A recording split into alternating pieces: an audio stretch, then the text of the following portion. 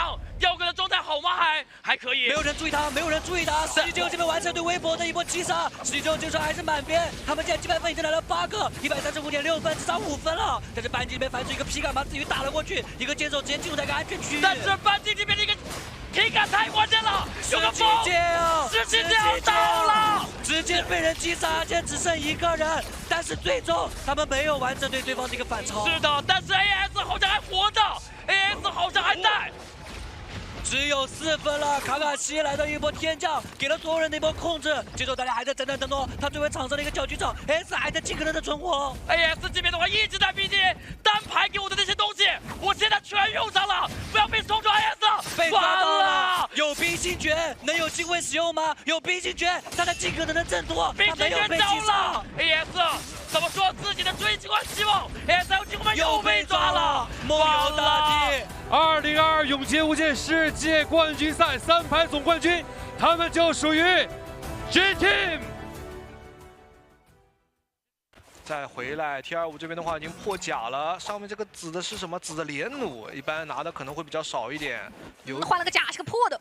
那前面看样子也被别人换过啊，是 Spider 在追，打了很久，而且换成 Spider 在追击了。是，但是被屁股后面长了个钩索，被人打断了。这一波是谁过来的？黄福来直接打了一套，黄福来要破甲了。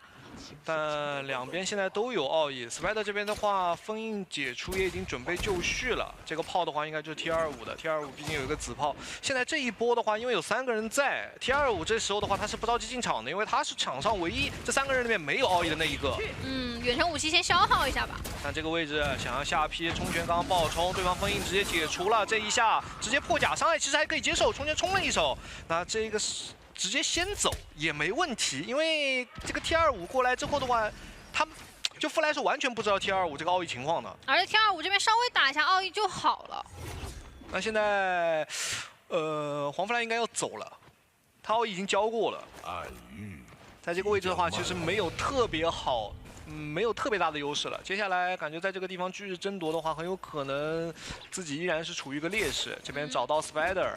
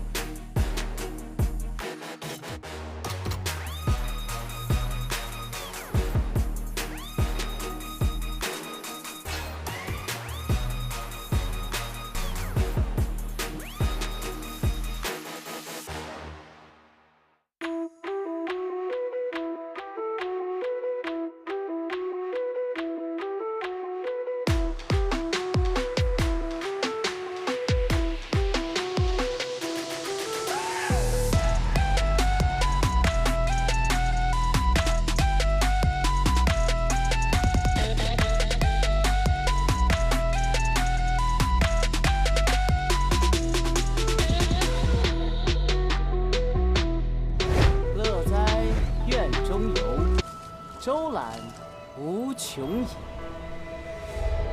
百会吐芳华，重台鸟高枝。林木分交错，悬池戏黄柳。清完必详情，仙轮出战尾。座中发美赞，意气同阴魁。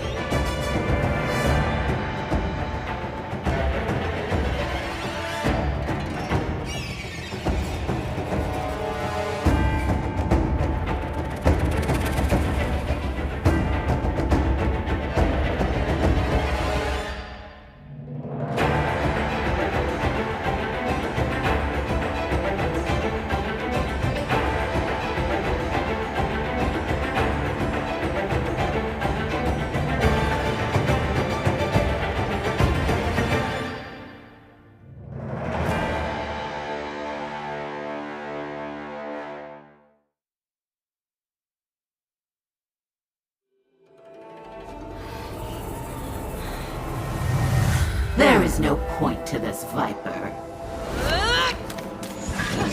You've spent too long fighting mortals and have forgotten much. But I am no mortal. Your antics will amuse me for a moment.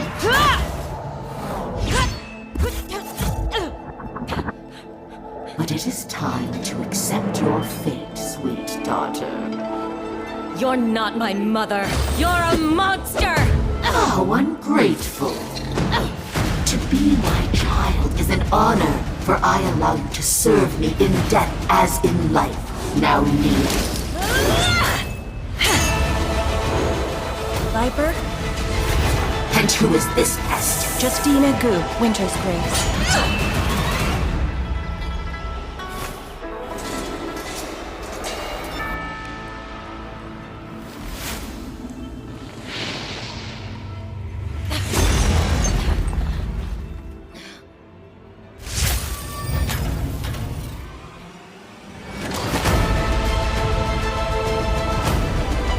Not bad for a princess. Let's finish this!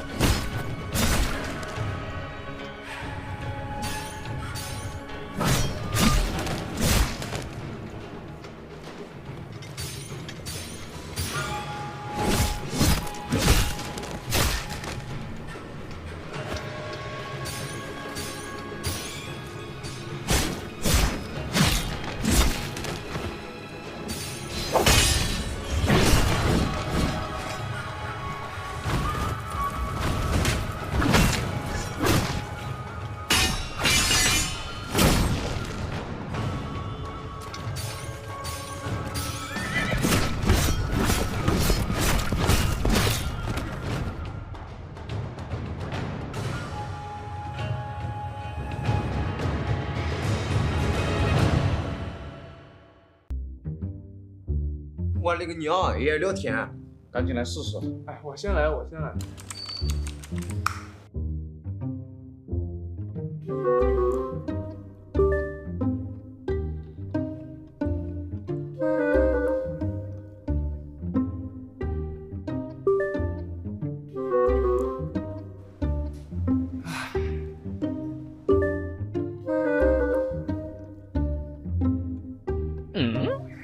没啥。哎，让我试试。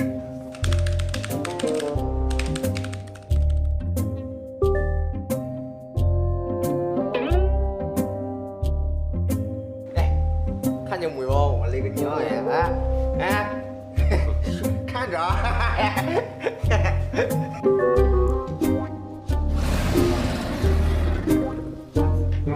没事。哎，让我来。哎，这种事情就不要问了，让我来问正事要紧。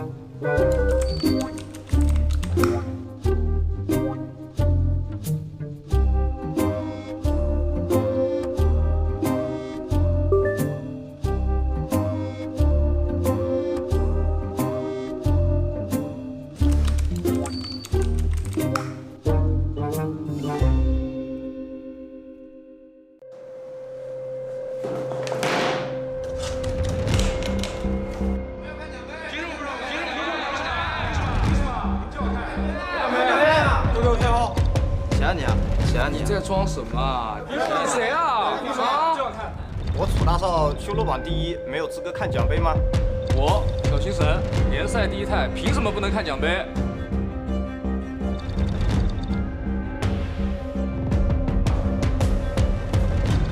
小德柱，你终于来了！我太刀之魂为人方正，凭什么不能看奖杯？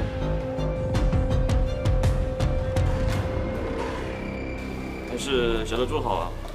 你们啊，看门都不会看。谢谢啊，小德柱。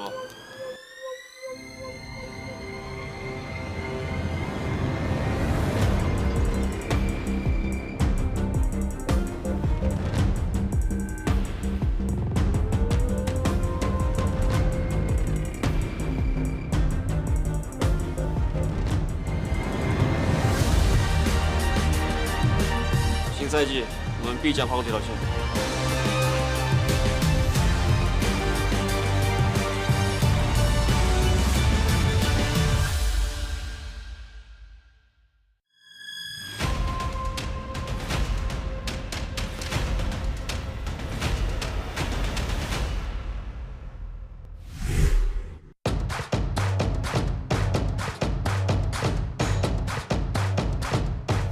And on that left side is 2 other players as well, near Feather Lake and Indigenous Mound. As immediately we're going to come in and see Zera fighting this out with GG Shaw and absolutely putting in work with just their hands here, man. Absolutely not looking good for GG Shaw. GG Shaw's going to have to retreat this, but actually fights this out with his hands.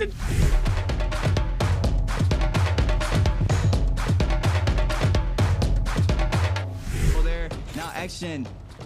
Gonna get hit by that grapple 4-chart from Spider in the back end. Now Action might be in big trouble. He's forced to pop that Matari ultimate, but Spider.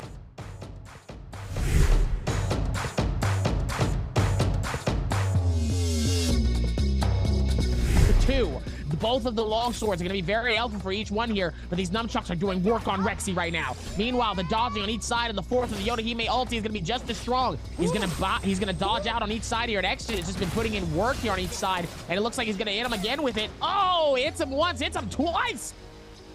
Beautiful shots on each side, though. Let's see if he's going to be able to find it here. Let's see where he works towards, and the next gen is going to be able to pop the mech. And it looks like Rexy's caught in a very...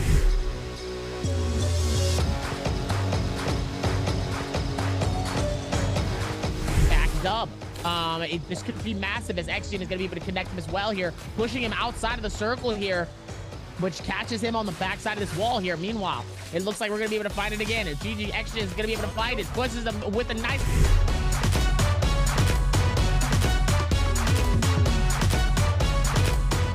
There for himself. He's being real careful. Action now moving in. He has that Mystic Might, and he knows who's weak. And it's Rexy. He had that scrap off earlier, so he knows that he is the Yodo. Now Jin He's gonna get buried by Action, and Action just coming in hot right now. And now it's a 1v1 situation here in Game 6. And R&B confirmation. Action, you do that, and then nice V3.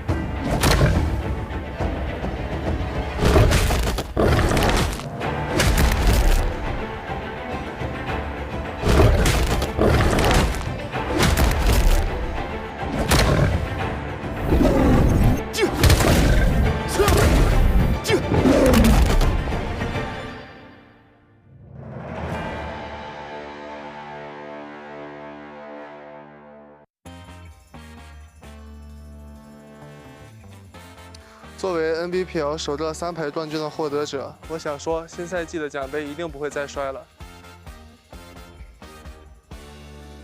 虽然你摸过冠军奖杯，但是我房间里面的白红，你想摸我还是可以借给你一下。你们俱乐部也太远了吧？来我们这念珠丸借给你们。唉，差点就到手了。过了年回来，就只剩下我一个拿得出手的劳模了。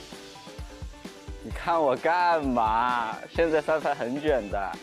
可不是嘛，汪上苦苦哀求了我们1个春节要打3排，看在他颜值的份上，我们就接受了。跟大家转了1个赛季了，感觉还是差点虎后，是该好好发力了。2个赛季了，我的冠军！只要你的天赋足够高，无论你什么时候努力都不算晚。保持一个良好的心态才是关键。我同意，我心态最好，比赛全看临场发挥。俗话说，打比赛要像常规赛的 YJG， 总决赛的微博 Gaming。少奶一点。这个赛季来了很多新人，作为过来人，我想说一定要敢打。新赛季要继续成为一个出色的劳模。叶然，请守护 Nbpl 劳模最后的荣光。目标就2个字：稳定。新赛季大家不要有太多压力，毕竟磨合很重要。我们已经磨得差不多了，我们上限很高。你们将见识到什么才是最强的配合。铁杯的遗憾将会在这个赛季得到弥补。我们远远没有达到自己的上限，这个赛季不留遗憾。新赛季的冠军奖杯会继续由我们捧起。垃圾话录完了。录完了。哎，不是，你不知道哥们儿是谁吗？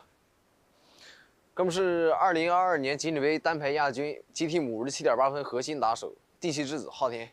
那你有什么想说的吗？2023永界无间职业联赛春季赛，记得来看哦。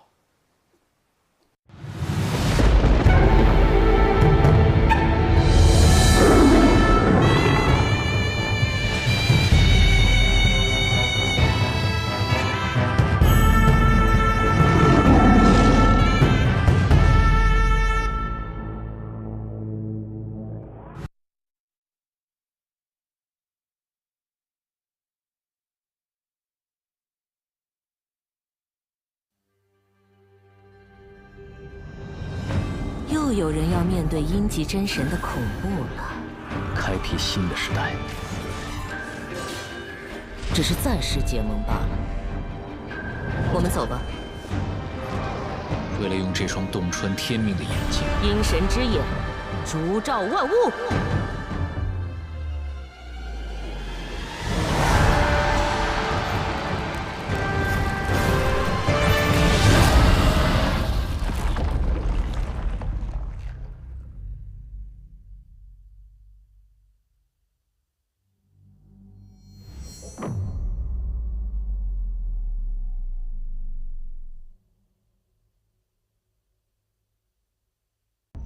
乐哉院中游，周览无穷也。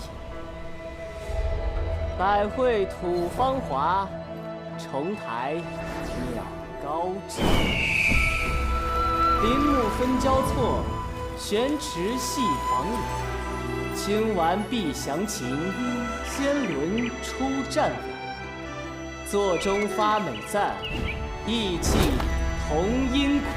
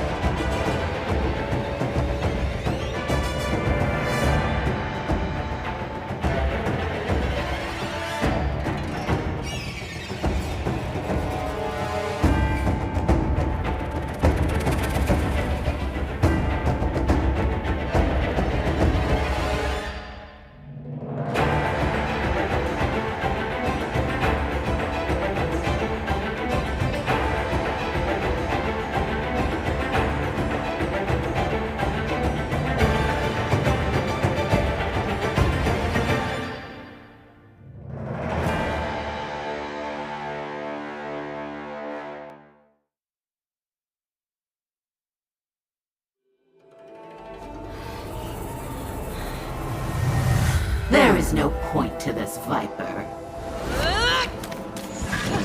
You've spent too long fighting mortals and have forgotten much. but I am no mortal. Your antics will amuse me for a moment.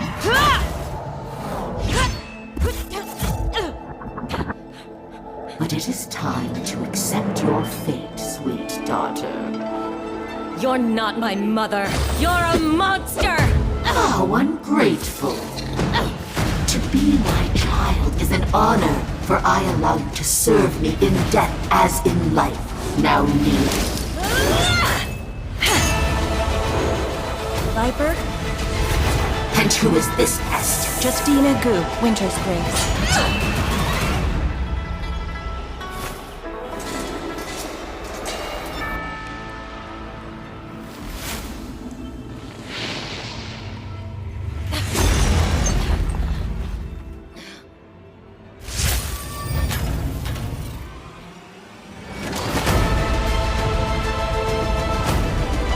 Not bad for a princess. Let's finish this!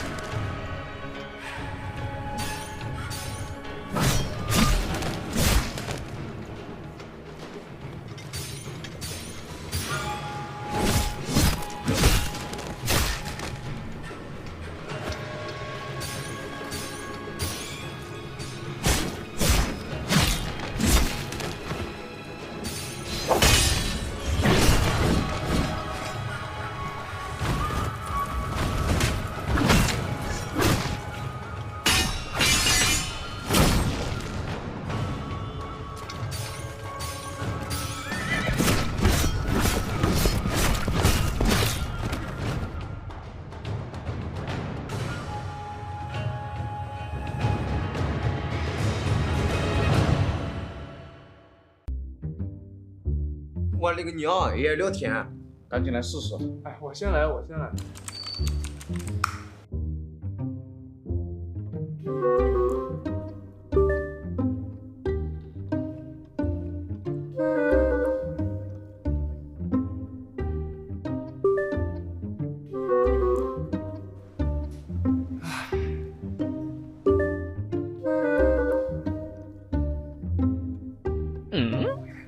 没啥。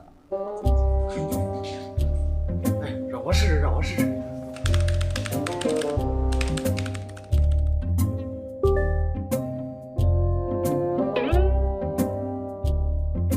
哎，看见没有？我勒个娘呀！哎，看着啊！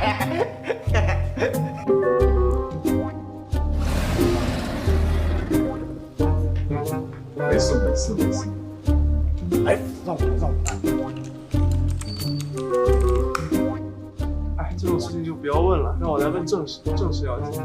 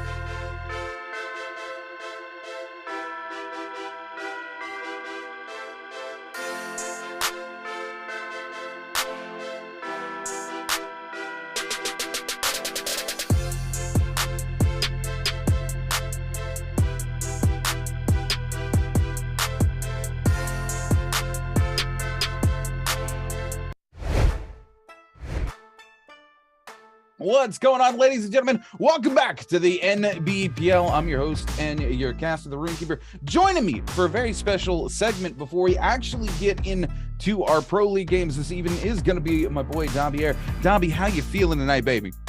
I'm excited, actually. Got a chance to see this new character a little early, get a first-hand sneak peek, and obviously we're here to tell you guys about him, what he can do, and how he's going to be probably pretty powerful for the NBPL season.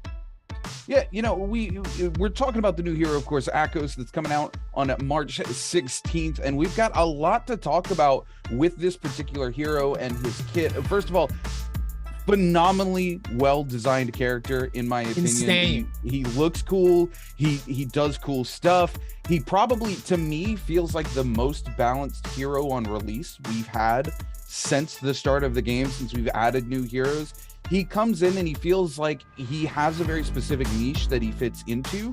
It's also something that I feel like the meta has desperately kind of been looking for as well, which of course is this kind of counter pick to these Transformer comps, which still to this day are dominating the meta. So I'm super excited to just go ahead and dive right in and start talking about him as a hero and looking at his abilities and stuff. And we're going to do that in just a minute. But Dobby, tell me how you're feeling about Akos. When I saw a lot of his playstyles and his moves, it made me think immediately of anime character. Like, just like the amount of anime boss battles that I could see going on between him and, you know, just fireballs coming at him, or, you know, the absolute ulti, the swords just slashing down. Like, just there's so many possibilities in my mindset about what I think could be absolutely phenomenal for this character, that it's one of those things where I'm excited to see how all of these players play him together, but I think in a pro sense, it makes me even more excited to see how he stands out as a solo and probably as a trios, because I feel like this is one of those few characters that I think could be very, very liable in both solos and trios. Oh yeah, absolutely. He's going to be a very, very interesting character. I think he comes into trios with just a little bit more power behind him because of what he does to those Transformer comps, acting as like an active counter to those Transformers.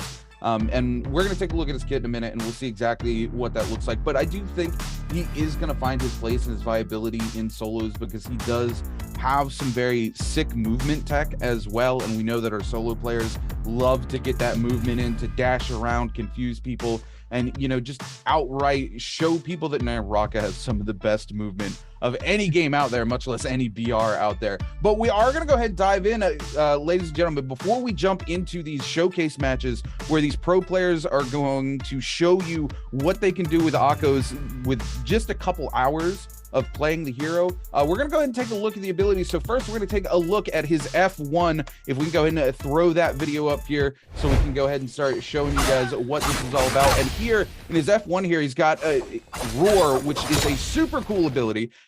Every single person that he hits here actually gives him a stack of damage reduction, including on to himself. They all stack for every single person he hits. This ability also able to stagger back Transformers, and that's kind of the name of the kit here. Almost every single ability he has is able to stagger those Transformers back, giving him the ability to counter them out. We're going to take a look now at his F2 ability as well, and it's an alteration of the version Roar, and instead of these fists coming down, he kind of literally lets this massive Tiger Roar out. He can both let it rip very quickly, and he can charge it up to a big gold focus, and he can combo off of this as well. You just go ahead and let it rip. You go ahead and send the full blue focus out, and you see here as well, you're going to be staggering the mech. You can also stagger here on the Varja. So you've got a lot of support coming from this ability for your team, right?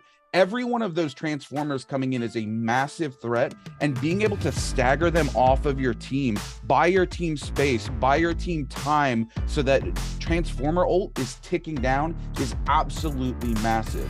Now, the next thing we've got to talk about is the ultimate. So we're going to take a look at the B1 first, and the B1 and B2 have very similar abilities here. First of all, he's able to activate this ultimate while under attack, while he's sprinting, he can get up to 3 leaps in, and these leaps are going to speed him up every single time. And while he is leaping, he can also left hook to get some attacks in with the Tiger Claws. Here you can see that while he's actively using that ultimate, he can't be staggered out of it by Yodahime's ultimate. Here, this is the V1. You're going to see he gets 3 leaps with the Tiger here, and every single one of these is going to stagger all of the Transformers. He's going to do it here on to Fiera in the mech as well, following it up on Yueshon as well. We also got to see it on Tian Hai.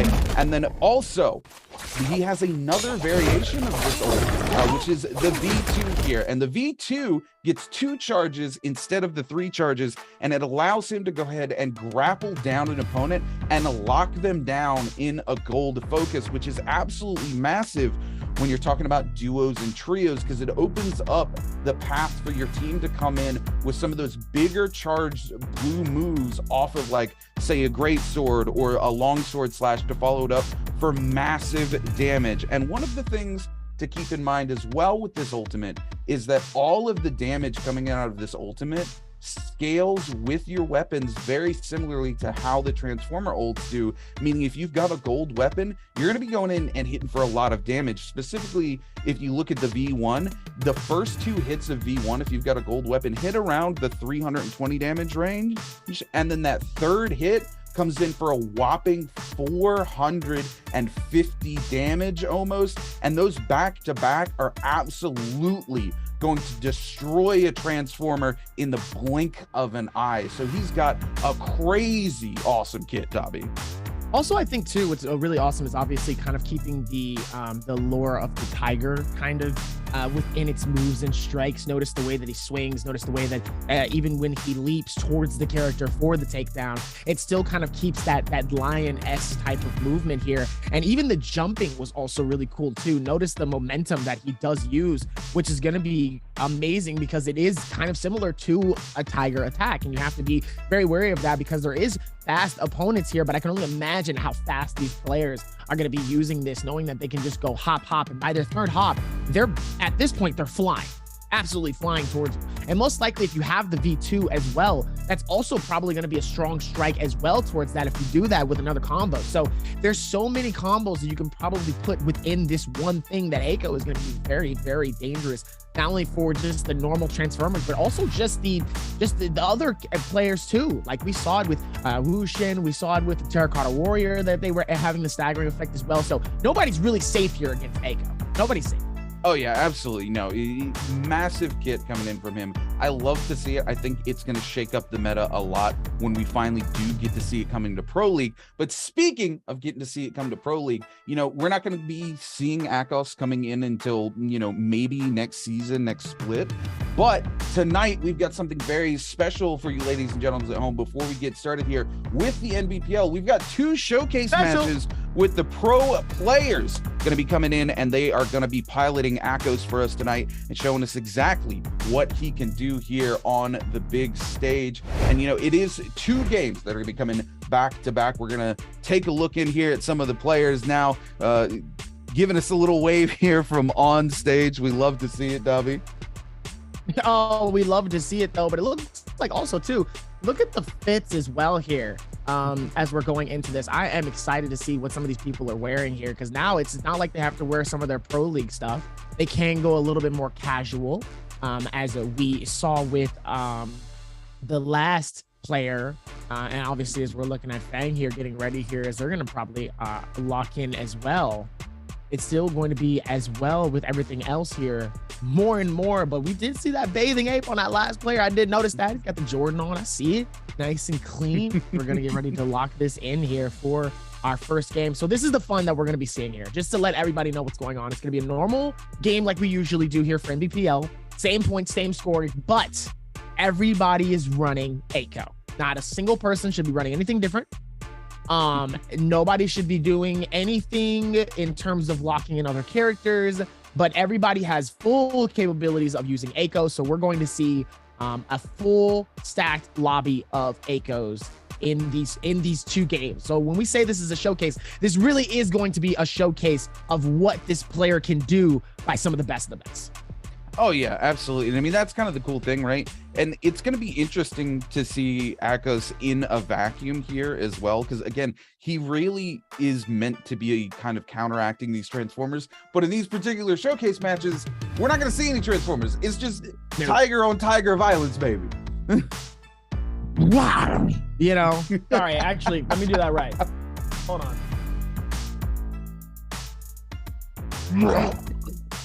A little better.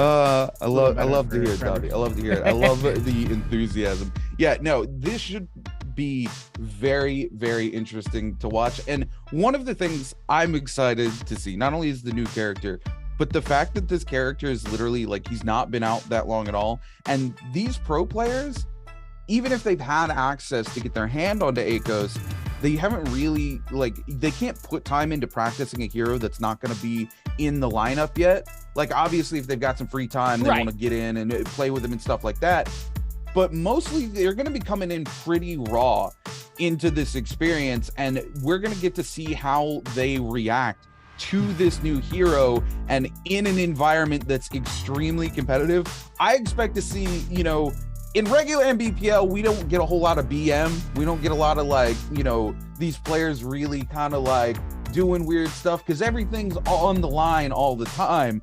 But here, you know, we're having a little bit of fun. It's a new hero. You know, we don't know all the combos coming out. I expect to see a little bit of testing the waters, maybe a cheek, you know, like shoulder rub, like, hey, what's up? How you doing? What's good? Let me see your ult. Okay, let me show you my ult real quick, kind of deal. You know what I'm saying? Just having some good fun.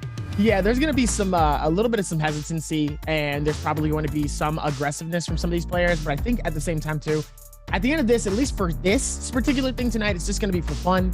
All these players are probably going to have a good time. We're probably going to see some goofiness, and we're definitely going to see some mistakes had with this new character, and I think it's still going to be fun to see. But it also goes to show, showing chat too, that like, hey, even some of the best here have their days, and I think this showcase is going to be a perfect example of that. But at the same time, it should be fun. I would love to just have everybody just in one circle, and we just have just a battle of just fists and just claws, you know, no weapons, no blades, no daggers, just land in Celestra, everybody go in a circle, you point to your enemy and you say, you, me, let's duke it out. That would be so much fun. I would love to see that. That would be like a totally different atmosphere energy. Let's just see how your tiger swings, baby. You know, like, I would just love to see how that would go down. So like I said, in these games, in these next two games that we're going to be doing, you never know what's going to happen.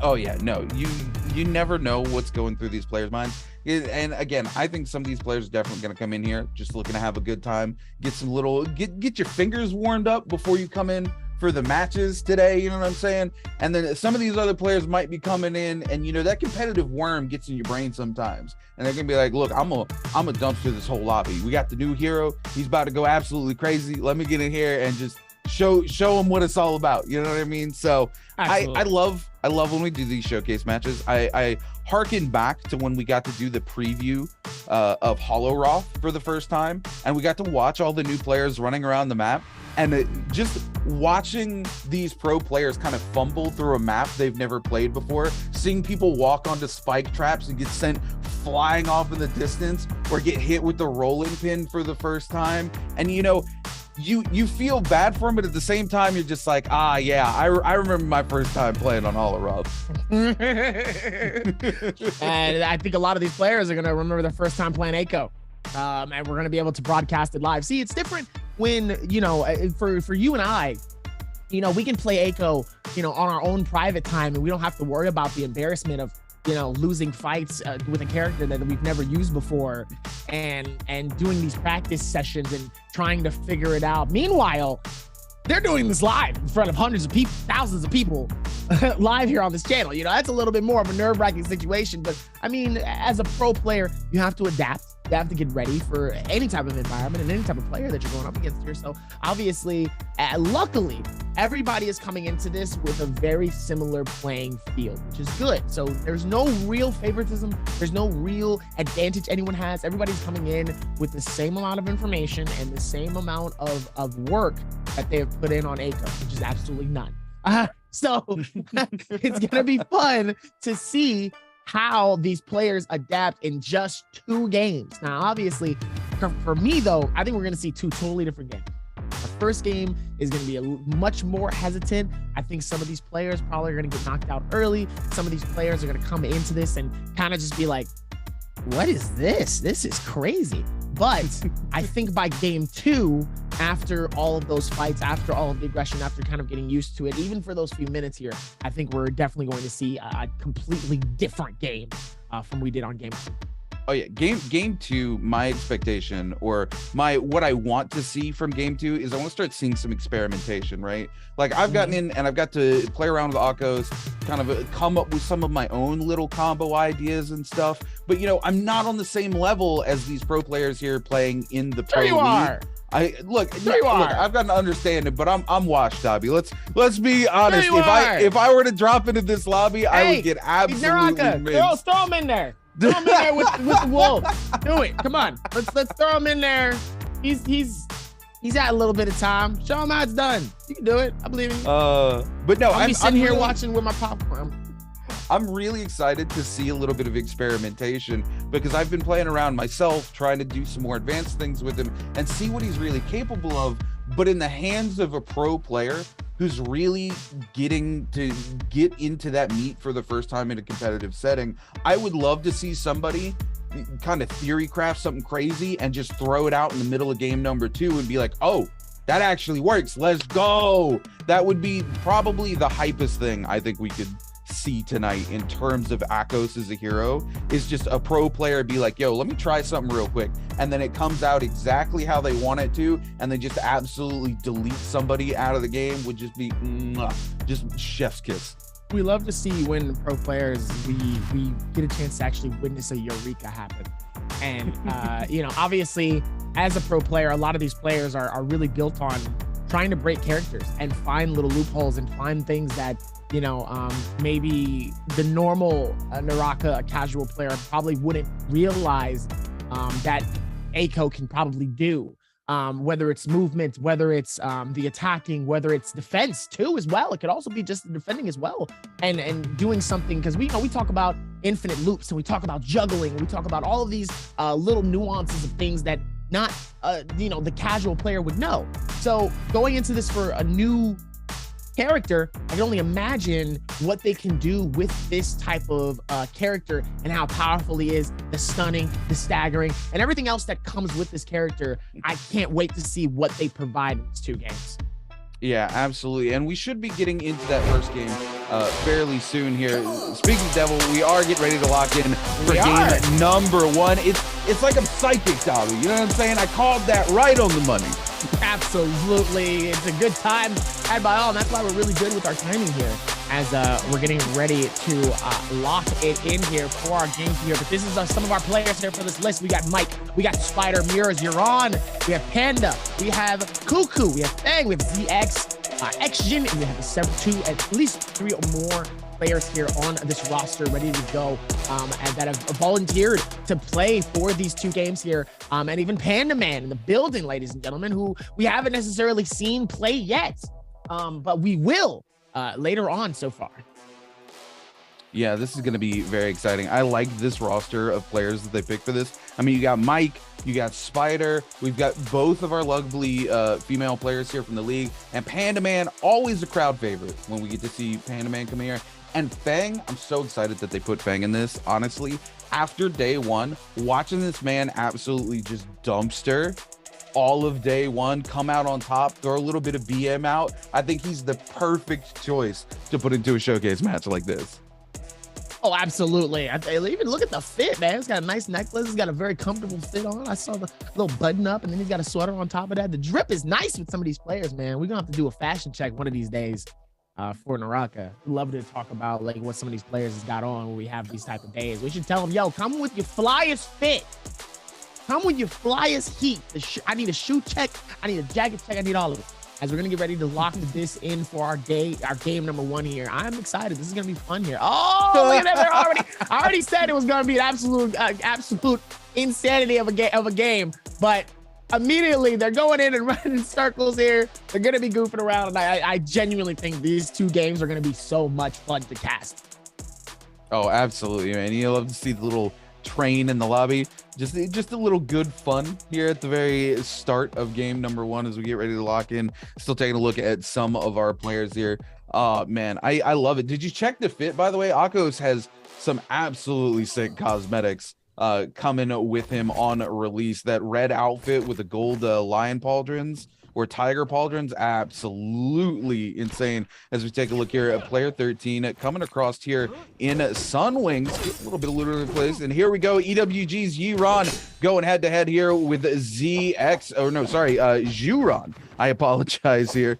Going up with a scale rush, moving across, going back in for the armor swap as we see 101 continues. JZX coming down here with the staff, gonna actually put him into the wall with the uppercut, with the follow-up onto the scale rush. Oh my god, ZX here absolutely popping off, going insane onto EWG's Juron. Even with that one here, let's see which more we're going to find as we do see the Tiger Strike immediately coming through here as Zeron's going to keep that same pressure on the ZX here. And look at this, already an ulti pop as AOW's Mike is, oh, insane takedown coming through from AOW's Mike, coming on to player number 8, putting it so much, oh my goodness, it's a massacre. It's a mauling we're watching. This is absolutely, this is dangerous. Why would we put this in the hands of Mike? I don't think this is a good idea. Mike is just absolutely going to stagger and push and just keep that same aggression. You gave him the perfect character to fight this out. Even though this character is dangerously low, he can also strike as well, but he is putting in so much effort into these strikes, and he's making him so low dangerous with only 10 HP left. He's coming in so small as he's going to push it and keep the same momentum, and Mike is going to claim that elimination. Unbelievable. Like we said before, that pure strength and the timing of what we watched earlier was going to be insane as we're watching Fang coming at it, and Fang ends up getting parried immediately by Zhang. 6 dangerously low here is going to get pushed back on the inside. Zhang's going to come on the outside here, immediately finds a shield swap, goes for the heal, and it looks like we're going to go back for a reset here as we're going to be able to find it. Oh, beautiful parry on top of this hut here. The immediate takedown, the gnawing, the grabbing, and the throwing up all the way up in the air. Absolutely insane. And then there goes that strike towards the bottom here. I'm telling you, this takedown is going to be favorited amongst these players because look, they're already spamming it so much. Yo, we got to talk about how incredible that animation looks, right? Where they just come in, the tiger comes out, grabs hold of him, and mauls him, and then sends them flying. I absolutely love it. I really enjoy what seems to be the favored pick here with the F2 V2 coming out here for solos. I honestly expected to see a little bit more V1 coming through in for the solos just because of how maximum the damage is coming off of it, but we're actually seeing a lot of that V2 coming through, these players favoring that lockdown. As we see Zhang 6 here getting picked up by player number 3 here with some quick handiwork on the dagger. Now player number 8 and 1 going head to head here. There we go. Look at that maul into an uppercut, but player 8 turns it back around with an ult of their own. The grapple into grapple. The return of the maul coming in back and forth, and player 8's going to actually get picked up by Panda Man in the pandemonium. Panda Man now turning his attention onto ZX. ZX hitting him with that F2. Panda Man, though, returning the favor with the katana here into the grapple uppercut. We love to see it. Panda Man giving chase, doesn't want to give up the kill here, but Mike, hot on the heels of Panda Man, comes in heavy with the katana hot swap into the greatsword. Panda Man hits him with the lockdown, but I don't think Mike's going to give it up anytime soon. We see that extended scale rush coming out. Panda Man trying to buy as much distance as he can, but Mike is on the hunt. Mike's got another charge left on that ultimate, but he's not even going to need it as he picks up the elimination onto Panda Man. Absolutely insane gameplay here. Number 13 looks like he's ready to fight this out, but Spider catching X-Jin in the middle of his fight though. But Spider actually has lost a lot of HP and shield here. Spider is going to have to force the back off here. Currently in the middle of his fight, and X-Jin actually is going to claim the elimination on the WBG Spider. Is that the mask that he's doing a cosplay of? Is that like a character creation? It looks like he's trying to do the mask, like the Jim Carrey. He had the green all over. It looked like he had glasses on. I was like, is he trying to be the mask? Smoking. I'm just saying that'd be hilarious if it was. As AOW Mike claims his second elimination here of this game of our ACO showcase, ladies and gentlemen. This is not a part of, if you guys are new to the stream, welcome to the stream. Welcome to NARAKA BLADEPOINT. Make sure to hit the follow button here. Make sure to follow us on NARAKA Esports. Currently, we are giving a beautiful showcase to ACO, one of our newest heroes for NARAKA BLADEPOINT. Every single one of these players, the pros are playing this out. This is not for any prize. This is just for bragging rights and a little bit of some fun had by all. And obviously, after we're done with the showcase, we're going to send you guys right over to our beautiful casters for our trios day number 4. For NARAKA BLADEPOINT Pro League. So back at it again with Cuckoo fighting this out here with number 3 absolutely getting juggled and sent here. The speed coming through on each side here as the staff is putting in so much work here. Dangerously low as the grapple is going to be able to connect him, and he is able to get him close by and says, come here, and gets the elimination and says, I will see you later, buddy. Nice work on Cuckoo getting that shut down. Yeah, absolutely incredible. I'm really liking where this final circle is pushing. And there's a specific reason I like where this is pushing. We're pushing into an area that has a lot of trees for this final circle. And a long, long time ago, you used to be able to scale rush off of trees with just a single click like you could a wall. And unfortunately, this kind of meta developed around this. We called it NARAKA Tree Point. And eventually that had to be patched out. And now if you're on a tree or like a pole, you actually have to fully charge to get a scale rush off. But something interesting I figured out about Akos is when you're in that ult form, he breaks that rule. He can one-click scale rush off of trees, and I'm interested to see if these pro players figure that out, given where this final circle's headed. Oh, absolutely. It's going to be very awesome to see what happens. I'm more so excited to see somebody get their first gold weapon here. As we're going to look at all of the players here who's completely, hey, I see you, homie. Oh, I like that fit. Hey, you look nice, man. As it looks like we're going immediately in towards the portal. It looks like they knew where it was going to be here. And it looks like we love to see the sportsmanship of all of these players here, just having a good time. We said it before, it was going to be a fun time had by all. And obviously, it's only going to get better as we're going to lock in here for Cuckoo and Spider here in the realm of Yang, that 1v1 situation here. A minute and a half on the clock here as the fight starts going on. Spider's going to keep the same aggression right towards Cuckoo. Cuckoo gets immediately destroyed. No shield left. The blocks come through, and the dagger is putting in so much work on each section here. Spider keeping it alive. They both pop ultis at the same time, but Cuckoo is bad in the safe spot, but he ends up getting the takedown right on the WBG Spider. Spider trying to hold it together, and Spider's going to try to push in here. Number 12 is scrambling to try to keep it alive, not getting caught up, but it really only takes one strike, and just like that, Spider gets taken out. Oh my goodness, I got to talk about that. There's a little replay. I wish we could have a replay action on that already, because WBG Spider, right? They both ult up. He gets grabbed, he turns around, throws the grab back out. Spider has the opportunity to secure the kill. He's got to find that second grab. His comes up faster than Cuckoo's. He throws it out and just barely misses it at maximum distance, and Cuckoo's able to turn around. Cuckoo misses his grab as well, but is able to get that dagger uppercut and come out on top. I love to see it coming out from Cuckoo here. Now, as we turn our attention back here, WBG Spider looking to find an elimination here so he can get that Soul Bloom Essence and get rid of that Yang depletion. On to ZX here, and Spider on the hunt, man. ZX needs to be careful. He don't want to get trapped in that web, Dobby. Oh, absolutely. I wouldn't want to either. It's like question, like, who's winning, the Spider or the Tiger? I don't know how that fight gonna go, but I feel like the Spider might win that. Anyway, as we're gonna come back towards it here, Spider gets absolutely shit out of the window. This is based off of an anime.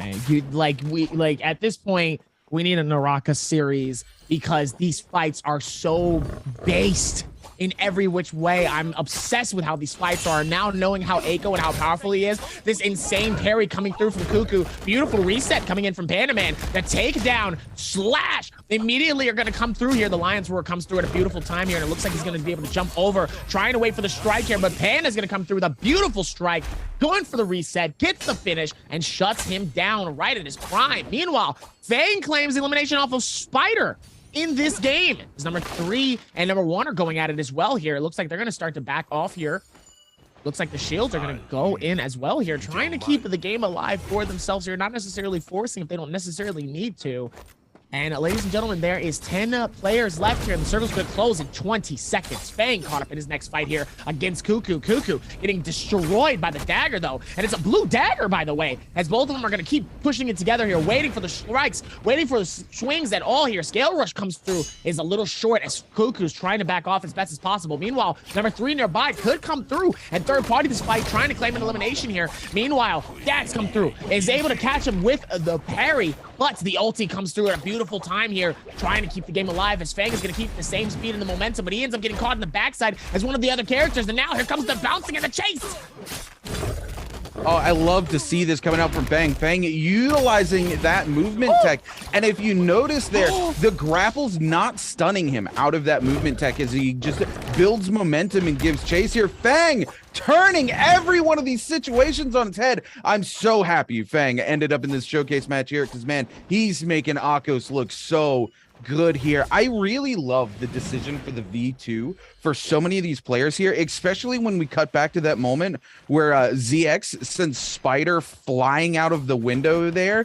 The V2 being able to buy space, like a lot of people, you know, we were talking about this when I was showing Akos off on stream just yesterday. We're kind of complaining about how that V2 really sends your opponent flying, so you can't follow it up with too much combo wise, right? But it does buy you a lot of space, and we saw that when ZX sends Spider flying out of the window. And man, these players are so aggressive. I love the speed and the momentum coming out of these players here just because of how aggressive Akos can be. And I also love the fact that almost every single player in this lobby opting for the nunchucks or the dagger to kind of give them even more of that momentum, right? Akos, very fast hero here. He's able to transverse the terrain extremely quickly, but then you throw the dagger into the mix with that dagger dash or the nunchucks, the tech chase on that follow-up tap dodge into the right click, man. It's so much speed and momentum. It's absolutely insane.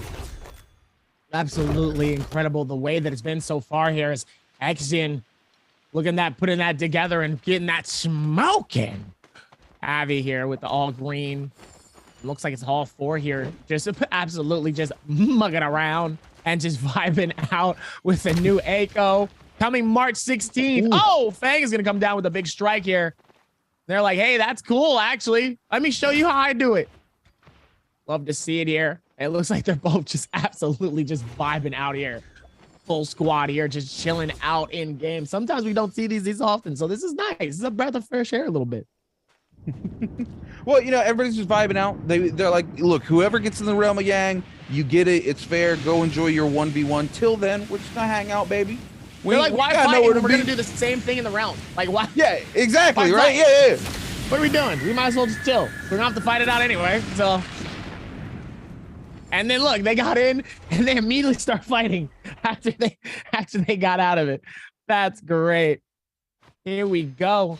Yang in number 1 here. It's like they're gonna lock it in here for our realm of Yang here.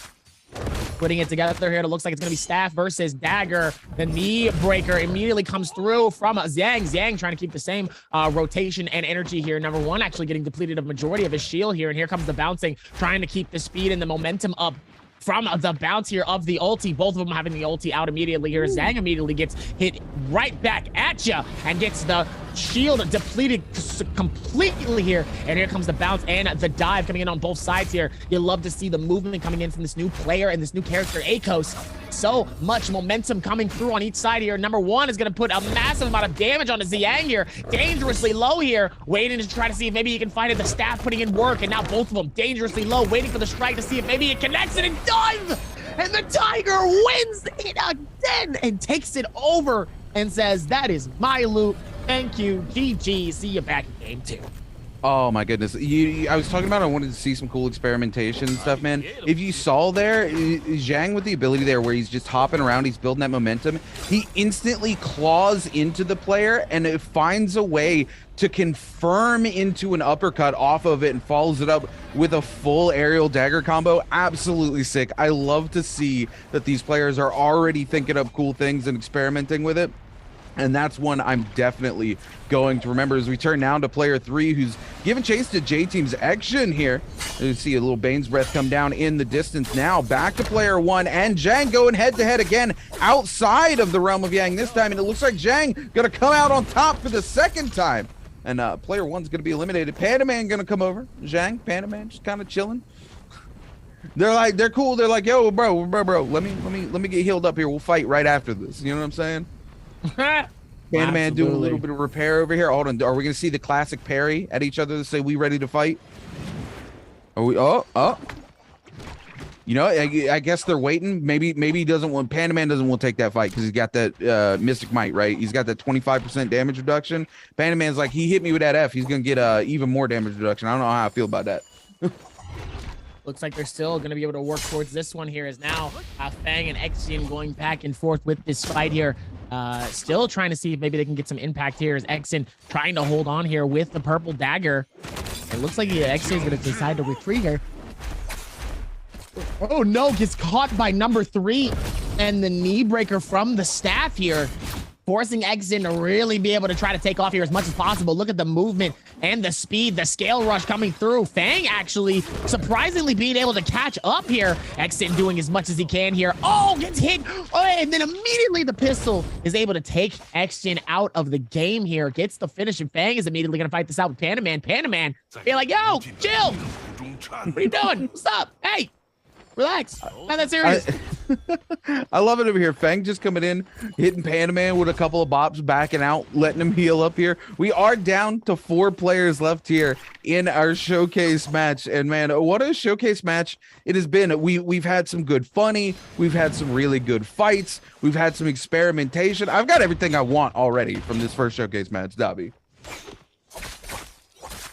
Coming in here now, Zhang and Panda Man going head-to-head. Panda Man just hitting it hard with the dagger here. Zhang, though, still with a little bit of that Mystic Might. Looks like it's going to head down soon. He's going to pop the ult there and then immediately jump on to Panda Man, get that grapple. Panda Man going to use his ult charge actually to extend the distance he can get away here. Zhang gets a little caught up there on the terrain. Panda Man using those leaps, trying to get away. Turns it back around, but Zhang still has an ult charge, catches him out. And he's going to pick up the elimination there. But Panda Man, a little salty there, hits him with that poison splash on the way out the door. Fang, though, head-to-head here with player number 3. Player number 3 trying to maul Fang down there. We're going to see the aerial come out from the staff, but it's not really going to be enough.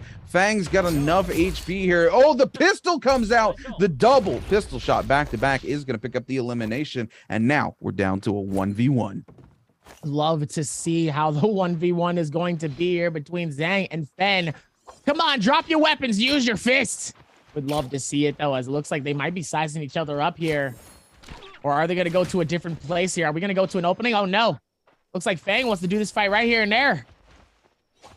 Let's see where they're going to head to. Where are we going, Zhang? Where are you leading our destination for our final fight here? Or is it just about just getting the best soul jades for this fight? Is this just about the soul jades? This is what's going on? Oh yeah. Soul jade trading? There's a gentleman's agreement going on here. They're like, look, we're the last 2 here in the showcase match. There we go. We're going to see the red flashes coming out. Both the players, without ever even communicating, telling each other, hey, it's time for this fight to break out. Zhang's going in. He's waiting for that opportune moment to pop the ult here. Fang's already popped his early, trying to give chase here. Misses the opportunity with the claws as we see Zhang go around the corner here. Fang just hopping around like a mad lad. Comes topside, red flashes, but mistimes it, eats a greatsword to the face. Fang now trying to find a little bit of a reset here if he can. The problem is he does not have his ult here. Zhang does still. We're going to see the F come out. He's going to get that 30% damage reduction for the next 8 seconds here. Coming up, Zhang absolutely putting the moves on to Fang here. There's the grapple. No place for Fang to go. He's going to eat all of that damage. The pistol coming out now, hot swapping back to the katana. Fang just trying to find some space here, trying to use that dagger movement, looking for any chance to heal as you can here. Actually takes the armor swap into the gray armor as Zhang continues the hunt here. We're going to see the leapfrog come through as he hunts down Fang. Fang finding the box, actually going to get an armor swap into a legendary armor. Might flip this fight onto his head if he's able to get that ultimate back. He gets the F off, going to get that damage reduction through. Looks like he actually almost gets a pot off. Is forced to cancel it though. Thunderstorm buying him enough space here though that he can actually get the full heal off. Zhang also going to take the full reset, and this fight's back on, Dubby. Absolutely coming through with this one, as the parry is going to be absolutely connecting with this one as well as Zhang and Feng backing this out and fighting it once again here as Feng holding on for as best as possible here. Zhang doing a really great job when it comes to defense there. I mean, look at all this defense that he's holding on to more and more and more. Even with all of this, and he looks like he's trying to push him outside of the circle here. He gets a nice trade for the Gray Shield, but that's not going to be enough here as Feng has that gold immediately within this. It looks like he's going to be able to try to see if he can grab him here, but is unsuccessful here. Beautiful switch, trying to see if Zhang is going to be able to connect something, but sadly misses that as Feng keeping the energy and putting it right next to Zhang here, putting him all the way on the outside here, and gets a destroy and a finish as Feng is going to claim the final elimination and the dub for game number 1 of our A-Coach Showcase. Yeah, Feng coming in here. And I mean, honestly, I feel like no surprises here, right? Feng, his performance in solos has just been insane. Absolutely comes in on the new hero. And you got to respect the final fight here. Both of them are like, hey, yo, let's go do a little bit of shopping. And I love how as soon as they're done shopping, you see one red flash come out, immediately followed up by another red flash. The universal NARAKA signal for, it's time for the fight to go. And they waste absolutely zero time. As soon as that second red flash comes out, they are on it, down each other's throats, just pulling out all the stops. Feng immediately pops the ultimate into that fight, starts going ham. But man, I love this new hero, and these guys already, as much time as I already put in on Agos the other day, already learning new stuff from the pros, watching them play him here in the first showcase game. I'm ready to get straight into the second one, Dobby. Oh, absolutely. I am pretty much ready already here as we saw what they were able to do and what they were capable of here. Like I said, I think they did a fantastic job nonetheless of really showcasing the amount of power and what this character can do. But now seeing what is going to be the favorite of Aiko immediately, it's clearly the Tiger jumping immediately onto him, getting the grab, tossing him up in the air, getting the slash down. I mean, it's one of those things where we really sit here and we go, yo, that is a very powerful character. That is a very powerful thing to see here as we're able to put that together here. And like I said, they did a fantastic job of that within these fights here. But obviously, well, is there any takes from this that you were kind of surprised by, Rune? Or did you like pretty much see this and be like, this is exactly what I thought would happen? You know, I will say I'm honestly surprised that we saw a lot of F2 coming in here. I like the F2, but the fact that you can't really extend your combos with it because of how long the startup frames are on it, I didn't expect to see so much of that. I expected to see a lot more of that F1 because off of that slam, you can follow it up with a huge charge right click off of most of the weapons. And then also, you know, that F1 not only buys you a little bit of gap, but that 30% damage reduction, or even more potentially depending on how many opponents you hit, so you get a massive stack of damage reduction, is so vital. It's 8 seconds long, and 8 seconds does not seem like a long time, but when you're here playing with the pros, 8 seconds is an eternity of damage reduction for these players. And then on top of that, I was excited to see some extensions. I haven't seen some of these other players that I've been watching who've been playing him, and myself who've been testing him out and playing him, didn't come up with yet. Like we saw that fight in the Realm of Yang where he was able to come in and follow up the slam down into the huge uppercut with the dagger. And we're going to take a look at some of the replays right now. Mike here just going absolute off with this, right? Into the full uppercut combo there off the longsword, into the grab, comes back down and just follows it up from up here. Bop, picks up the elimination. Mike once again here. I love how it's turned into a Mike highlight reel here with the staff as well, finding some cool stuff, just a really good hits. Cuckoo also played one heck of a game as well, winning his Realm of Yang against WBG Spider. This great example of just some movement. And then there we go. Here we go. Cuckoo turning this whole fight around like an absolute mad lad. WBG Spider misses his grab. Cuckoo comes here, misses his grab. But here we go. Check this out. Into the dagger up. Boom. Catches Spider out. Flips the script there. Feng here, I really thought Feng was also going to get eliminated here, but he picks up a kill and then manages to find some armor and get back in the game. Action here also. You got to love these V2 finishers where they see somebody low and they just maul them to death. It's cool. The style points alone on that are just massive. I feel like if you kill somebody with that in Pro League next season, 100% you should get like 0.1 style point added to your point total at the end of the day, Dobby. That's absolutely insane, but also really, really funny as we're claiming Fang as our first winner here for our game number 1 of the ACO Showcase. By the way, guys, just to let everybody know, if you guys are new here to the stream, welcome. I hope that you're enjoying the show currently. Right now, we are doing a showcase for the new character that drops March 16th, ACO. For NARAKA BLADEPOINT Pro League. He's going to be a massive attacker and possibly a massive switch in the meta here for NARAKA BLADEPOINT and the Nbpl in general. And obviously, after we're done here for tonight, we're going to be heading over to our amazing casters, Seb and Jake, for Trios, day number 4 for NARAKA BLADEPOINT Pro League. But after our first game, we still have 1 more left. That's right. We're giving you guys 2 games of this ACO Showcase just to show you guys exactly what they can do and how the pros are showing you how they get it done as well here for the Nbpl. Yeah, absolutely.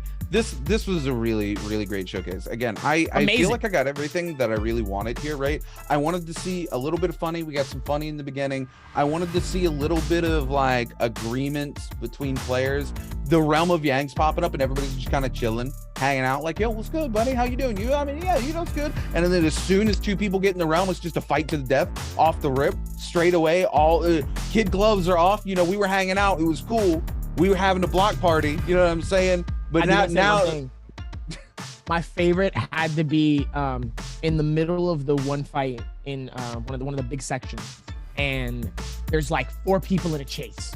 4 people going against one another. Like one person's getting chased, another, you look behind him, there's another person chasing, you look behind him, there's another person chasing, you look behind him, there's another person chasing. And just within a split second, everybody's in this scramble. One person's already dangerously low, catches him with the slash. He does the throwdown, sends one back that way, and because he's low, he gets eliminated because of that. The other 2 end up getting spread wide because they also got hit by it as well. Spread wide wasn't necessarily the best term. Do not clip that. Do not take that out of context. What I meant is being separated. sent. Separation also is kind of not the greatest quote either. You could also get clipped by that one too. Sent in different directions in the air. And it immediately becomes a thing where this also could be a character that's great for crowd control. And that's something that I've talked about numerous times throughout our seasons here for NARAKA BLADEPOINT. Crowd control is a very important aspect here because, you know, when you're getting chased, there's a lot of people that's around. You might be dangerously low. That third party is also going to be something you have to watch out for. And then there's the 4th, then there's the 5th. And just within that moment, you could just slam down, boom, cause everybody to throw back. And in those few seconds, you can retreat as fast as possible, trying to at least get a little bit of some space. And because of how his momentum is, where you can hop and do this hop, you can gain a little bit of momentum and really separate yourself from the rest of the group if you have the speed and the agility. Look, if we're going to talk about crowd control, we got to talk about the moment where ZX, extremely low, he's in the top side of that building, and it's WBG Spider dogging him down, right? That's the last place you want to be. You never want to be in Spider's like radar, much less when you're like no shields and just a little tick of HP. Spider hops through the window in after him, and he turns around with that lion's grab, grabs him, mauls him, and then just hucks Spider out of the window, and then ZV or XV gone, just on the other side of the planet. And Spider's like, yo, what happened? You could feel the moment he's just laying on his back, like, man, how did I get here? What happened to me just now? Like, because man, he literally like threw him, like baseball threw him out the window. Out the window, full send, like get. Yeah. Whoosh. Whole body's just gets sent in that direction. That was absolutely insane. The way that they were able to do that, and that was really fun. That was also something that was a great highlight as well, was how far you can actually send somebody, especially from outside of the window here. I wish we would have caught like another camera angle of just like how far he got sent out the window. Like maybe from like the outside, because where we were seeing the POV from the inside, so I can only imagine what it looked like from the outside. And imagine somebody's on the outside, you walk up and then you just see Spider just get sent down, and you're like, You get that nice camera angle where you track Spider through the air, but you got to slow it down midway, and then you just got to start playing How Could This Happen to Me?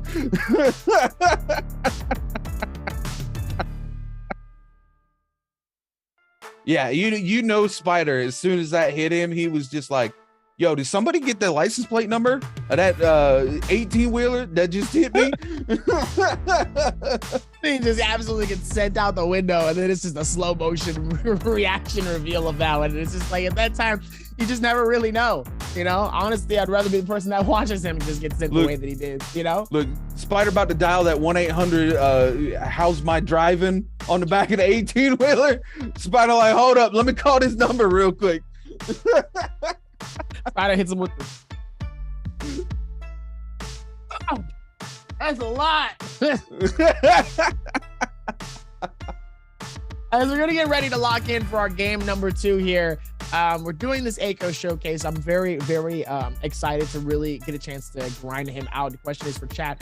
What do you guys think of Aiko so far, obviously, within our first games? I'm watching chat, so I will be paying attention. But obviously, you know, Aiko seems really cool. I do like his skins from what I've seen so far. I need to get a close hand look at that and see what he's really rocking, because that looks really cool. So I can only imagine what else he probably has for any of the special skins. And obviously there probably will be some when this character drops March 16th, and he will be probably available for the battle pass, I'm assuming.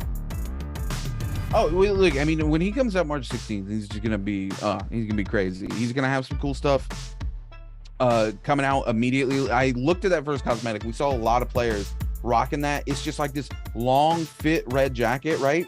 And he's got these like reminds me of Vipers. Huh? Reminds me of Vipers.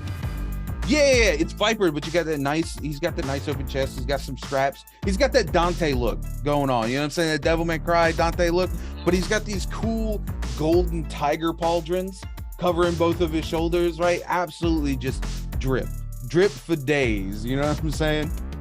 Oh, absolutely. Definitely will say drip for days. I still, like I said, I'd love to see a nice little bit of close up here for Aiko, but obviously with everything else going on here, they're still setting up here, getting ready for our game number 2 for the Aiko showcase here, where that's right, we're just getting 2 fun games in with nothing but Aikos. And Aiko so far has been an absolute treat to be able to cast, so I can only imagine what is going to be for. Now, here's my question to you, Rune. This is actually an interesting question. I just thought of it just off the key. What character do you think is going to have the toughest time dealing with Aiko? Well, I mean, the thing is right, his whole kit is built around being able to stagger these transformers, right? And while he's in his mode, Yodohime also can't stagger him out of his ult, right? And we saw that also while he's doing that little hop, you can grapple him, but it ain't canceling it out, right? So I think the biggest issue for these players are going to be the transformer comms, right? Because you monk up, and then all of a sudden you've got a tiger just mauling you, right? And we're talking big damage. I think V1 absolutely is going to destroy some of these transformers, because one of the big things for these transformers is it's hard to get in their face and just pump out a ton of damage, because they all have things they can do to you, right? Monk can just reach down and grab you, and then all of a sudden you're not doing damage, and he's getting ready to just light your world up. You get on, you know, to Fiera, and she just cannon modes up, hits you, sends you flying 12 acres away, and then she's just shooting you on repeat, right? You've got Yueshan as well. The last place you typically want to be is face to face with Yueshan, because he's just gonna pummel you on repeat. He's gonna do a ton of damage. You don't want to be in his face. But if you're Akos, you kind of flip the script on all of that, because as soon as that tiger comes out, you can sit there and hit those slashes and they can't do anything to you, because you're staggering them. So they're like, oh, especially that third hit on the V1 with how much damage it does. If you've got a gold weapon on Akos and you just V1 and immediately rip all 3 hits onto a monk, that monk's probably gonna be like this much HP, depending on, you know, which armor he had when he monked up. And all of a sudden he's gonna go from, yeah, I'm good, to, oh, I'm like 1 bow shot away from dead. I should de-transform and get my out of here. I'm might need to take off here. This isn't looking good for me. That type of energy, you know, and we've seen that a lot so far within these first games here, but I definitely noticed the favoritism of the main takedown. Now, the question is, why do you think is that the more important one that a lot of people are prioritizing in this game? For Aiko. Are you talking about the V2 right now? Mauling. I'm calling it the mauling. Mauling. Oh, the mauling. Well, right now, I think one of the big reasons we're seeing a lot of the V2 is it buys you a lot of space, but also once you're locked down into that, you don't get away from it. It's guaranteed damage. You're stuck and in a big brawl like we're seeing in these 1v1s where it's like 4 or 5 people on top of each other fighting, that entire skill is gold focus. So as soon as you grab somebody with it, there's no clank in that, there's no stop in it. You're just completely free. It's not like you're gonna have somebody come in, you know, you hit a parry in the middle of a melee and then you try to do that riposte, somebody walks over and just hits you in the back, and all of a sudden, oh man, being locked in that parry animation kind of sucks. But if you hit somebody with the maul and you grab them and lock them down, you are completely free. Nobody can do anything to you for the duration of it, and you send people flying to buy yourself more space. I think that's why we're seeing so much of that V2. Now, here we are. We're ready. We're locking in for game 2, Dobby. So, question of the day. I saw somebody in chat actually put this together, so I'm gonna throw this at you. Intro in chat says, can Monk grab Akos on gold focus? That's a good question. That's something I have not labbed yet, but I'm gonna go out on a limb, okay, since I haven't labbed that specific interaction just yet, and say probably not. If Yodohime can't knock him out of his gold focus when he's doing it, I'm gonna assume Monk can't grab him either.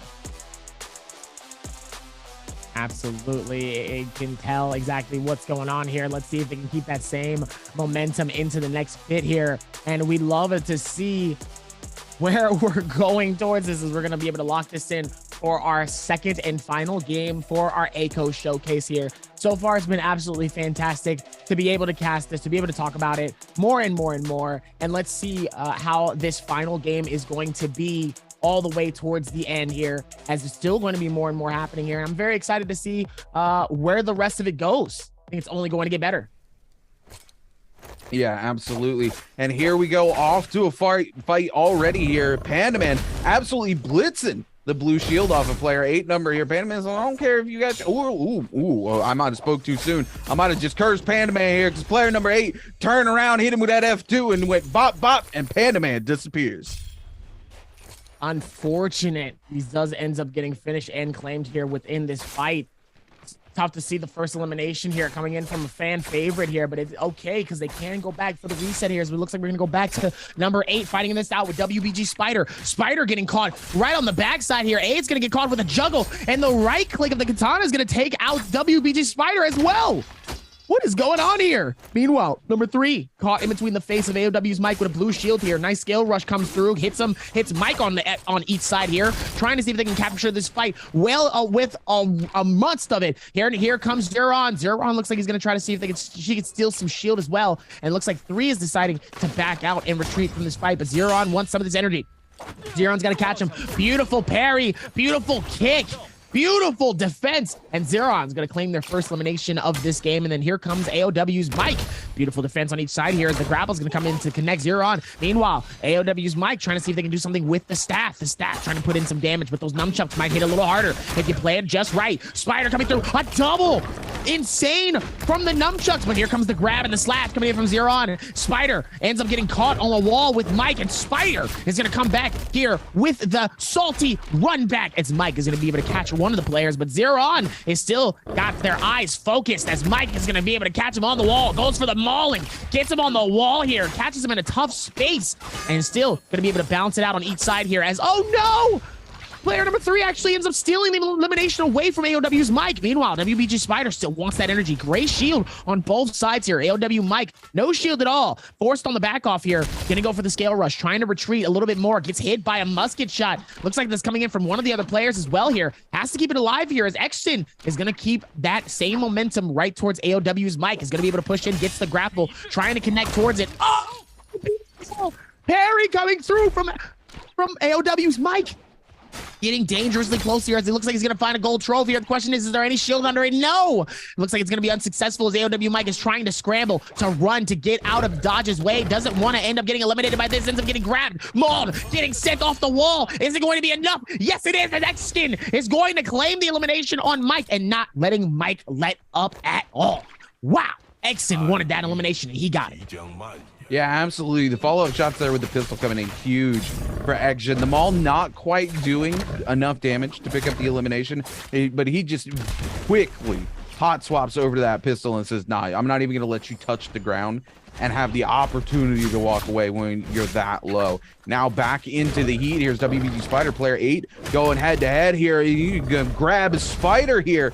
Absolutely maul him. Spider goes for the charge to F2 there, but it buys player 8 enough time to go ahead and slip around it to the backside. Player 8 using those hops here to create the speed he wants, but AOW's Mike comes in out of nowhere and sends him airborne. Mike comes in with the slam, connects onto Spider, not onto player 8, but is easily able to turn around and find that elimination, and Spider finds himself in a bad situation. Mike with the ult as well, trying to follow up, misses the first charge on the ult there. He's not going to be able to get that maul and the damage he wants, but he's probably going to be able to find it here, and there it is, the big chomp on WBG Spider. Now coming in for the third party, J-Team's Exjin going head-to-head here with Mike. Mike, just a little bit of that ult left, but none of those charges left, no mauls. He's going to have to use the hops to get a little bit of speed here, and J-Team's Exjin looking to do the same, so both of them going to back off and take the full reset. Absolutely insane here as we able to get the reset here. AOW's Mike still with that gray shield, though. Very surprised that he has yet to find anything better than gray shield in general here. And it looks like we will be able to put this one together as Fang is going to try to see if he can claim the elimination onto Panda Man. Panda Man caught him between a wall, but Panda Man is pushing right back towards Fang. Fang actually having to force the retreat here. Looks like they're going to go for the shield here. And it looks like they're going to go for the run back here.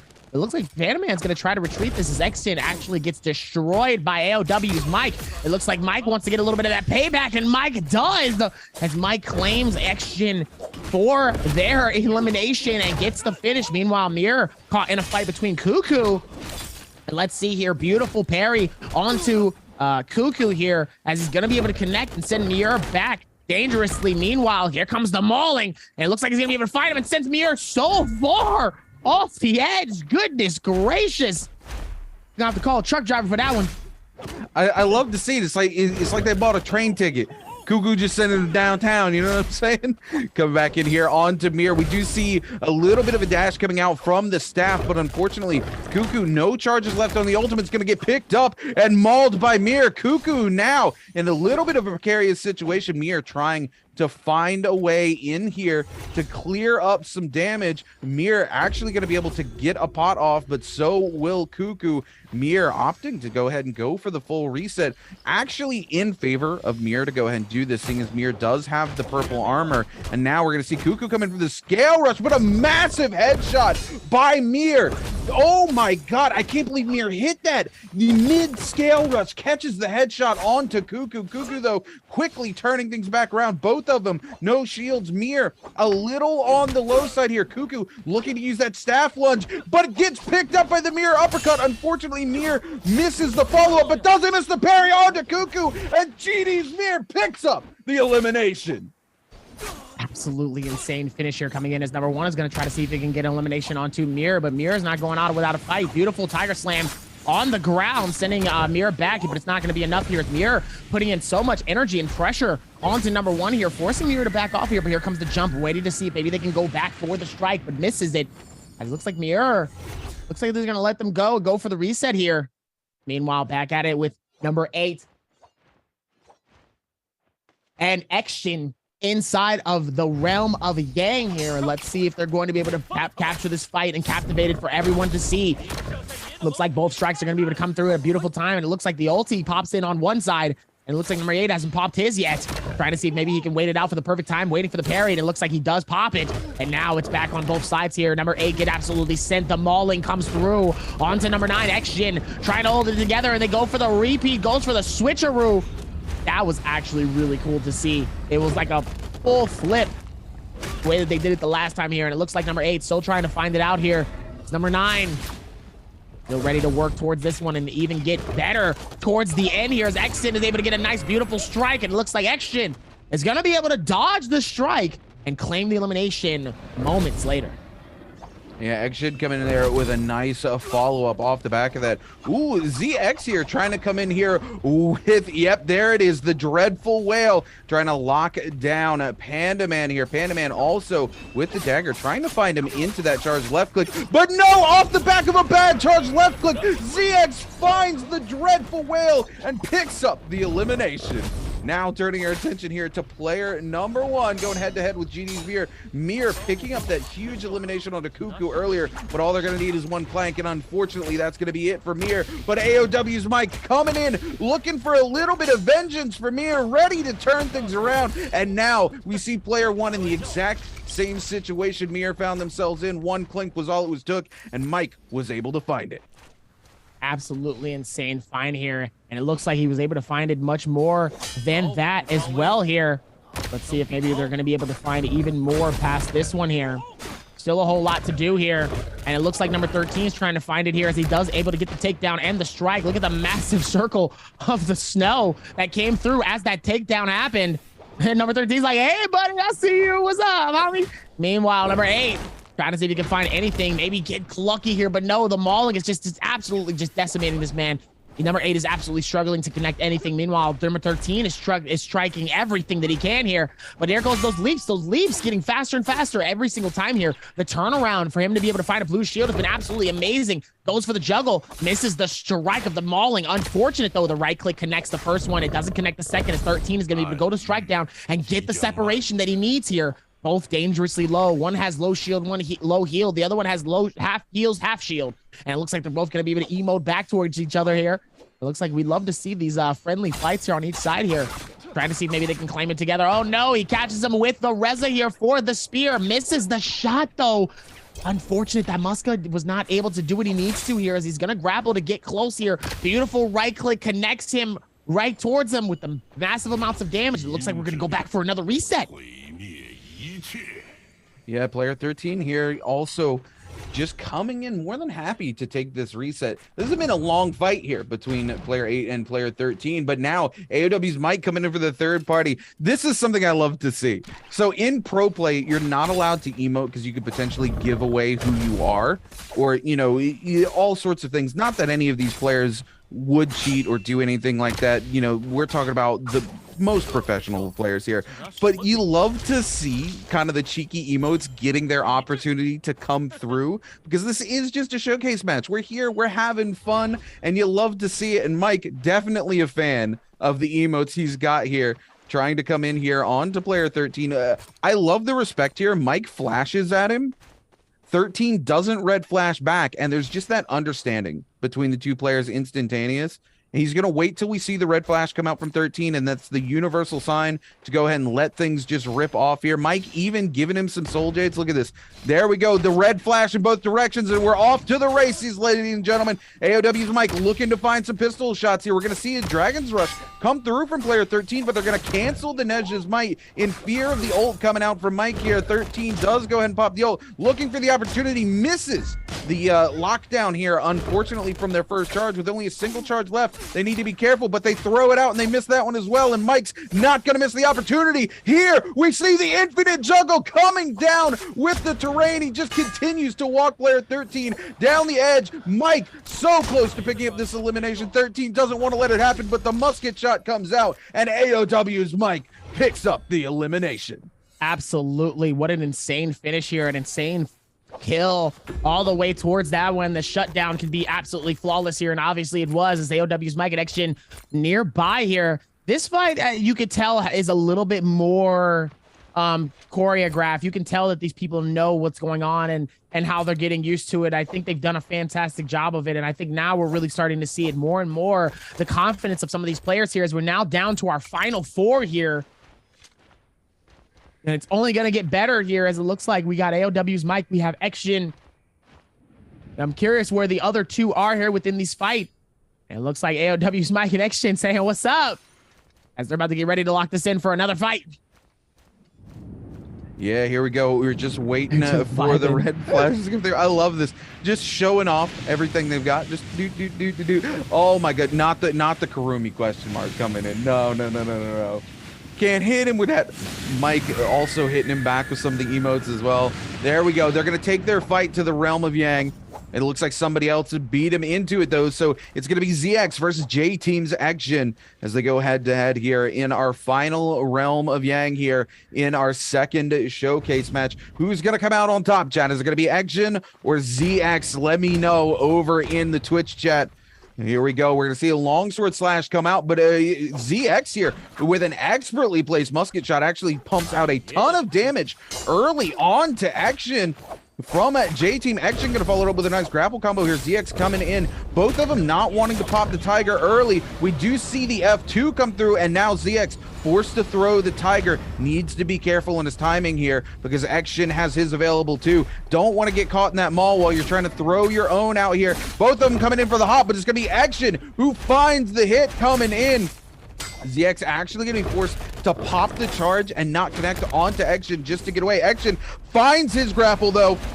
ZX needs to find this final grapple if he has any hope. No, he goes in with the F instead of going for the grapple and immediately gets punished by J-Team's Action. Action gonna charge up that F2 in the air, looking to find that final hit onto ZX. Doesn't find it, but ZX is in a bad situation. A single hit, there it is. J-Team's Action will walk away with the elimination. Absolute beautiful finish here, as it looks like now it's down to our final three here, as Fang and Mike still vibing out over here inside of the canyon, as they're still waiting on the final person to come through here. And here we go. It looks like it's going to be fist on fist. Are they not fighting this out? Oh, I don't think they are. They're doing the fist on fist. Let's go, ladies and gentlemen. I've been waiting for this. Hands on deck, ladies and gentlemen, as Fang and Mike are going to be able to take this in. Nothing but hands here, as we're going to see the strike come down immediately. Both with massive kicks on each side here. Absolute destruction on each side here, as they're going to drop their weapons and they say, no, let's duke this out 1v1, Amato Amato. You love to see it. Even with that there in the ulti comes out from Fang. Meanwhile, Mike still has yet to pop his though, and he's still working towards it though, as he's going to be able to find it and dangerously trying to hold on here, waiting for it on each side. Beautiful kick right towards Fang, still waiting it out. The strike coming through here as he's going to hop towards it, and it looks like X-Jin is going to be outside of this too. He could be either watching or it looks like he's going to join another three-way fight. Ladies and gentlemen, it's a three-way fist fight. It's a brawl, ladies and gentlemen, as now back at it again, both clumping on each side here. AOW's Mike dangerously low with a shield. And it looks like X-Jin and Fang is fighting this down to two. And it looks like it's still going to be with the hands on deck here. And it looks like now here comes the chase. Fang trying to get away here, trying to disassociate, is able to pop the shield a little bit, immediately goes for the floor slam, immediately trying to find the next pace on where to hit. But man, the melee is a little bit different here. We have yet to see this, and oh no, ZX comes back and decides he wants to join in with the nunchucks. No, that's not what was supposed to happen. You were supposed to do it without the hands. Look, Dobby, I mean, you know, number one rule of Fight Club is you don't talk about Fight Club. How is ZX supposed to know if they ain't talking about it? It does look like we are going to respect the 1v1s though. Action waiting to see who's going to come in first. It looks like it's going to be Action versus Fang here going in. Fang going to come in with the massive slam off of the F1 onto Action. Action looking for the parry, doesn't quite find it, looks for the F2 and also doesn't find that, but does find the parry onto Fang's scale rush and immediately follows it up with the jump into left click after the riposte for the extra damage here. And Action has got one Fang into the uppercut, needs to find the last hit here, and Fang doesn't want to let it happen, trying to utilize those scale rushes, get around the side of the hut. X-Jin though not gonna lose track of him, knows where he's headed, knows exactly how Fang wants to play this out, and X-Jin says, no, this is gonna be my game. You might take the first showcase match, but this is gonna be mine. He goes for the F2. Unfortunately, the tent gonna block it from coming through, and Fang finding a health pot here, as well as the armor swap into the gray armor, is going to be able to keep things moving here as J-Team's Action continues to give chase. Fang on the scale rush, trying to use the grapples, just dodging, ducking, and weaving, trying to get away, but it doesn't look like it's going to be enough. Action able to come in, find a little bit of a grapple combo, but Fang able to pop the ult into the F1, and looks like he's going to be able to get away here with the full reset. Absolutely insane coming towards it, though. Definitely have to be a little bit careful here, as it still is the three-way, though. Let's see what they can do with more of it, though. Absolutely insane. Trying to find this out here, as Fang is going to be able to get a nice strike here, setting Xjin outside and sends him back out there yet again here with this fight here. And it looks like we're back to using our blades and our nunchucks here. Looks like his Xjin is going to decide to retreat this out, and Fang is going to go for the reset. Fang with gray shield currently. I know he had more than that. I'm curious where that happened, as Xjin is going to be able to do a beautiful parry and ends up sending his Fang so far back, absolutely decimating this man. And now here comes the chase. Do you think he's going to give him the opportunity, though, to maybe go for the reheal? I don't think so here, as he is going to be able to get a shield off in some way, but still dangerously low here as the chase does come up here, and he goes for the peek on, trying to see if maybe he can have the opportunity, though, to get the finish. And it looks like he's not going to be able to, as he will be able to get some of his heals back, and the game is back on, as Fang trying to be able to go for the switcheroo here, still gets hit and massacred immediately, dangerously low. Xsin is going to go for the heal, and so is Fang, as CX is just going to vibe out a little bit towards the end here. Yeah, Fang here finding multiple armor swaps. It looks like this fight could go on for an eternity, but Action with the F2 actually comes in, catches in. Fang, no shield, half health, is going to be forced to use the F1 to buy even a little bit of space here. Forced to scale rush into the zone, finds a broken gray armor to swap into, goes for the heal, going to pop the ultimate, but ult for ult, and dives to the Bane's Breath! Oh. Okay, I didn't expect Bane's Breath to be a part of this stack when this happened. Definitely was not ready for that at all in any which way, shape, or form. That was the last thing I thought was actually going to go down here. Is now we're going to look back here as ZX trying to do some maneuvering back here, hitting him with the pistol. Doesn't necessarily want to go against Xjin the way that he wants to here. He already has the ult popped out here. Looks like he's going to go for the slam, sends him up, and XZ's trying to see if he can find it, but he ends up getting caught by the mauling of the tiger here, sends him so far off of the cliff. Why is it that every time we've seen this so far, they have been getting sent either out of a window, off a cliff, out off of a large wall, and they're just being sent? This is the funniest thing we've seen so far, is ZX is going to hit him with a massive parry onto this reset here. Xsin doing a great job of being able to reset himself and getting back towards the fight here. Meanwhile, ZX still trying to see if he can claim it as before. Dangerously low here. Xjin trying to see if he can scramble away here, but ZX is not going to give him much of an opportunity here to really back off, and ZX is going to find it and claim the elimination and gets the finish here for our game number 2. I'm going to be honest, I feel like there was a little bit of some unknowingness because there was fists being thrown around, and he comes through with the nunchuck and gets an elimination on the AOW's mic. I called that just a little off, but this is about having fun, and this is about having a good time, and that's all that matters. I do think it was a little unfair. That's all I'm saying. Like, he wasn't privy to the situation. He comes in. You could have used your fist. Everybody was using their fist. You could have saw that. Look, I mean, as fast as Akos be moving around, he'd be scale rushing. Everybody be hopping, throwing ults out. I don't know, man. I'm gonna call maybe he didn't realize they was using their fists. You know what I'm saying? He kind of slid up on the backside of the fence, sees Mike come around the fence, and he's like, oh, hey, he's low. Let me get in on that. You know what I'm saying? Don't get me wrong. I'm with you, though. We like some Fight Club, okay? Fight Club's always great. We love to see we have yet to really see through. A Fight Club in general. So to finally see a Fight Club here was pretty cool. Yeah, even in general. This was a really fun. You know, you could tell there was some players trying to play a little more serious, and a lot of these other players just here having a lot of fun. And I love seeing these players respect the 1v1, right? You see Fang and Xjin going head to head, and ZX just chills the whole time. He's like, all right, baby, cool. I'm gonna wait for mine. You know what I'm saying? Sometimes you have to. Sometimes you have to in these situations. There's a whole lot of that, even going back and forth here. They did a fantastic job of really being able to see where the stuff are and get the shutdown the way that they want to here. But yeah, let's obviously fantastic showmanship here for this game. Look at that jacket. Oh, that looked nice. Look at that drip. That looks nice. Absolutely nice here, as it looks like we will be able to lock this down here. And like we said before, to everybody here thank you to all of the players that decided to step up and play some games for the new showcase here for Eiko. Thank you. I hope everybody got a chance to enjoy seeing the new character. You can get your hands on him March 16th, which is very, very, very soon here. It's literally at the end of the week, actually, the end of next week. We will be being able to play him sometime halfway through next week. And yeah, it's going to be a good time had by all. And we're just going to enjoy it. I'm definitely going to be playing some. I know Rune is, and so is probably the rest of the cast.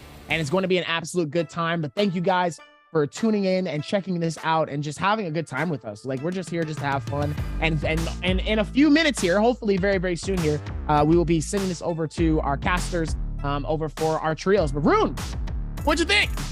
I mean, great. I couldn't ask for more from these two showcase matches. Honestly, I'm excited to see the highlights. I want to see some of those big moments, because there's definitely some moments that were just kind of absolutely wild. Some fights getting flipped on their head, and some players, like you said, I love it. It's like Akos knows where the Lion, the Witch, and the Wardrobe is, because he be sending people to Narnia sometimes. You know what I'm saying? Just grabbing them and huck them off the cliff, just like, get out of here. I don't want to get out of here. The window, through the glass, through the wall, through the open. There were so many openings where it just get absolutely sent. Even I was like, Lord, this is going to be fun to see how many times we can do this.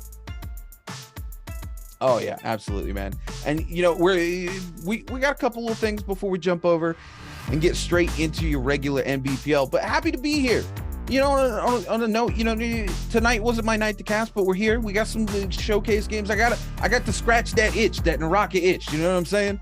You get in, you cast once or twice in the week, and then you're like, man, I really wish I was casting some NARAKA tonight.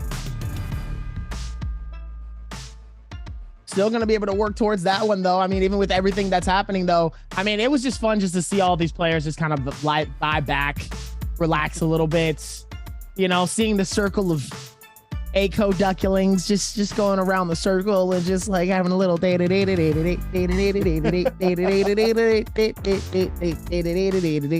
and so that was nice to see. Even with that one here, we talk so much about the hype and anticipation throughout our solos and trios here, so it's good that some of these players get a chance to just enjoy something new, have a good time, and just treat themselves just to some good vibes and good times with some of their competitors, especially some that we've seen, like Mike and Spider. And I'm surprised GG Shaw isn't here on this roster for the showcase. I'm gonna be honest with you. Yeah, you know what? I was happy to see some of the people that were here, right? Huang Fly was actually in our list of players here, and he's not here for the season, so it was nice to see Huang Fly come back, get a little bit of action in, come in, give people that tiger claw. One of the great players from last season, in my opinion. Right. Still going to be able to find that out more and more here, but I'm excited. Are you excited to play him? Oh yeah, absolutely. I'm getting ready to get off here and go jump on the test server and go play him. Oh, absolutely. Here, as we're going to see some of the highlights here. Zeron getting a beautiful parry onto number 3 here, getting that beautiful strike here, as we see the corner of number 8 getting caught in a bad situation, as AOW's Mike is going to be able to shred Spider for all of his work. And the same thing with AOW's Mike shutting down XGen from earlier here, as we saw XGen claiming the elimination on Mike in the inside of the 1v1 realm, and still was able to come back and get eliminated by AOW's Mike. Meanwhile, like back at it again with AOW's Mike. Again, just absolutely juggling this man down a hill with the utmost disrespect. You'll love to see it, though, and you hate to see it at the same time here, as it looks like he's going to be able to capture him as well here, and just gets dangerously close, and then it gets the elimination with the pistol. A lot of people not really going out without a fight here, as ZX earlier struggling and then gets eliminated by XGen, and then back at it again with XGen fighting ZX yet again in the realm of Yang, claiming it again, as we look at Fang getting absolutely juggled the way that we saw him get juggled earlier. And XGen going to be able to come through with that shutdown here and pushes him into a Bane's Breath. The Bane's Breath finish was insane.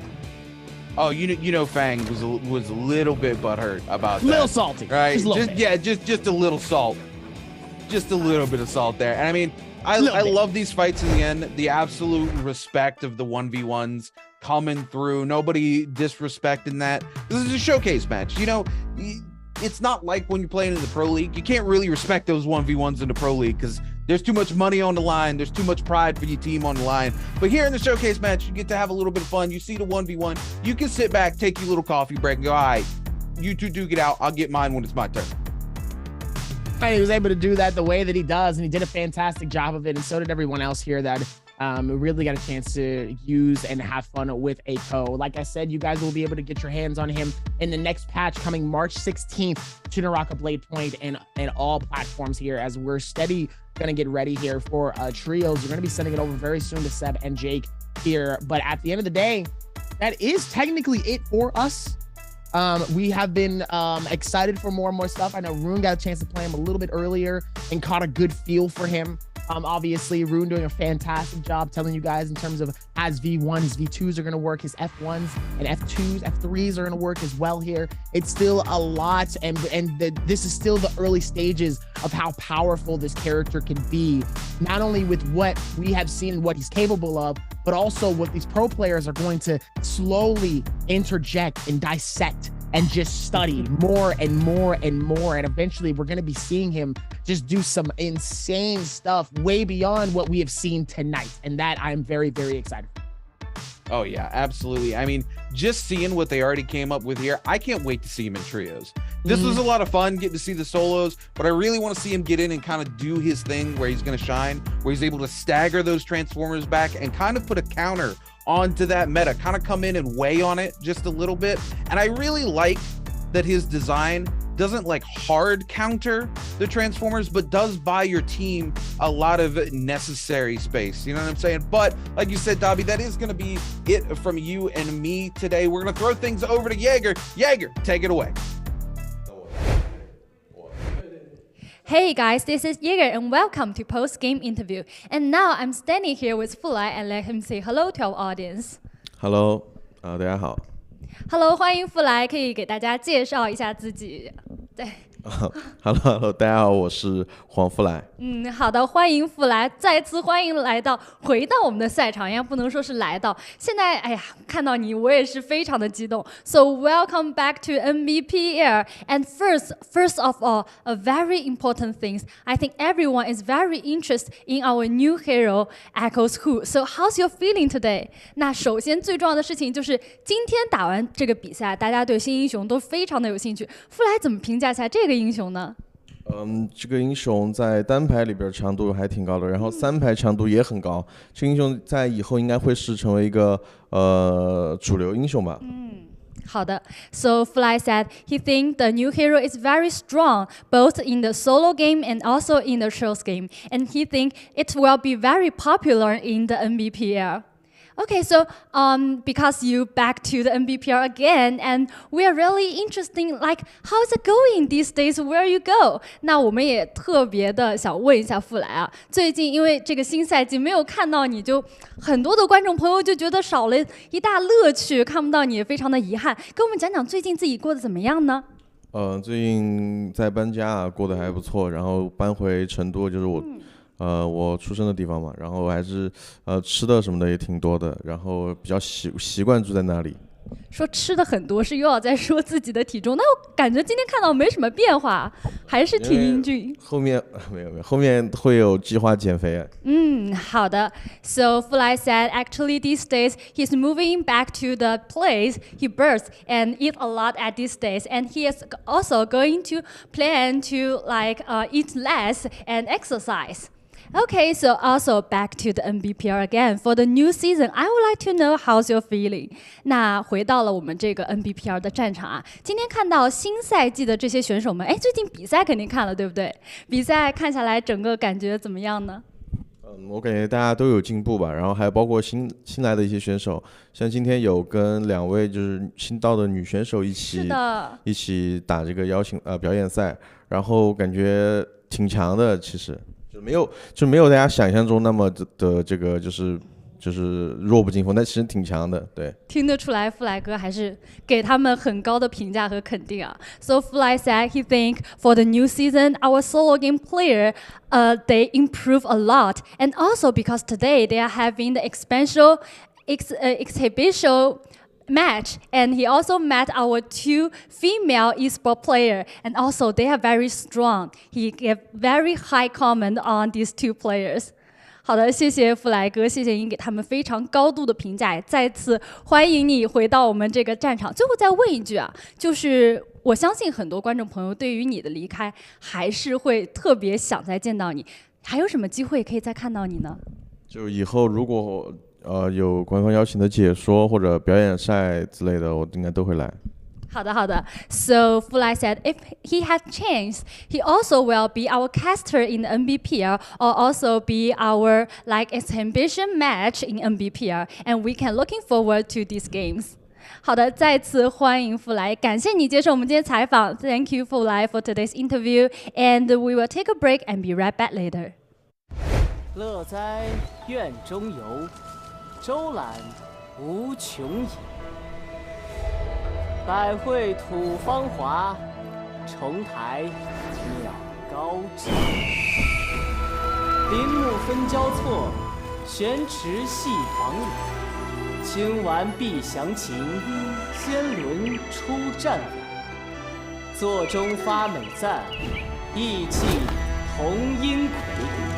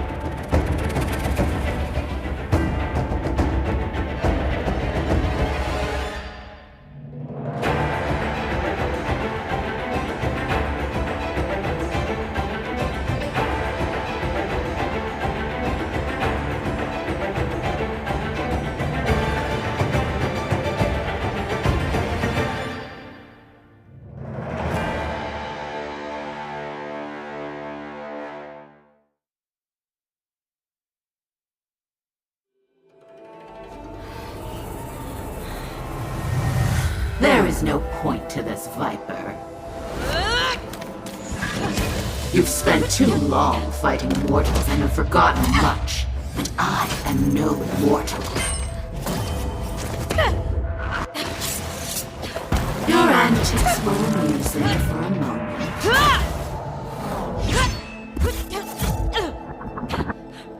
But it is time to accept your fate, sweet daughter. You're not my mother. You're a monster! Oh, ungrateful. To be my child is an honor, for I allow you to serve me in death as in life. Now kneel. Viper? And who is this pest? Justina Gu, Winter's Grace.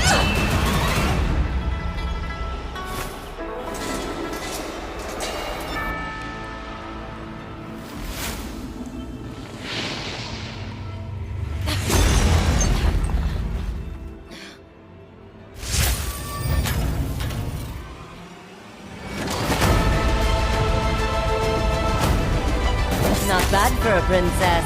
Let's finish this!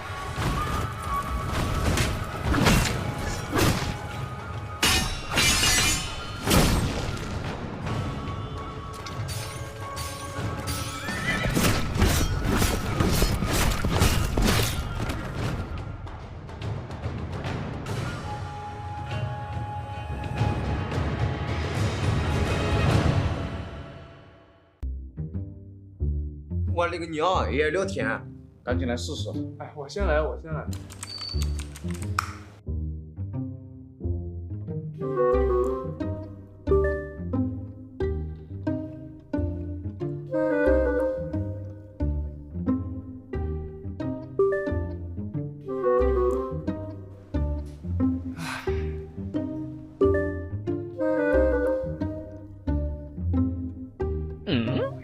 这没啥。哎，让我试试。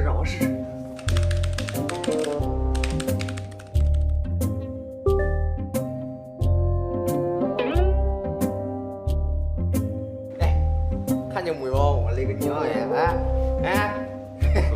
看着啊！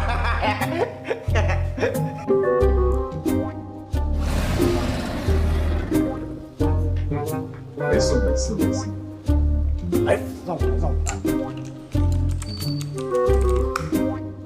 哎，这种事情就不要问了，让我来问正事要紧。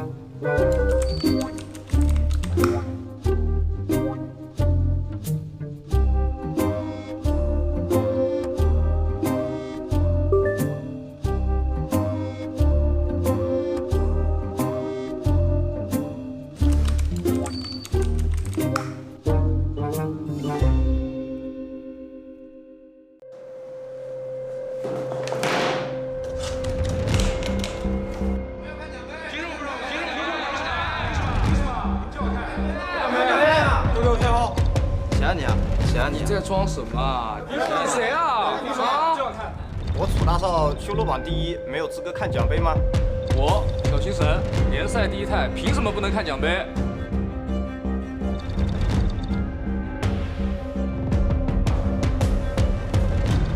小得主，你终于来了！我太刀之魂为人方正，凭什么不能看奖杯？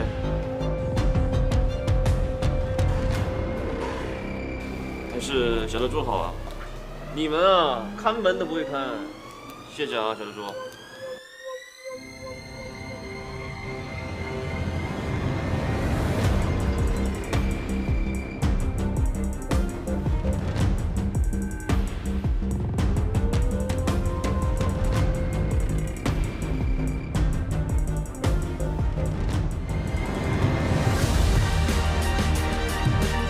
新赛季，我们必将跑过这条线。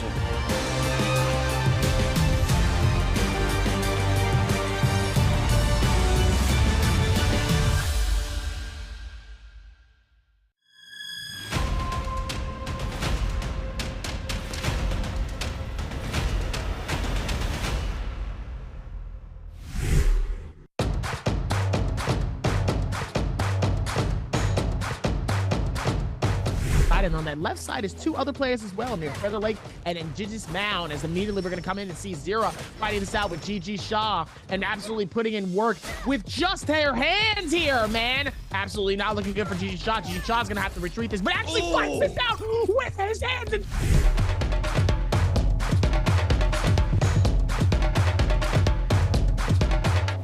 there, now Action gonna get hit by that grapple 4-charge from Spider in the back end. Now Action might be in big trouble. He's forced to pop that Mataru ultimate, but Spider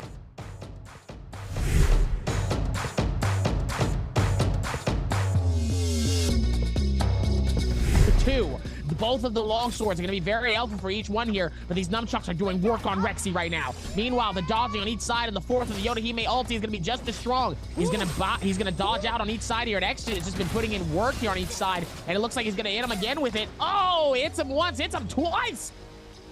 Beautiful shots on each side, though. Let's see if he's going to be able to find it here. Let's see where he works towards it, and Action is going to be able to pop the mech, and it looks like Rexy is caught in a very...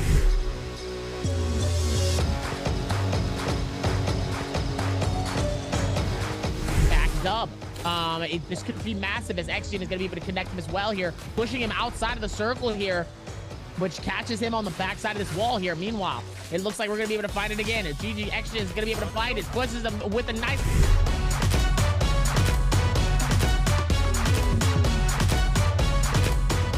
there for himself. He's being real careful. Action now moving in. He has that Mystic Might, and he knows who's weak. And it's Rexy. He had that scrap off earlier, so he knows that he is the Yodo. Now Jin is gonna get buried by Action, and Action just coming in hot right now. And now it's a 1v1 situation here in game 6. And R&B confirmation. Action uses that, and then nice v3.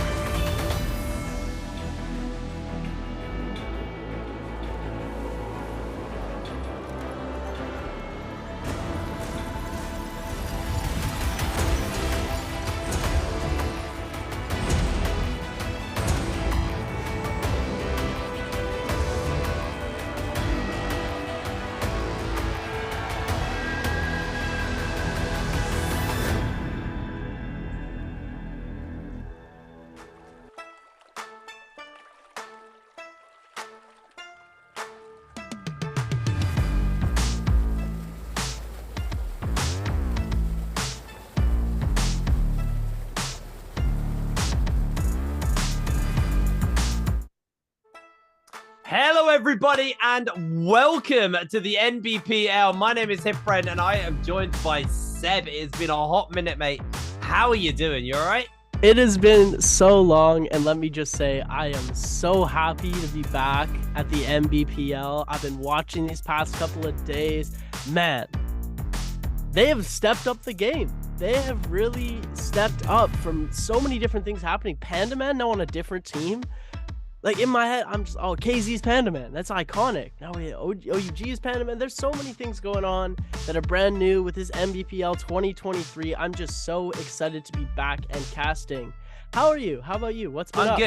I'm good, mate. I'm to be honest, I'm shocked to hear you talk about solos and not hit on Mike and the return of Mike. Obviously, you kind of missed the rise of Spider, who became the world champion in solos as well. But today we're covering the trios. Obviously, trios on Friday were really explosive because XCG, who are the reigning champions of trios in NBPL, won the first two games convincingly and then just crumbled. They absolutely fell apart. Then you look at the likes of KLA, who are one of our new teams. They popped off and actually took the day. So I'm really excited to see how some of these other teams are going to be shaking it up. I believe J-Team are playing today, which is very exciting because J-Team obviously are still the reigning world champions. They made a miraculous comeback during the world championship. I love the jersey, mate.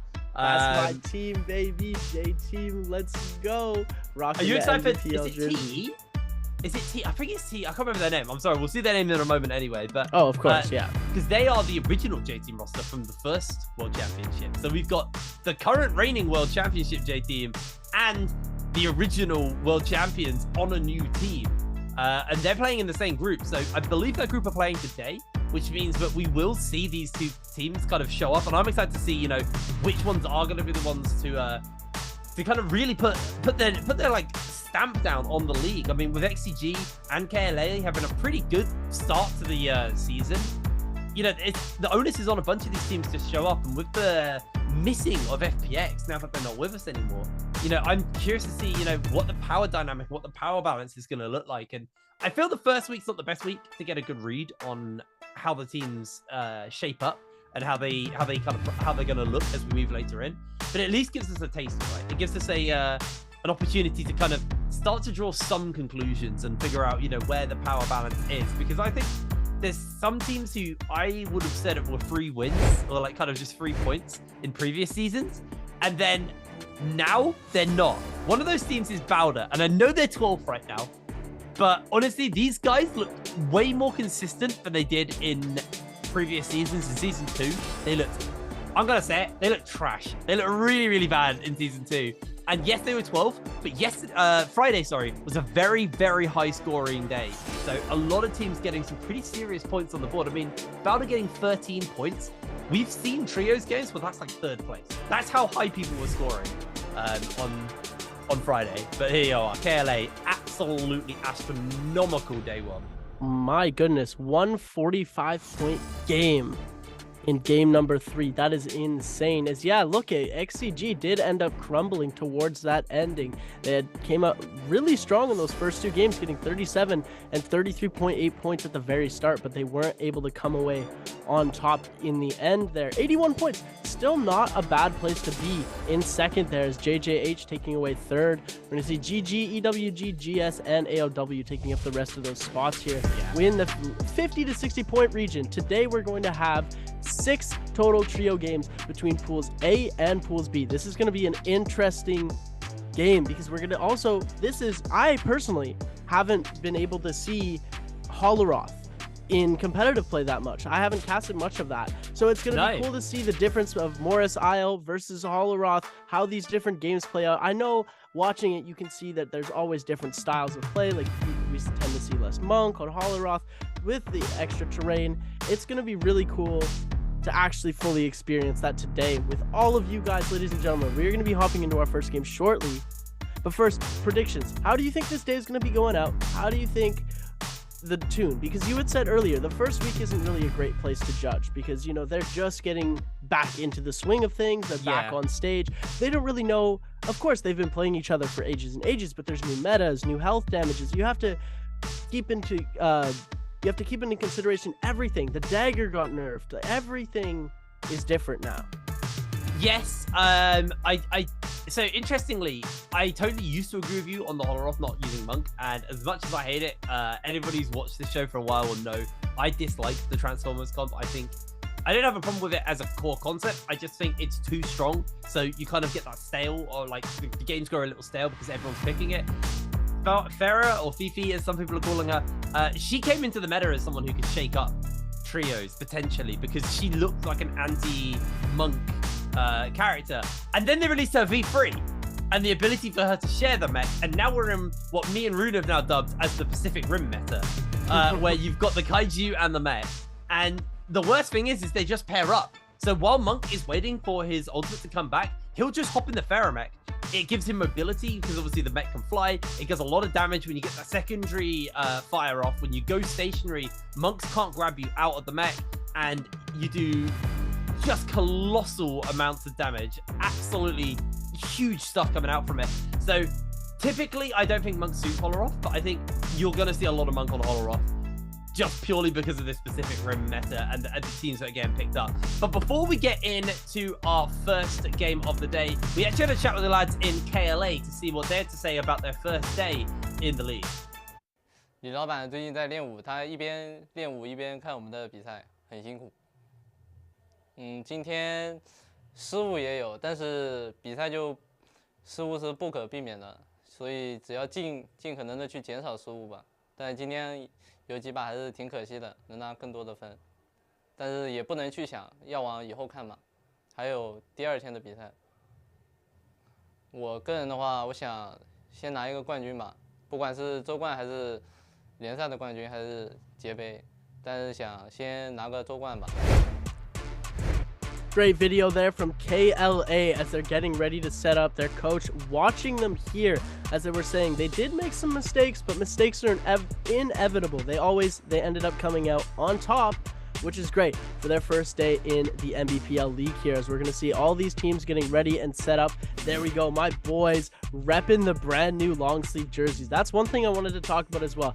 The drip for NBPL has been upgraded. Obviously, you know, they just have a new way, the new jerseys coming in with the 2023. Everything's been revamped. The stage looks different. Everything, all the graphics pulling through to the great top of the line, ladies and gentlemen. Yeah. As we're about to jump in to this next, our very first game actually here. Like something I wanted to talk about as well actually is just the way in which we now play, because obviously season 1 kind of functions, you know, just game into game. It was Morrisile into Morrisile. Then we shook things up with adding the addition of Holoroth, and for a while we didn't know where Holoroth was going to fall in the day. So it was interesting. But now we go into season 3.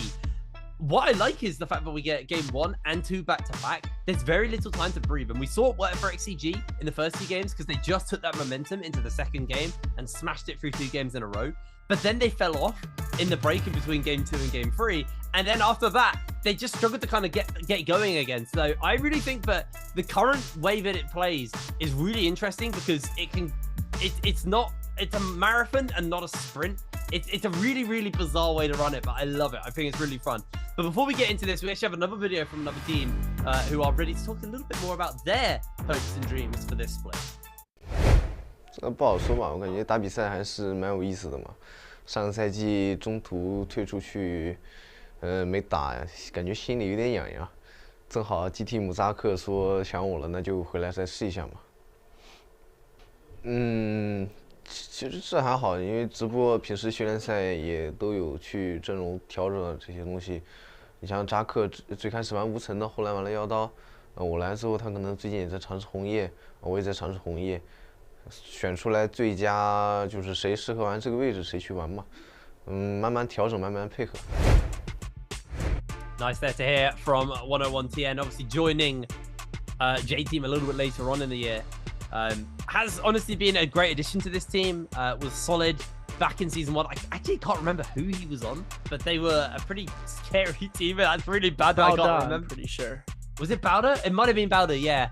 But now, you know, ever since his addition to J Team, this team have looked, you know, infinitely better. And GSA actually another team who are joining us this season as a new, fresh team. So there are, you know, still some new names. Wolves, obviously, my boys, the Wolverhampton Wolves, the only UK org actually playing in this tournament.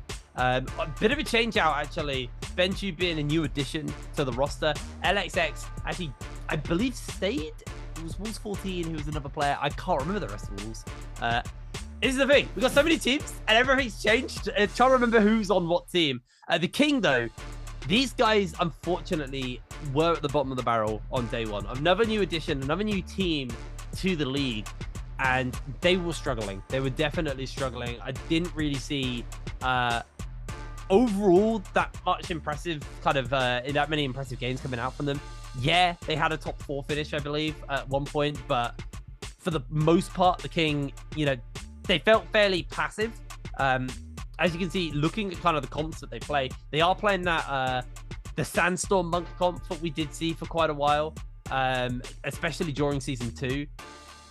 It feels like that particular build of Monk still is obviously viable, but it's definitely being forced out by the Pharah comps. It was basically on day one, just the Pharah and the traditional Kurumi Monk comps, not some of the like the Tammy Monk comps. We haven't had the Valda Monk comp yet, and as much as I'd love to see it, I don't think we're ever going to see it. It's honestly felt though, with now just like the amount of various Monk comps there are, and the fact that you can kind of swap your supports out and keep the keep your hero points as low as possible. It feels like things like Yoto comps have kind of disappeared, which is really sad because I've always thought Yoto was like one of the best answers to Monk, but it just feels like there's too many tools to handle it now.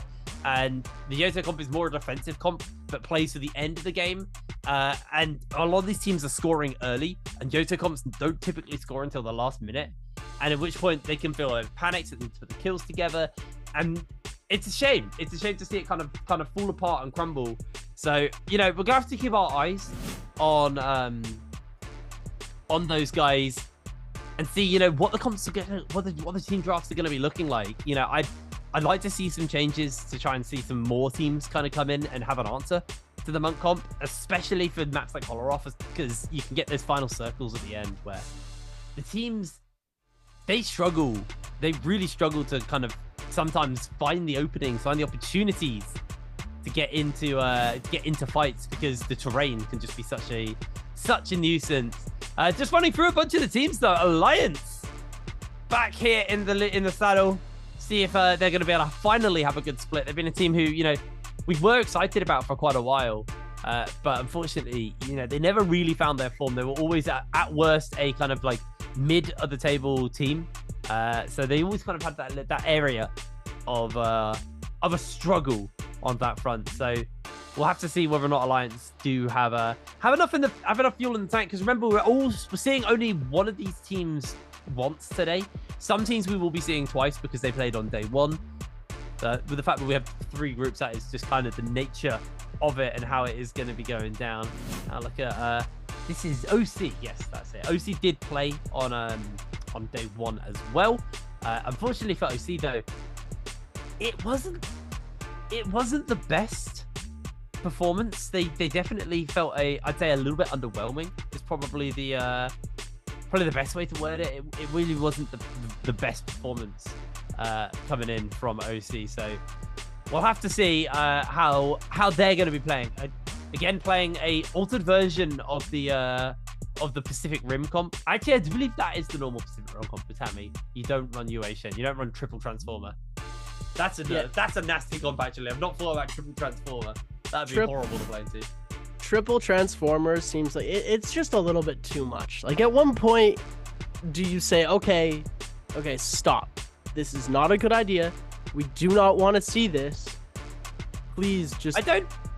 I don't necessarily think it's a bad idea. I think the reason and why you don't see it is it mostly comes down to hero points, right? Like, UA Shen exists to do a similar role to what Pharah does, which is they jump in and basically interrupt and buy time for Monk to build his rage back up and transform again.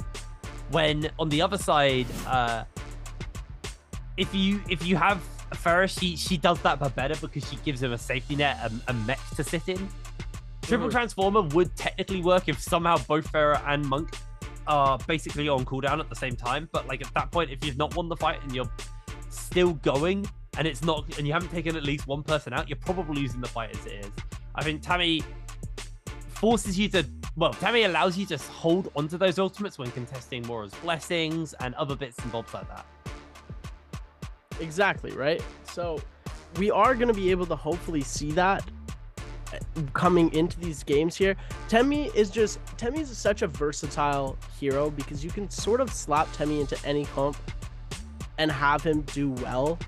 The way he's able to control a fight and just take control of these other players' movements with the F ability, especially the ult, being able to, that V3, being able to get those wisps back again and again, and the way that these pro players are able to do it. You know, a normal player would only be able to get them back 1 or 2 times, whereas these pro players are able to go 5, 6, 7 wisps, just annihilating these players, rendering them completely immobile and making it so that they can't move, leading them to take so much damage. It's just insanely powerful. And you pair that with any hero comp, right? This Faria, Temmie, and Tianhai comp is just insane because then you have them grabbed out of that, and then you have the safety net with Faria able to come in and give it to the Temmie or the Tianhai if they're running that V3. So it's a very interesting way to see how these games are going to shape out. It's interesting as well because that was XCG on the screen showing, you know, their best comp, which is the Pacific Rim comp. But the problem is they just kept dumping into that comp or into variations of that comp. But they basically ran out of hero points, and I believe you can only really afford to play the same comp twice, and then after that you just can't, or like you get no points, and then you get like negative points after a certain point. So you're actually losing points for playing a comp more than once, and. Yeah. You know, for XCG, they just totally ran out of steam. They just completely fell apart in that game. And you know, unfortunately for them, it's hard. But you know, they need to figure out other comps other than just this one comp, because I feel like what defined a bunch of the teams were the ones who didn't just lean on the Pacific Rim comp and just lean on the Monk comps. I mean, we did see some Takeda comps. Limited success. I think KLA had an okay game with it. It was like Matari, Takeda, and I can't remember who the third was. Maybe Wushen. But you know, it was. There are various other comps that are playable. I just think at the moment the meta is very, very Transformer heavy, and I think some teams, because of that, feel very locked in to those Transformer teams. And it's great when you play back-to-back games. I think it worked for XCG in game number 1. You know, they opened up with the Pacific Rim comp. They got to play straight into game 2. They got 2 games back to back, and it was a good hollow off for Monk as well. And they got 2 massive games on the board. A 20 bomb in game 1, and then I think just shy, I think it was like 16 or 18 points in game 2. So and then they ran out of steam. They had time off, they had a break, and they just ran out of steam, and they really struggled. Now, this team is the team I want to talk about. TE. Those names, you'll all recognize them. The likes of VVV, I would argue, is the best Viper. There we go. Got the name of the hero there. The best Viper in the league, if not the world. VVV is unbelievably cracked at that hero. But that is the Season 1 World Championship team. They took the first ever World Championship under J-Team's flag, now moving on to TE as a group together. I honestly think TE are going to be a team to watch. They have some crazy potential, but they are in a hard group. You know, you've got XCG playing today, you've got J-Team playing today. I can't remember, there's a whole bunch of names and I'm like, oh god, I've forgotten who the teams playing today are, but there's some really, really solid teams playing today. Some pretty high scorers. I think their one saving grace is the likes of KLA aren't on today, which is, I guess, good news for them, because KLA were unbelievably scary back during day 1 and could really throw things off. But definitely, if you are new to the season or new to the league, keep your eyes peeled on TE. These guys are a team who have a lot of potential. We'll have to see, you know, how warmed up and how ready they are, because a lot of teams kept their rosters together between Season 2 Worlds and now into the spring split. So I'm excited to see, you know, how some of these maybe newer formed or newer newly back together, reformed is the word I'm looking for, teams do. Yeah, it's going to be interesting to see the chemistry, right? Because then you have these teams that have just stuck together. Nobody's changed. Nobody has moved teams or done anything since the very start. And then you have all of these teams that are fresh and new. And do these younger teams, these new teams here, bring it in? Is their energy going to be able to take over these players who have just been playing together all the time? And the fact that they play together a lot, their chemistry, they just know exactly what to do. They know, oh, if this guy's going to do this, then I'm going to go and do this, right? And it makes it so that they know they have very good chemistry together. Whereas these newer teams, they might mess up, they might have comms that are wrong, they might not know exactly what the other player means when they're doing something, and this allows for a little bit of an advantage for these OG teams. Whereas we have these other teams with the newer teams, they also are, they're brand new, they have something to prove. They might be a little bit hungrier than these older teams, so it could give them an advantage. It really depends on all how it plays out, and this is why we play the games, ladies and gentlemen. This is why it's not just let to stats. And we're going to be jumping into this game very shortly. But Jake, what do you think about this? Like, do you think these older teams have a better chance, or do you think these new fresh teams have a better chance of coming away with the victory today? I'm gonna be real. You go to statistics, the older teams have an advantage, mostly because a lot of the older teams are teams who've already had success or have been decent during the previous splits, and now they stay together. You don't get that. What we saw in season 2 was a lot of teams shaked things up for the sake of shaking things up. They swapped out rosters, they changed things around, and I think that led into an issue of that kind of just led into an issue of the players struggling to kind of get going, especially versus teams who who'd stayed together and were a little bit more comfortable playing together. So I think it's weird because sometimes if you've got people with a lot of potential, that team has potential to grow. But also for a lot of the good teams this time around, instead of locking in potential talent, they're going with what they've got. And I think what the problem with that is you have a ceiling, really. Like, there is the potential to smash through that ceiling, but realistically, you expect these teams to only be able to kind of achieve where their peak is.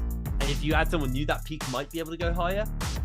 But, it's hard to say. I think, mostly going off the performances of day one, I think teams who stuck together still played very, very well.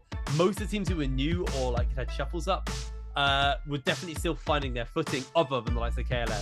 Anyway, I believe we have another video while we're waiting for some issues on stage to get sorted out. So we'll roll that and we'll be getting ready to go into game number 1 as soon as possible. 区别的话，就是以前一个人打单排打久了吧，就有的时候确实就很孤单，你知道，就孤单。然后在玩3排的话，你会在打训练赛的时候、打比赛的时候会有队友跟你交流啊这些方面的，所以我觉得还是蛮开心的，这也算是个新的挑战吧。我觉得是身法和刀法的话，从落地架是看刀法吧，然后导绝学圈的话，做出残边的话就是看身法了，其实还是有一定的优势的。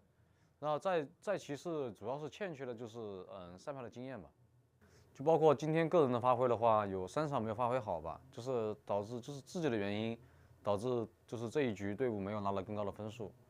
然后说俱乐部如果照我们队的话呢，今日发挥的话，那应该是不理想的。 Ladies and gentlemen, welcome back to the NARAKA BLADEPOINT Pro League. We just had a little bit of a short video from OUG's The King talking about the fact that he's switched from solos to now he's playing trios. He was a menace in that solo field, but now we're going to get to see the damage that he's going to be doing in these trio games. As these players are getting ready again and again, we're seeing them. They're all dialed in. They're ready to go, just relaxing, making sure that this game is going to be the greatest that they're going to play, because this is the first game of the day. They have to set the tone for the entire rest. And like you said, it is a marathon type of games. They have 2 right away, and they keep continuing.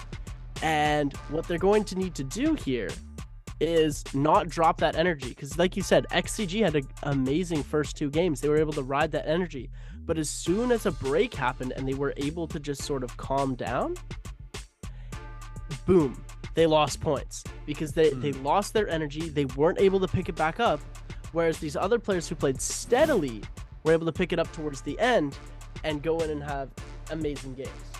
Do you know, when you're in a 6-game day, I remember speaking to a coach in a different game, but, you know, I think the points still stand. I spoke to a coach who, you know, talked to me about like 5-game series in like best ofs and stuff like that. And he said, do you know the key to winning those is bananas? Whoever got the bananas, and it was like coaching staff would like battle backstage for the bananas.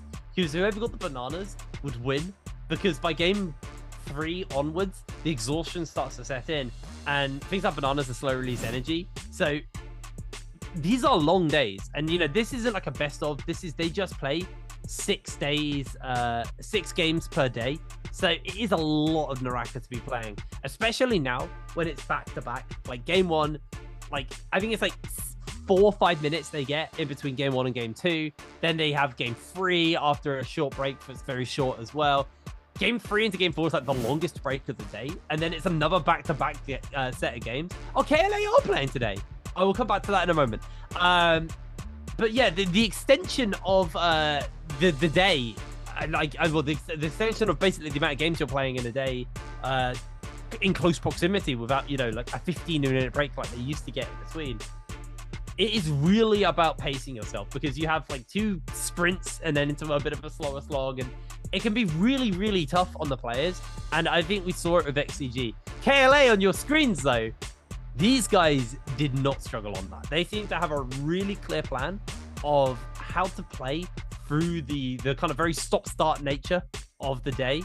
And they, you know, I think they fumbled in like 1 game, but I wouldn't even really call it a major fumble, because they didn't really lose too much. They still gained points. They still had an okay performance.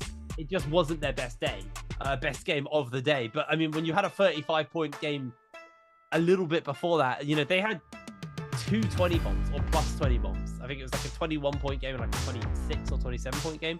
Like, they absolutely killed it. The KLA is definitely a scary team, and that's what I'm talking about. TE, team to watch. J-Team, team to watch. But they've got some stacked teams playing against them today. And I think we might see another really high-scoring day. Oh, of course. It's always going to be high-scoring in trios. You know, like, the difference... There's 3 times the players. So there's going to be 3 times the amount of kills, 3 times the amount of chaos, and 3 times the amount of fun, as I always say. And it is 3 times as scary when you're in those lobbies playing against these pro players. Like, the way that they play, they keep their composure. It is menacing how these players are able to play, use the tech so well. And yeah, of course, we're always going to see high scores here in these trio games. But yeah, I want to see a 50-point game. You think we're going to see it? A 50-point game 50. Coming from one of these teams? I very much... That's so... Hold on. We had 45, right? And that was, I think that was about 26 kills. I think the record is 29 or 30, and I believe it was FPX who set that. FPX... I don't think it's out of the realms of possibility, but the thing to talk about is, when I say high scoring day, I don't mean like one team scoring high, I mean everybody's scoring high. Okay. We typically see 1 or 2 teams on a day do well, and then everyone else kind of just like dragging behind them. But day 1, I mean, the team in 14th still scored pretty decent by like season 2, season 1 standards. Like, that was very middling scores, not bottom scores. So everybody was finding kills. Everybody was going more aggressive. And I think that actually kind of leads into a couple of reasons. One, the Renwa Yangs, they actually add extra kills to the game, because even if you lose in the Renwa Yang, you then still get a free revive. Yes, you have 3 minutes 30 to go find another team and take them out. So it forces the point of aggression and forces the tempo of the game up. But it does also allow to farm extra kills that way. I think going from 16 to 14 teams in a day as well also led into that, because I feel like early game, a lot of teams actually just didn't fight because they were always scared of that third party potential. But I think losing 2 extra teams, it doesn't sound like a lot, but taking them off the map has allowed us to spread out a little bit more. And then you normally just get 1 or 2 teams dropping in the same spot, and then they'll fight each other, and whoever wins that area takes over that area. Now, I believe we have another little video to run. We are still having a few technical issues, so we'll roll that, and then hopefully by the time we're back from that, we'll be getting ready to game 1.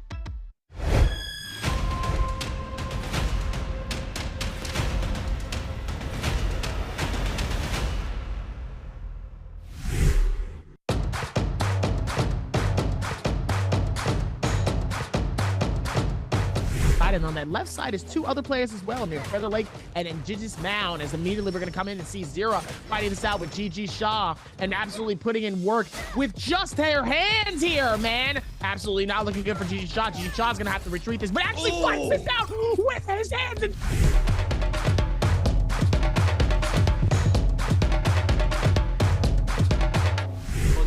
now Action gonna get hit by that grapple full charge from Spider in the back end. Now Action might be in big trouble. He's forced to pop that Matari ultimate, but Spider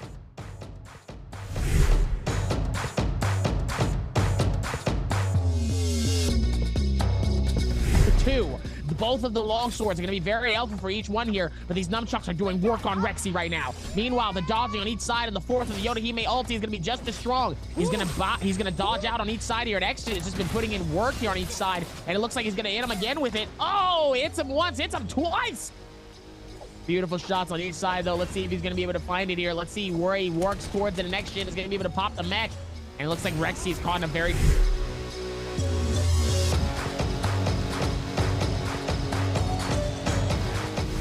Dub. This could be massive, as X-Gen is going to be able to connect him as well here, pushing him outside of the circle here, which catches him on the backside of this wall here. Meanwhile, it looks like we're going to be able to find it again, and GG X-Gen is going to be able to find it, pushes him with a nice...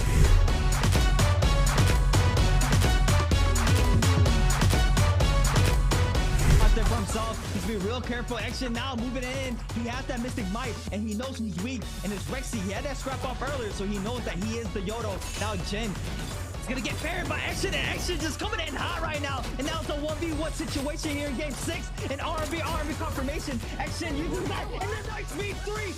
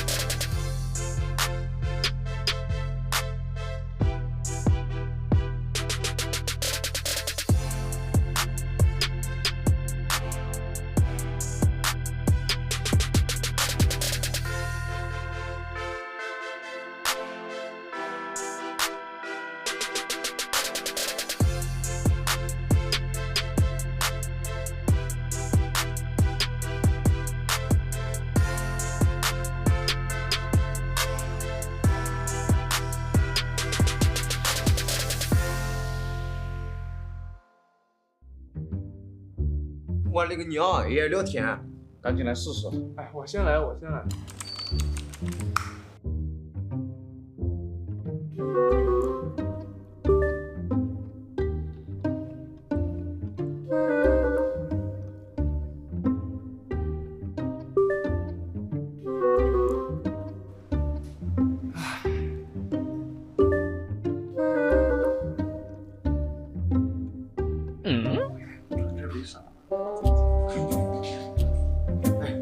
让我试试。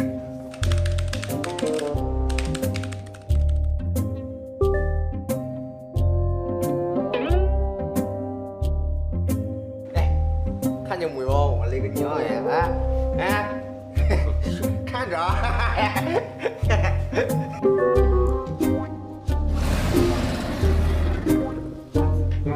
没事。哎，让我。哎，这种事情就不要问了，让我来问正事要紧。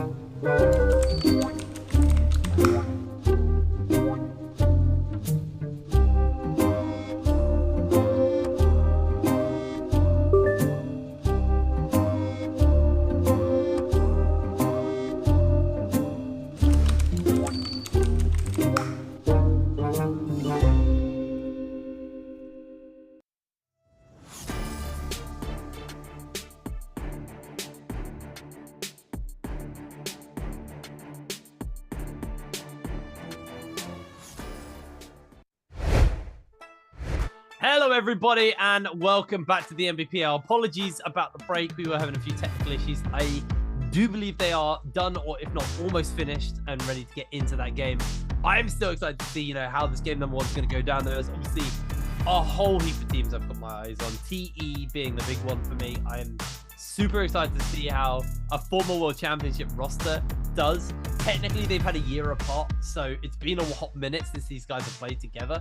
So there might be some teething issues on that front, but I'm still very, very excited to see them go up against their former team, J-Team, who are still the world champions as well. So, man, it's going to be a doozy today. I think we got some really, really stacked teams, and I think there's going to be some bones to pick, I guess is probably the best way to word it.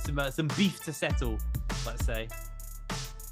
And hopefully they won't do it in person and they'll leave it all out on their computers, because we don't want to see any scraps coming down. But the J-Team beef will be settled in these games here. We've got 6 games coming up for you guys, ladies and gentlemen. 6 action-packed, fast-paced, crazy games of NARAKA BLADEPOINT, and that is always what we love to see. They're going to start game 1 very shortly. Yeah, they have a few tech problems. You know, some of the computers, it's going to be unfair if we start the game and some of these players' computers aren't working properly. We can't have that happening. We got to have a fair place, because the Nbpl is always fair. We got to keep it that way. We got to stay consistent. So we are going to take a little bit more time, but then we will be right back into it. So Jake, talk to me a little bit more about your favorite team, your UK team, Wolves Esports. I don't know, is that your favorite team? They hold a special place in my heart for that reason. Okay. I wouldn't say they're my favorite, but they're definitely a team that hold a special place in my heart. The thing about Wolves is they've changed roster. They're not. You haven't got Wolves 14 and one Fang. I believe. Oh, I forgot the name of the player now, but they've kept one player on. But the rest of the team has kind of been picked apart and has changed up. So they're another team that I will be watching today. They're another team that I will be interested by to see, you know, how they perform, because I think they were a team with phenomenal potential in season 2. I think season 1 they were fun because they were mindlessly aggressive. But season 2 they were playing that kind of like hard early aggressive style, but they were making it work for them and making it to final circles, and not necessarily winning every game, but at least looking pretty decent as a team. So they're definitely a team that I will keep my eye on across the season to see, do they still have that potential they had in previous seasons, or, you know, have they maybe kind of lost that a little bit? But I think, you know, it's going to be interesting to see what kind of team they have become. Now, I do believe that everything is set up and now ready, so hopefully we get jumping into this game nice and soon. I think there's a lot of good teams here. So even if Wolves, you know, this new roster do show up, they've got some serious work to do to actually perform on the day. GD are another team. They've actually kept their full roster from the previous splits. Another team who I believe they were normally kind of like a middle of the pack team. You know, they had a few pop-off games, but they obviously believe in this roster and believe in the capability of these guys. So keeping everything the same as they did before. I think that's been one of the most interesting things is I think more rosters stuck together than broke apart during the off-season. Yeah, and it's great to see these rosters changing, but it's also, we just love to see these household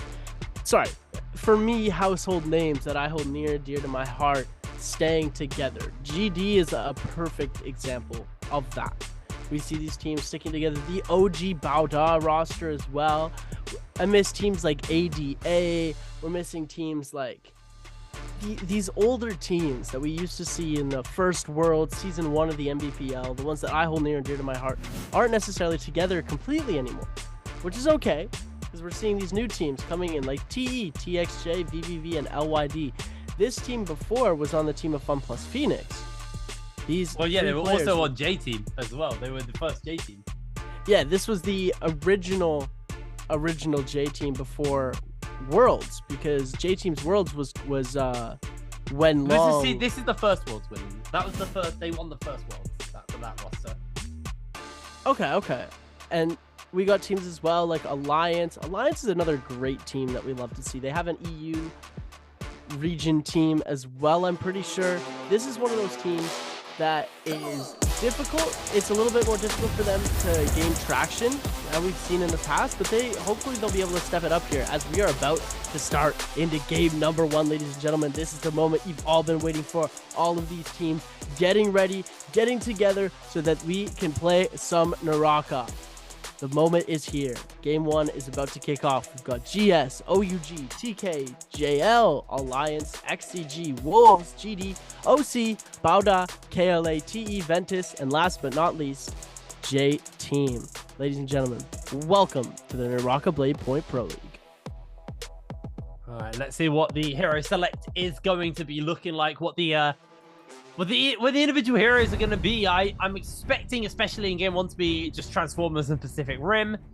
I don't think too many people are going to shake the apple cart on that front. I will be interested by TE's comp, mostly off the fact that, you know, they got the likes of VVV, who I said is an amazing Viper player and a very good team enabler. So maybe they might have something different in mind, but they're at the bottom of the screen. So we'll keep our eyes on those guys. KLA had some unbelievable success on the Pacific Rim comp as well.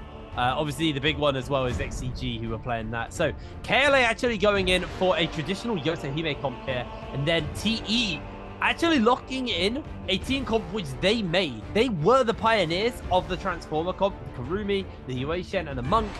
So they are locking in their team. XCG, though, have gone for that Pacific Rim comp. So the 3 teams that I am watching right now have all locked in different teams. One of which a completely different team from the others, no variations or anything like that.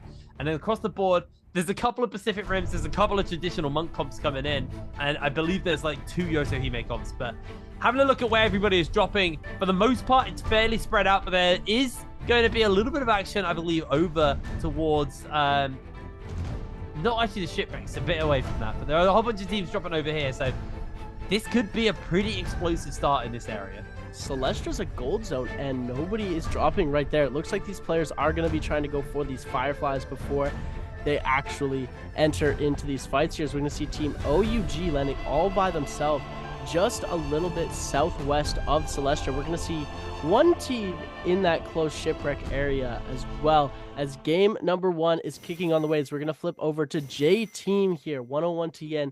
They're going to get those Fireflies and then they're going to hop over to Eventide Temple, most likely here, as I am going to be one of your casters today. My name is Seb. I am joined along with my man Jake Hip Rain, and we are about to kick things off. You can join us in the Discord if you want, ladies and gentlemen, as well here.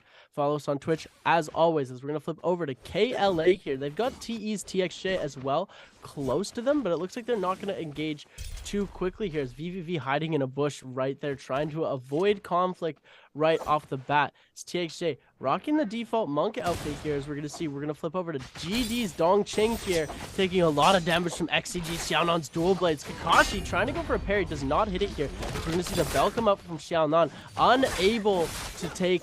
He's going to end up taking a lot of damage. It looks like Dongqing getting very low here. XCG flipping the fight over, as we're going to see Dongqing and Kakashi and K go down. Yeah, action still breaking out though. Xiaonan dodging away on the edge of this fight. Ventus throwing down the swords here. Xiaonan actually jumping in with the dual blades to try and get a bit of damage off. It's going to transform in the middle of the fight, and XCG should now just be able to get a pretty good handle on this fight. There is a good Viper stun coming out though, and he can't interrupt it, so Pixel will be able to wiggle out of this grab. Can he find the re-grab? I don't think he can. He's now just looking for the Viper instead, unable to land it, but he does finally get Pixel. Can come in with a slam. Got the double grab as well. That should just be an easy wipe and finish up the fight for XCG. They are 5 kills deep 2 minutes into this game. Absolutely phenomenal. J-Team actually find themselves in a fight here versus JL, as Eagle transformed, gets himself the slam, but he's low HP, needs to de-transform, got the bell for a bit of safety if he needs it. And 101TN is going to be hunting down Ziyu, who goes for a bit of an armor repair, actually, and is able to buy some space. 101TN keeping the chase up, while the rest of J-Team have separated away, and almost in classic J-Team style, they kind of just split apart and leave their teammates to do their own thing, not backing up 101TN, and that actually could put him in some danger. Eagle is chasing down Ziyu now with the help of 101TN, but still, this is a 2 versus 1. J-Team are missing a player because they're just a little bit slower on this rotation. I believe all of the grapples have been pretty much run out for everybody, so Ziyu needs to be super careful here, using as much movement as possible. And in comes ZK on the long angle. They got the bow from Eagle as well, coming in with the pole sword, and Ziyu should just about be cooked here. Great bell coming in right at the end from Eagle there, almost being able to prevent that charged attack from happening, giving ZU a little bit more time to stay alive, but it looks like it is going to be the end of him here. It's KLA, QGG chasing Xiaonan here. Xiaonan turning around, hitting a couple of shots off with that pistol here, as it looks like they're going to try and go for Lee Sing-hen here. QGG taking all of his shield away here. QGG's shield gone, needs to go for a reset before he re-enters this fight here, taking that full charge katana attack right to the face here, as we're going to see Nai HQ, Xiaonan, and Lee Sing-hen have all regrouped here. They're going to play the very, very selective ranged battles here. They're not trying to get into too much of a fight here. XCG already have 6 kills. They're already on top of the leaderboards here. They're going to be trying to make as much happen as possible without losing their lives this early. They already have their 6 kills. They don't need to completely re-engage here, as we're going to see they do have that Pacific Rim comp, as you were talking about, as we're going to see one grab come out from Xiaonan, but Xiaonan getting staggered so much, he's going to, looks like he might go down here, pops the bell as fast as he can. He does have a little bit of shield left, but KLA just absolutely mincing Xiaonan here. CXZ is going to come away with the kill with the longsword here, as we're going to see the Viper ultimate come out. Nai HQ trying to run away, but it looks like it's going to be the end of Lee Sing-hen here. He's able to go into the bush and he gets away. KLA CXZ now is on the back foot, because XCG now has a 2v1, and it looks like XCG coming away with the victory in that fight, able to turn it around just like that, super fast. Great use of the bush there to avoid that Viper ultimate, and the other player was able to get out of the way just in time, bringing their kill score up to 9 kills. And it looks like OUG is climbing up in the standings as well. That was such a nice kill onto the Wu Shen in the last moment, because they were about to TP out with the Karen, revive, and then reset the fight. But they got onto the Wu Shen before he could get the TP off, and that was just horrendous for them. It completely fell apart, and KLA only rocking the 2 kills, now used all of their revives up as well. This is a team who, you know, they had a really solid day. Currently, they are at the top of the table. They had 109 points, I believe. So, going to be starting on a little bit of a slower start to this game, and that could come back to bite them. We are seeing now TK in a fight here versus Alliance, down by the Shadow J Mines. Ali getting himself pretty heavily chunked out here, as Lin is just able to get himself the shove backs on, staggering from the slams, but Lucky does get slammed in response. Lin able to get the slam down as well, but Ali able to actually keep himself alive for the moment, getting healed up. The detransformations come out here, but Alliance do still have the Yue Shen. Actually, both of them running traditional Kurumi monk comps. There's a lot of healing, a lot of transformations can come out, but they are going to find themselves now fighting in the zone, as Alliance have lost a player. Zuan here trying to finish up onto AK, but actually gets a little bit staggered by the terrain and caught on the edge.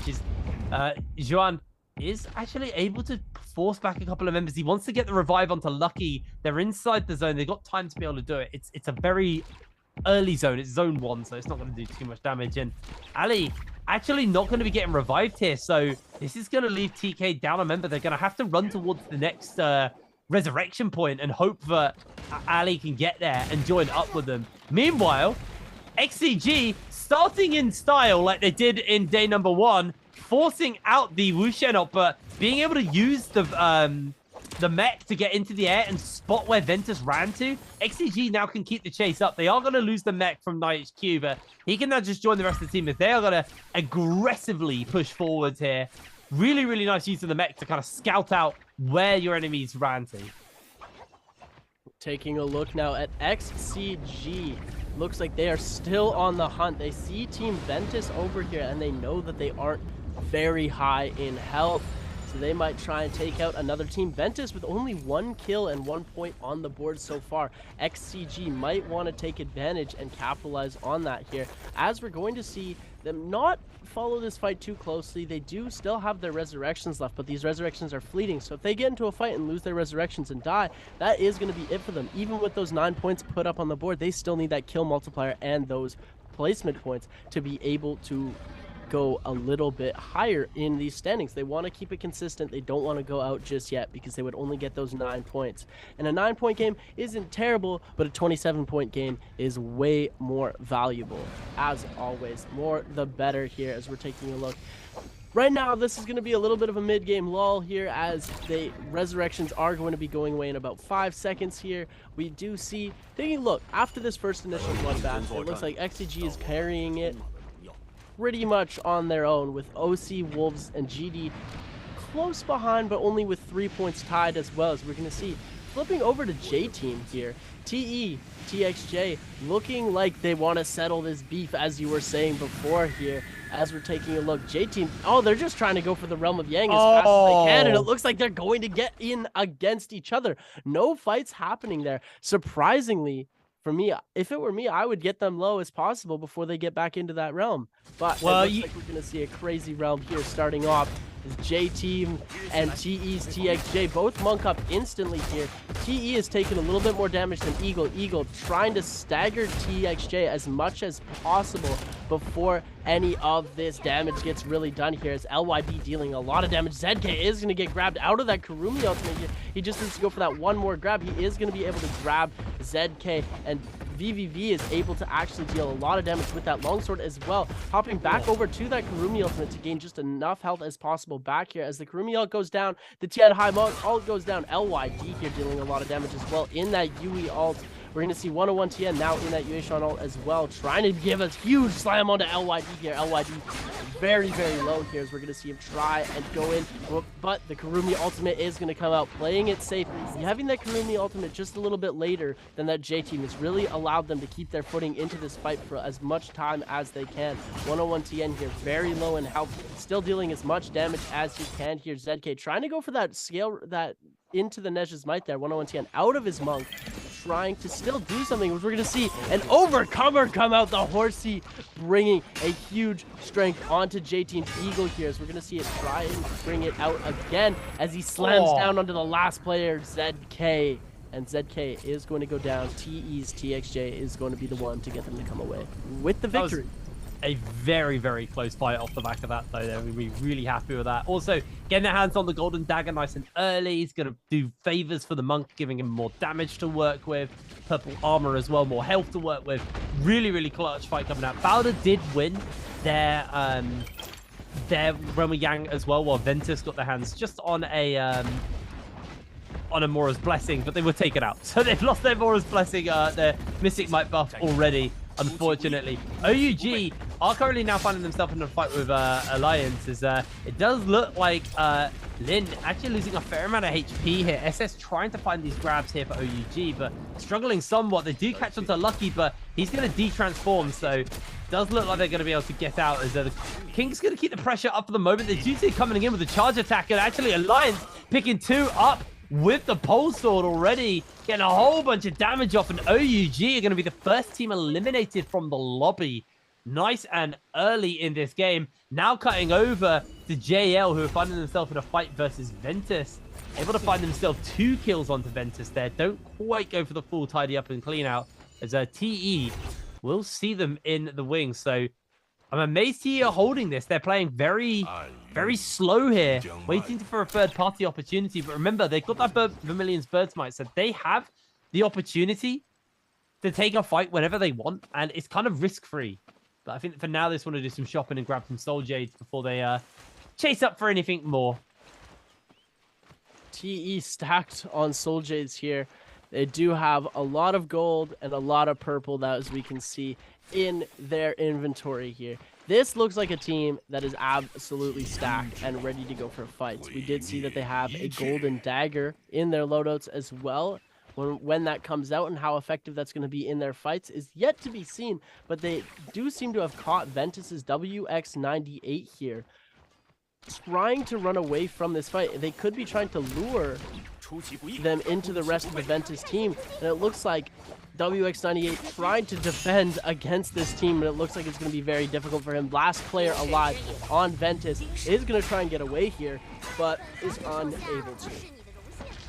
And that's it. Ventus done and out. It's another kill for TE off the back of that, putting them up to 4 kills, but still got to do some work before they can catch up to the likes of XCG. But it's what I was talking about, a high-scoring game. A lot of people have at least 4 kills right now in this lobby. There's a lot of teams who are doing pretty good. J-Team, honestly, being very passive here, considering they've got 1 minute 30 left on the Realm of Yang depletion. They kind of need to move. and actually find themselves some kills, because they are about to basically just fade out. They got 1 minute 20 now, and the longer they sit on this cliff edge and don't strike, the less time they have to actually find those kills and get their Soul Bloom essences. Now, it looks like GS are in their line of sight, but they're playing it so carefully, so I would say scared is probably the best word. 1 minute left. They've wasted 20 seconds of potential fighting time, which they need. They need every second they can, and I actually just think J-Team are going to fade here. Unless this is like the most just enormous fight ever, this is going to go so bad for them. 55 seconds to get 3 kills. Can J-Team do it?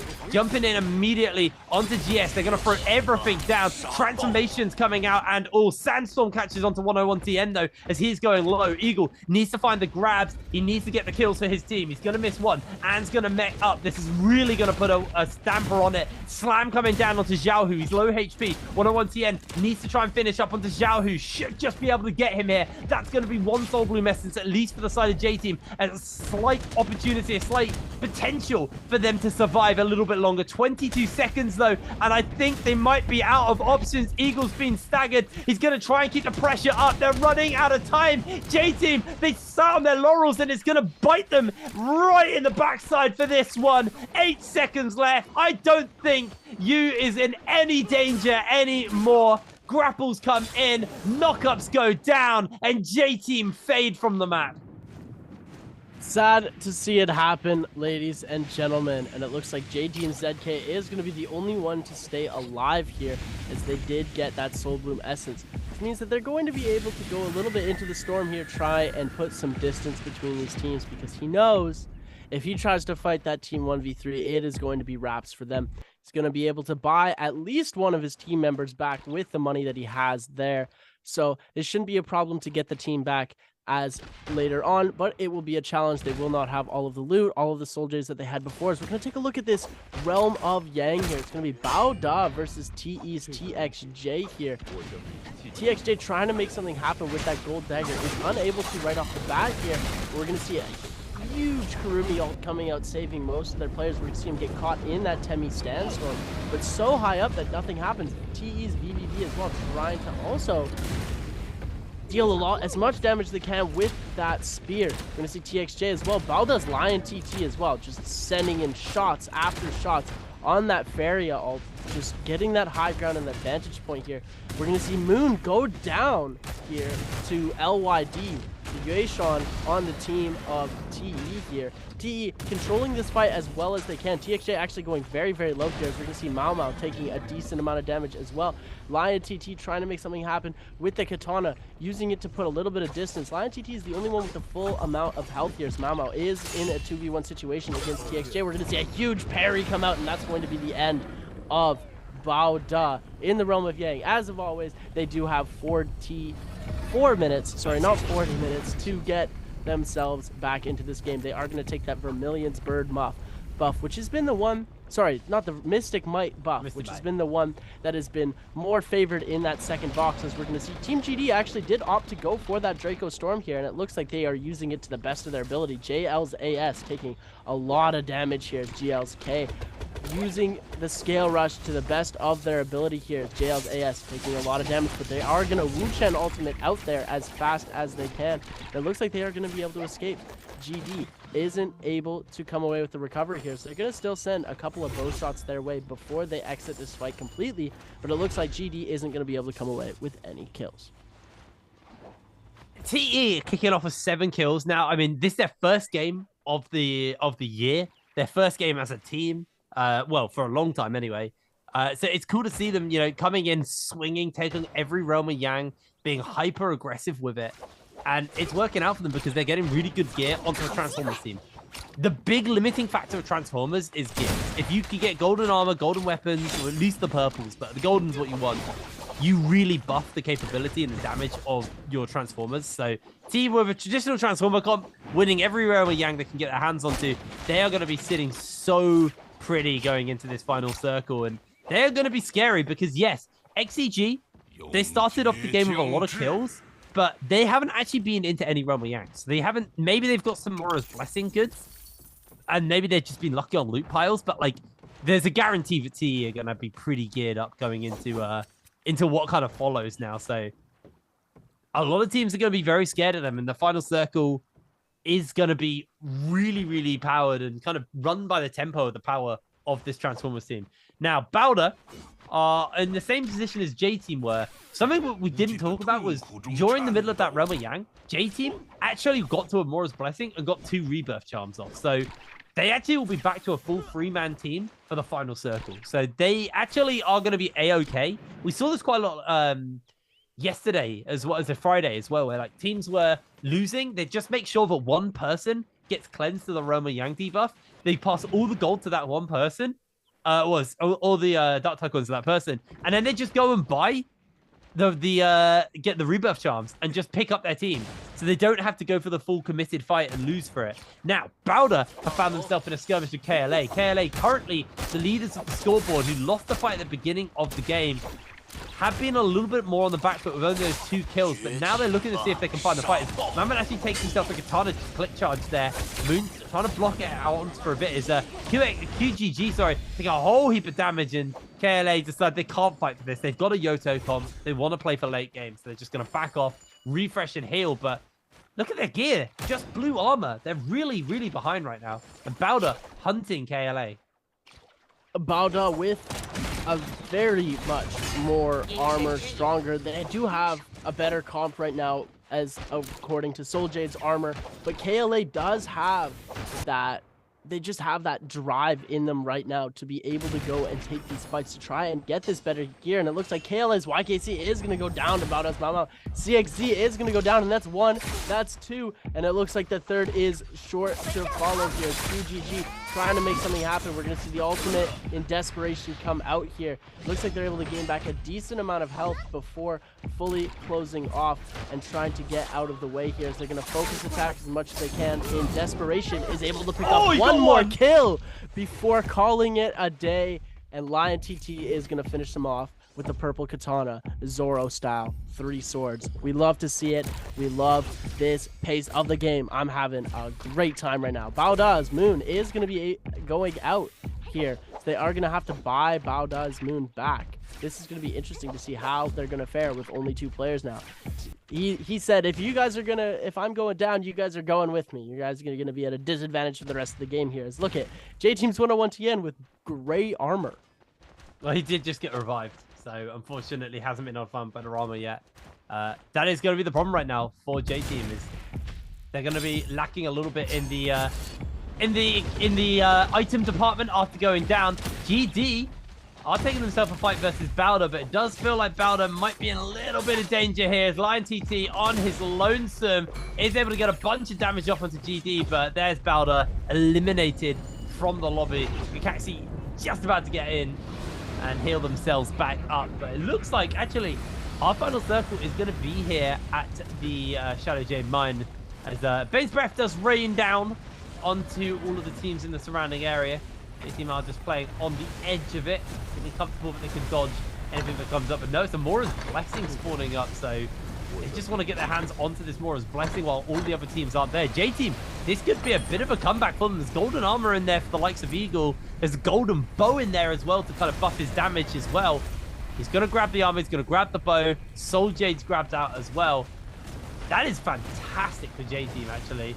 I don't know if they were able to pass. They haven't been able to pass the purple armor off, as Eagle does eat a shot. And I think there might be TE's opportunity to jump forward. They saw Eagle eat that, and they know that he's going to take a whole heap of damage. But I think they are just going to back off for now. And yeah, 101TN doesn't get any purple or blue armors yet, so he's still going to be very weak in the UA Shen form for the moment, as it actually looks like J-Team maybe looking for a bit of revenge for that first fight versus TE. They've got the golden bow, they've got the monk transformations ready to throw down, as J-Team trying to force TK off this high ground. It looks like both teams are just going to scatter away from one another, decide not to take these fights. It looks like 101TN has now picked up a little bit of better armor here, as Eagle, not full armor, but full health here, looking to try and scale around the map. Their team shortly following them here as quickly as possible. And it looks like JL has spotted them, using the swarm from the top of the roof to deal as much damage as they can while they're passing by. Just eat up the consumables. that at this point right now, you want to have all your players eat up your consumables. So at the final fight here, NIHQ is going to go down to TE's TXJ, ladies and gentlemen. NIHQ has been already brought back up here, as we're going to see the Temi ultimate come out to be able to revive them. And that's what I mean. They're burning consumables. They're burning ultimates. And now they're at a disadvantage. They don't have that Temi ultimate anymore because they used it to revive NIHQ. You're going to see TXJ here. Absolute menace with the cannon here. He does have repair roll as well, so it's going to be a huge advantage to be able to just repair his cannon as fast as possible without having to reload it. It's great Soul Jade for ranged weapons. It's great for just repairing your weapon in general. You just press R, you roll, and you repair at the same time. The repair time gets shortened by a lot, and TXJ is going to get caught in a Temi whisk, and TXJ is going to go down here. What a crazy play by XCG there, and GD is actually going to be able to sneak in with the kill there. GD's Kakashi from behind with the pistol is actually going to be the one that's going to be able to come away with the kill, as XCG's Xiaonan has to ult here to protect NIHQ. He's going to try and go for some grabs, but now he's made himself a huge target, taking a decent amount of damage at the start here. As we're going to say ZU using that Wu Chen F3 to block some of the damage in their direction. When TXJ's being tethered to, VVV should be able to get him up. Oh my goodness. He's gonna get jumped immediately. They're gonna look at XCG. They're gonna immediately jump on him. They're looking for the grabs, taking a little bit of time. They are gonna jump in now and get him up. TXJ though lost his gold armor and is now down to blue armor off the back of that. And actually, Wolves going to take the opportunity to jump in. TXJ is going to have to transform. Sorrow does the same, but Sorrow, look how much more health he's got. He had gold armor versus the blue armor. Immediately finds a grab onto LYD. Is looking for that second grab. Unable to get it, but should just be able to find the slam. Although TXJ is knocking Sorrow back. Sorrow's low HP. Sorrow loses his health. He loses everything. TXJ find the punish. Kakashi gets grabbed in response. Repeating crossbows raining into TXJ, but with the healing coming in, he eats a Zephyr, can quickly switch out for the gold armor, and now AS from JL is going to jump in onto TXJ, able to just about break away from that action. Absolute carnage as TXJ eats another Zephyr to the face. Time and time again, he gets eating these wisps, and they are absolutely destroying him. 101TM with that golden bow from earlier, able to pick up a kill onto NIHQ from a distance, as J-Team finding some opportunities, some openings to get themselves some kills here. 101TN though is currently rocking just that blue armor, so the transformation is not going to be that effective for him, but at least his damage is going to be high. As XCG off to the sides, and all of the teams now slowly but surely getting pushed together. There's still 29 players in a very, very small shape, in a very, very small place. We're seeing the transformations breaking out everywhere. 101TN losing a lot of HP. Look how many monks there are. Everyone is transformed. It is carnage right now. TE's BBB has already lost his life, and Alliance's Lin goes down to K with a musket shot there as well, off in the distance. Eagle able to find one grab and one slam, is looking for a regrab, unable to get it though, as up on the high ground, Slayer has joined Eagle. Eagle, I believe, already with two people in his hand, gets the double slam down. 2 kills picked up for J-Team. They're starting to put some numbers on the board. XCG unable to find any kills, unfortunately, for themselves, but they should have their transformations coming up fairly soon. J-Team's 101TN launching into the middle of XCG and just landing a phenomenal amount of damage onto these guys, but hasn't been able to stick any kills yet off the back of it. J-Team popping that bell as well, just waiting for the transformation to come up. And actually 101TN in a dangerous position. Eagle's been grabbed, Eagle's been slammed, able to move off and away to safety. Isn't going to be going down. TE on the high ground, zips down by Xiaonan, and TXJ will probably just lose his life here if they can find that regrab. He's low HP, and One Feng able to find the kill onto him, as JL starting to put a bunch of kills on the board off the back of this. T have been eliminated from the lobby, and I believe J-Team now down a player. Carnage taking us from 29 players to 17 in just under a minute, and J-Team being eliminated in the middle of it. This is now XCG's moment. KLA are gone, TE are gone, J-Team are gone. They are ruling the lobby. They rule the roost.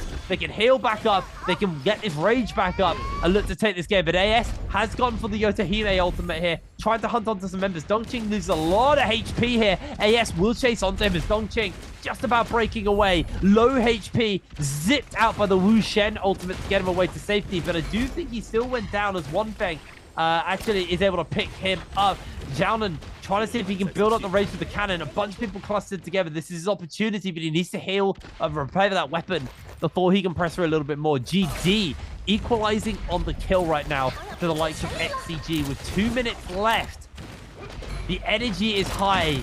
The kills are just endless, and everybody is scrapping in the air, trying to fight through that little bit of high ground, but it does remain. A Slayer transforms up on the high ground, and we'll be looking to grab players out from this position. LXX from Wolves, hiding on the edge of the crane, just avoiding Slayer's grab for as long as possible. Wolves just down to those last 2 players are at a man disadvantage. Now HQ and Jiaonan eating a big damage there from, I believe, the range strike from a longsword. Transformation coming out from Jiaonan now on the low ground. He's looking for K, able to find K mid-air. Should just be able to find the slam and secure another kill for the likes of XCG. They're back up to 12, tying there with GD. Big kill on Kakashi could come in as well as they get another grab. Double slam. GD are eliminated, and any opportunity to surpass XCG has been passed by them. Wolves still clinging on, but not for long, as LXX is going to get slammed and taken down. XCG go up to 15. Are they going to find another 20 bomb at the start of the day? We'll have to see. Ling Chang actually on the high ground now, jumps up with the mech, switches to that alternative fire, gets a massive shot off behind the wall there. The explosive damage of the shells is going to be able to do a fair amount of work here for them. XCG up to 16 kills. There's only 7 players left in this lobby as AS is going to get bopped down. That's going to be 18 kills now picked up. XCG trying desperately to put these last couple of kills together for themselves, and it looks like they should just be able to do it. They're holding on fast on the high ground. It's just down to Alliance's final member who's going to transform. The 1 versus 3. I don't know if he has it in him. Can he do it for the team? Alliance's Jan. He's got 1. He's got 2. He's pulled it off. No, he doesn't. There's 1 more left. It's so close. He's lost it. XCG win the lobby. Oh, he almost got the 1v3. That was so close. He almost had that 1v3 right at the end there, and the team ends up being a tie. There is not gonna be a first place winner for this game as far as the standings go of last alive. These 2 teams were going to be last alive, but that doesn't matter, ladies and gentlemen. The points do not lie. We are going to see XCG coming away with the victory of this first game with almost 20 kills. Ladies and gentlemen, that is a crazy number for our first game of the day. Almost putting up a 20 bomb. Look at that. They could have had it. They were so close. Just trying to hold on till the end. Very nicely timed Yeishan ult by the opposing player there. If he wouldn't have had that Yui ult, it would have been done out. Just the way that they were able to control that circle, the fact it was so hard for monks to get their grabs off in that final circle. Shadow J Mine, I think, is like the one place where if you actually go into like the mines itself for the final circle, that is the hardest place for monks to play on all of Morris Isle, I think. Maybe you could argue Sunwing's Rest as well, but like most of Morris Isle is fairly open, so they get like really good ultimates if you're playing on that monk. But Shadow J Man, there's just so many like little areas and like little crevices where it just becomes so much harder to actually get in and find those people to grab. And they still made it work. I have to admit they did still make it work, but oh my word, that was a chaotic game number 1, and XCG do take the win. I do believe they were denied the 20 bomb. I will have to see when we get onto that scoreboard, but very comfortably an XCG win there. 19. It was close. It's gonna be close. I mean, they still very comfortably won that game. They took first place and they had the most kills. It was just a phenomenal game from XCG. But we saw this on day 1. They went from game 1 into game 2 being really, really well. Like they've had an amazing performance. Got lots of points racked up, and then they kind of fell apart. So I'm gonna see if this XCG are still on form, or if this is, they just seem to do well at the beginning of the day. I'm curious to see, you know, how well do they weather the rest of the day? Can they kind of handle the heat? Can we keep up with the rest of the, like the pace of the rest of the teams as they move later into the day? Or are they maybe just a bit of a two-hit wonder? But here we go. Let's see the scoreboard. Let's see how many points they got. It was a 19-point game. Tragedy for XCG, but no, they got 33.4 points. That's going to do them good, especially when they were about 30 points behind KLA, and KLA only got 3 points that game, so they could actually zip into first on the scoreboards off the back of that. GD coming in with 12 points, get a 17-pointer there, and Alliance closing in with 8 kills and a 15-point game. Really, really good stuff coming in. Nobody got a donut. That's the key thing. No one got a donut. At least that's good there. As we're going to take a look as well, lower into the scoreboard, GS and TK. We didn't see too much of them this game. Went out pretty early. Ventus as well. 1 kill across the board for all of them. Wolves, middle of the pack. Usually where they are. They're climbing up a little bit from last season. And look at this comp. Look at the damage. 9 kills for NiHQ. NiHQ went down so many times at that end there. NiHQ went down a total of 5 times. Those 5 rescues from combined from Xiaonan and Li Xinghen were all for NiHQ in that last circle. They went down 5 times. And those other 2 were from these other times. So we're gonna take a look. Look at this here. So many grabs, slams, the way that they were able to just come through and absolutely decimate all of these other teams. This realm of game, poetic. That realm of game was poetic. Oh, it was like the 2 teams who, you know, I really wanted to see go 1v1, got into an actual position where they weren't going to get first party, no egos, full on play. It was super good, and it was a close one. Yes, TE won it, but J-Team, they made them fight for it. And TE, honestly, I am sold. I do think these guys have the potential to be really, really solid. I mean, obviously, they played on FPX, they played on J-Team prior to that together as well. This is a team who have a serious amount of potential, and I think we are seeing that. Obviously, they haven't had a day to warm up like XCG did, so they did seem to struggle coming into this, but XCG back on form, especially after, you know, their last 4 games on Friday just being very disappointing. So it's nice to see them kind of make a return here. Such a hype ending, man. If that monk transformation didn't come out, XCG wouldn't have taken first there. And NiHQ is our MVP. 19k damage, 9 kills, 21k healing coming in. Had Thunderstorm and Pride fall as his legendary soldiers of Assassin Lunge, Dagger Sap, Great Sword Sap, and Heal. Hence the big healing numbers coming in for the side of NiHQ. Really, really big stuff. Group heal is a crazy Jade to have, especially in these pro tournaments. Group heal is something you don't usually see because you do heal yourself individually less.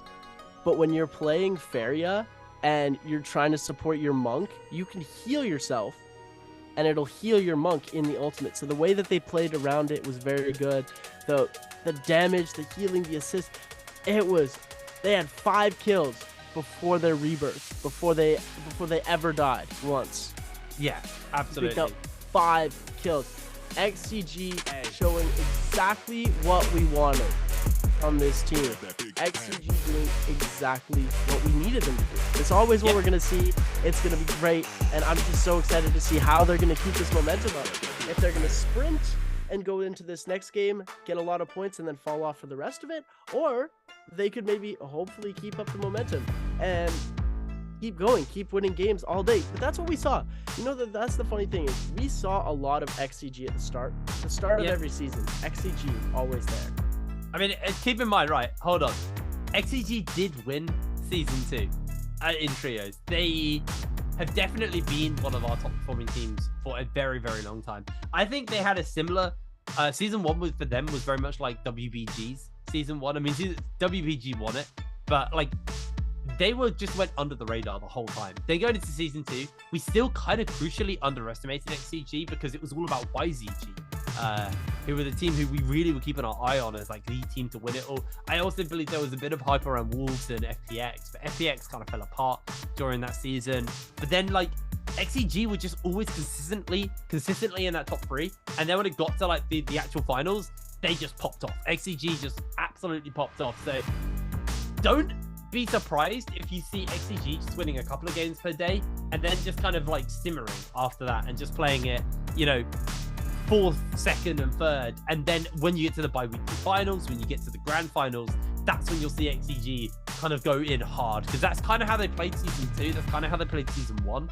I mean, even that's kind of how they played Worlds. Even at Worlds, I mean, I know it was J-Team who won Worlds, but I still kind of criminally underestimated XCG, and I've made a point of it in this spring season not to underestimate XCG anymore. I'm gonna go on record as saying no, they're definitively one of the best teams in the league. They're not just a team I'm gonna like say, oh yeah, they're also doing good. They are good. They are bloody good at this game. Well, I mean, you have to be bloody good at this game if you want to be in the Nbpl.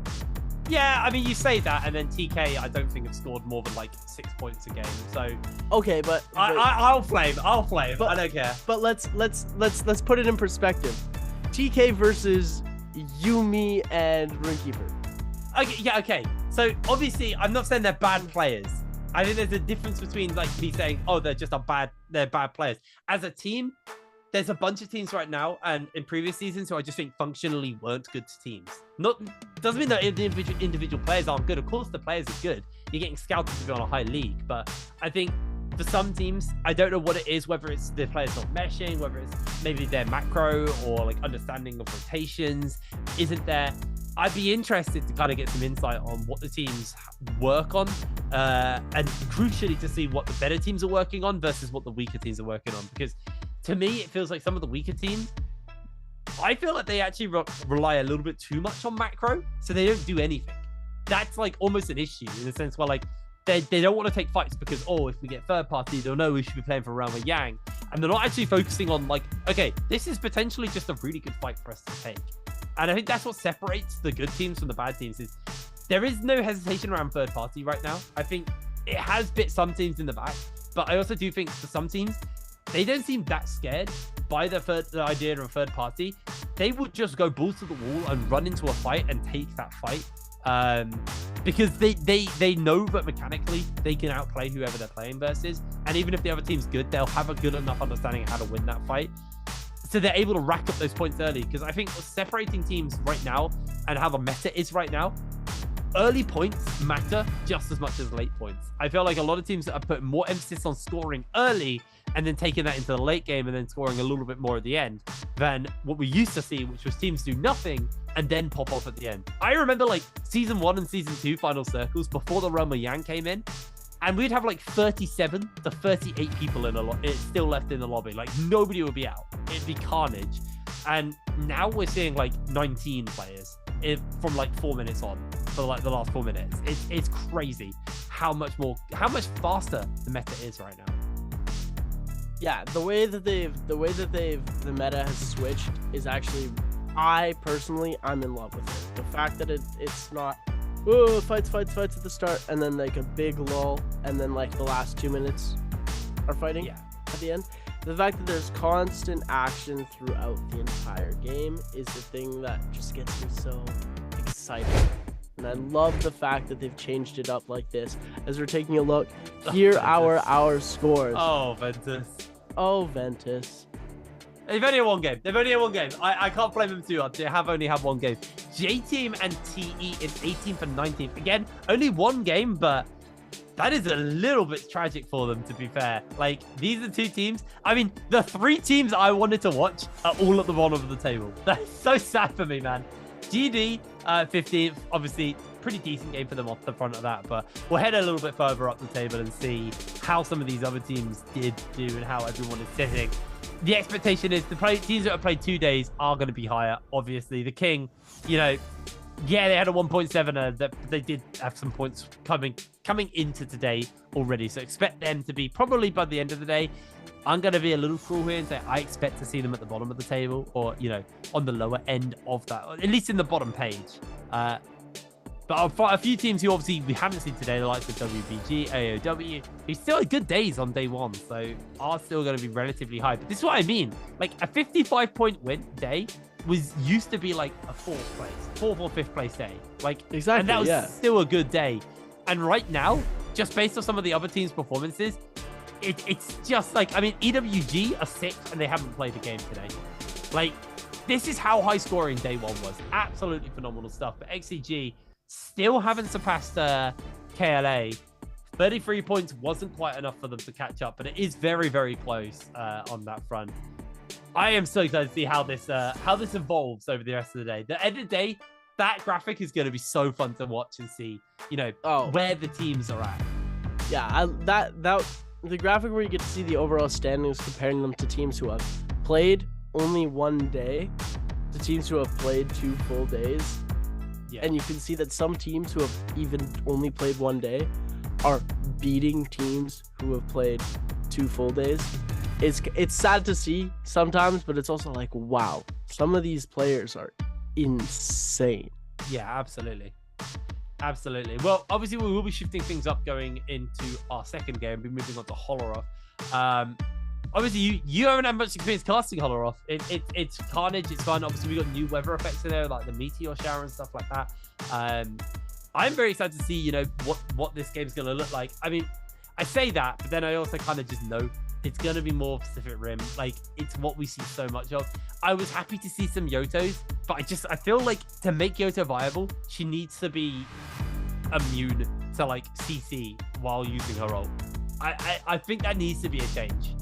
I genuinely think that needs to be a change, because then she can actually counter Monk and actually do something about it. The problem is she's immune for the first flash, and then after that, Monk's just grab her. It's so easy to grab a Yoto out of the sky, cancelling her ultimate. You know, there is no tool to actually cancel Monk ultimate. So I feel like that's what she needs. I also think Farah just either needs more damage or Monk needs less damage. I don't know. They need to do something about this Monk. He's been meta for like a year and a half now, and it's Hey, stop talking about him on main, man. No, I've had enough. I've had enough. I want, like, what I loved about Worlds was there was so much variety. What we were seeing in solos, in trios, because the Roma Yang really shook things up. But I think Farah has just come in as like an answer to Monk and actually just ended up buffing Monk and becoming another support unit for him.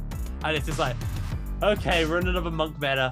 We need something that can handle with him. And I'm not entirely sure. I mean, we're going to be seeing Akos coming into the mix pretty soon. I was going to say, I don't know if Akos is going to counter Monk, though.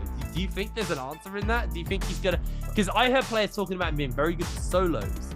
I'm not sure his trio's viability yet. I mean, I'm honestly, not going to get ahead of myself yet. For me, it looks like a Tarka who doesn't have his heart broken by Volta. Okay. From what I've seen so far. But... we're going to see, but there are ways to counter. If you use Yeshan, and if you use different ways, there's different ways to be able to counter. It's just very difficult. Right? There is still a way to counter it. It's just there's more things that the Monk can do to counter the counter than actually countering the Monk, if that makes sense. Like, Monk is able to grab Yoto, but if the Yoto gets the shot off first, Monk is staggered, right? If Yeshan the stagger isn't that long, I'd say. He can still grab her after being staggered. He's just very strong. He's very strong at the moment, and I think Farah basically coming in and giving him a second transformation to use is really, really big. But it looks like we're getting ready to go into our second game of the day. Getting in for some Holoroth action. Again, probably the expectation is we are going to see more of this Monk comp coming out. It was weird to see XCG actually not... Wait, did they... No, they did use the Transformers team. They did use the Transformers team. It was TE who used the traditional team. But I'm going to be interested because realistically, XCG are only going to be able to play that comp one more time. And that's kind of their key failing on day one, was they played the comp twice, and then they kind of tried to play variations of the Monk comp as long as possible, but they were only really performing on this particular comp, on the Farah, the Tammy, and the Monk. So I'm going to be interested to see, what their adaptation will be. I'm expecting to see Pacific Rim come in one more time from them. And then from there, I'm going to be interested in what the adaptation is going to be. The adaptation that I want to see, which is probably the one that we're going to see, is we're going to see Wu Chen added into the comp, taking away we're going to see Wu Chen, Viper, Yodo. Hopefully we'll see some Takeda. We're definitely going to see some Temi. See, look at exactly what did I say? Wu Chen, Viper, and Yodo. Team GD's main comp here. That's a fun comp to see. Also, we could see, maybe we'll see a few Takeda, Temi, Yodo, Takeda, Temi, Viper. Maybe we'll see some Valda. I don't think we'll see too much Valda. I enjoy seeing the Valda play in competitive. We saw it a lot in solos, but we didn't see it very much in trios here last season and the season before that. What do you think? Do you think we'll see Valda? No, as much as I want to see Valda, we just won't. It's really sad. I love Valda. I think she's actually a really good support unit. I just think the tidal wave moves kind of too slow. It's very easy to kind of tap dodge out of. Her spear, even if she does land, doesn't actually do that much damage, not enough to really justify it. She's very, very solid. And we did see at one point someone run a Valda Monk comp where, like, when they hit them with the tornado, with the tidal wave, the Monk then just plucks them out of it. She spears it while they're in the Monk's hand, and then they kind of win the fight from there. But I just think her tidal wave is too slow moving for her to actually be viable. And a lot of these players, they are all good enough to dodge a Valda tidal wave. It's just one of those abilities where, like, if you're good enough, it should never hit, realistically, unless, like, they're right in your face and you're staggered or countered, or there's a reason where you can't just hit that tap dodge in time. So yeah, it's as much as I want to see it, I'd be very doubtful. I'll be very happy to eat my words on that and see the Valda get locked in, but unfortunately, probably not. I think it's probably going to be, a lot of cue balls on your screen when we get into the hero select, which should be coming up any second now as well. But the King, unfortunately, these guys, it's not been a great Friday. It's not been a great Sunday either. They're definitely struggling right now. And the question is are they going to be able to bounce back? Are they going to be able to find their footing? Because they are a new team. They are a new roster. They're not as experienced playing together as some of these other teams are. So maybe they just need a couple of weeks to kind of find their form. I'd like to see a recovery from them, but at the moment, they are kind of a bit of a 3 points team. Like, you run into the King, odds are you're just going to get 2 or 3 points. No, that's not nice to say. They can still hold their own in fights. It's just the way that... I beg to differ. I think statistics might go against you on that one, homie. I'm just trying to be positive and supportive with all of the teams. But yeah, no, I agree with what you're saying. TK is a bit of a 3-kill right now. Just solely based on the fact that they're very new. They don't have as much skill, as much experience playing on this huge stage as all of these other teams here. So hopefully they'll be able to pick it up, right? It's the first week. We can't assess anybody's skill in the first week. Right away. And also keep in mind, I used to think Valda. I used to say in season 2, Valda were a free win. Like, every time you ran into Valda, it was like, okay, we'll just get points now. They look way better after a season together. They look infinitely better now, and still not like top of the tables, but like a vast improvement for that roster. So I feel like for the like of the King, their hopes is to kind of follow in Valda's footsteps, because there's a world where it turns out that this is just a cracked roster and it needed time to get going. But realistically, I think they're a team who have potential to make kind of middle and make some of the bi-weekly finals, and even potentially hit those the grand finals if they can at least play towards the middle of the table as much as possible. But at the moment, they're very much finding their footing. They are getting prepared to get into the flow of things, I guess. And you are also playing versus teams who have a lot of experience playing as a team and have been playing as a team for a while now. So you kind of got little things you've got to keep in mind, I guess, on that front as well. As we are literally running through every team apparently, one by one. JL. A team who, made up of a lot of players that we we've seen and known and loved for a while. One Fang, ZU, AS, you know, all players that have played for both the seasons of the NBPL, just under a new roster and under a new label. I can't remember if AS has played. I believe ZU and One Fang played together at one point. I can't remember if they have. I can't remember where these guys played together or if the full team. I know One Fang was on Wolves at one point. It was Wolves, AS, One Fang, and 14. Yes, so ZU is the change. ZU is. You're learning with me. We're Yeah. getting it together with me. We're I'm learning slowly together, yeah. remembering who was where.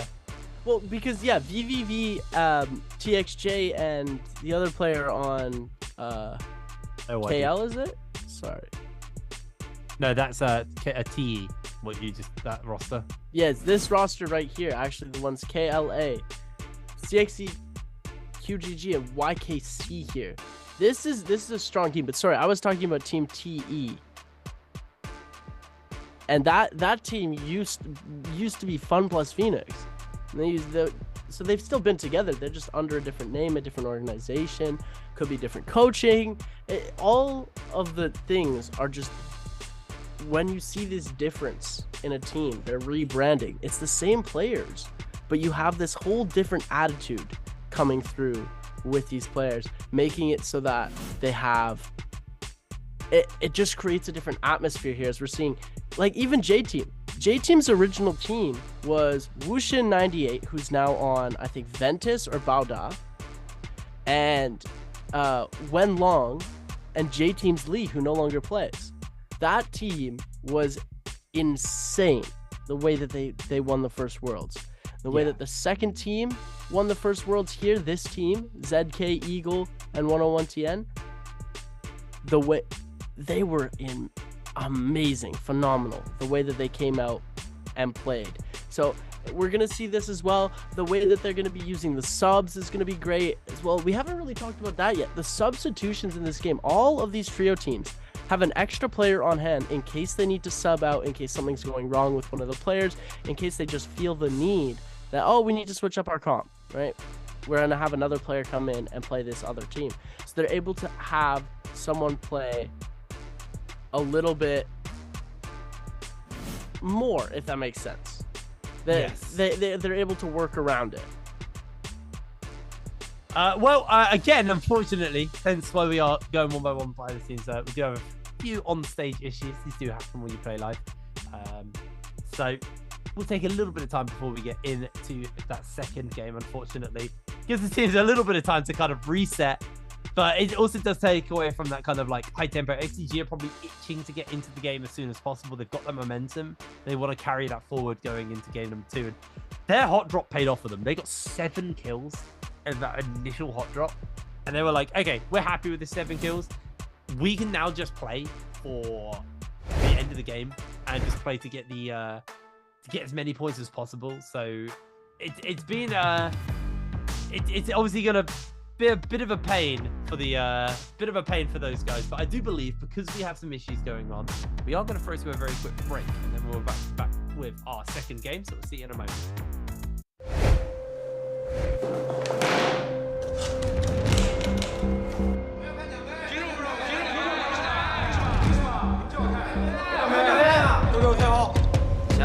谁啊你在装什么啊？你谁啊？我楚大少修罗榜第1，没有资格看奖杯吗？我小青神联赛第1态，凭什么不能看奖杯？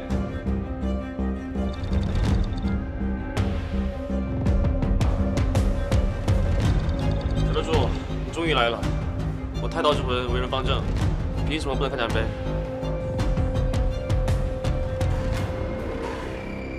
但是小德柱好啊，你们啊，看门都不会看，谢谢啊，小德柱。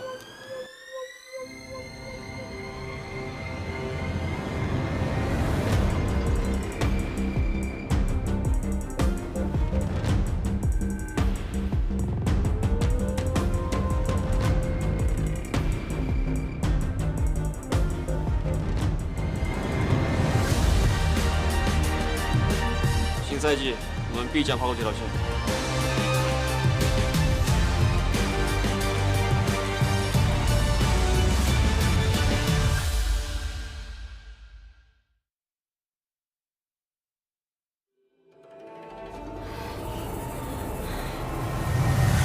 There is no point to this, Viper.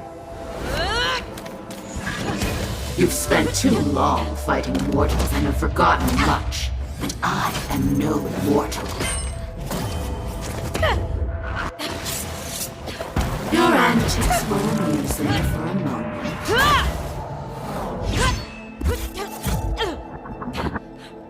But it is time to accept your fate, sweet daughter. You're not my mother. You're a monster! How ungrateful. To be my child is an honor, for I allow you to serve me in death as in life. Now kneel. Viper? And who is this pest? Justina Gu, Winter's Grace.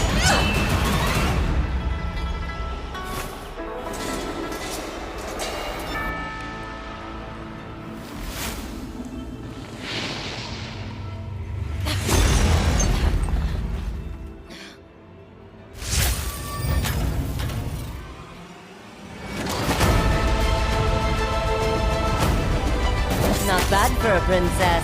Let's finish this!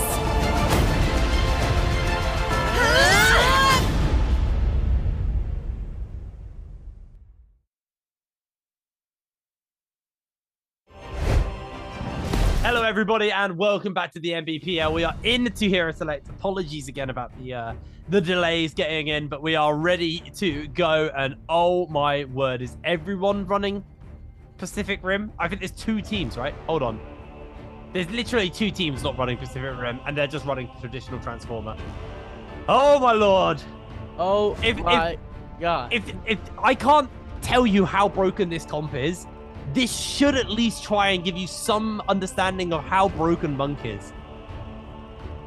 Well, unbelievable. We're gonna kick up the sand in Holoroth today, ladies and gentlemen. The amount of Temmie play that we're gonna be seeing. The Temmie boy is getting his pro play action here, as we're gonna be seeing the Monk as well. As we're kicking it off into Holoroth, let's take a look at these spawns. We're gonna see the Firefly spots, obviously going to be the first places of interest, as the Imperial Village is going to have the most amount of players, as we're going to see KLA, Alliance, and a few other players over by the Yushan Ruins as well, and the Ice, we're going to see a couple of these other teams, and down at the end. But yeah, most of our players are going to be at that Imperial Village. It is going to be full of some crazy fights right to start off the game. No one's going for the puzzle?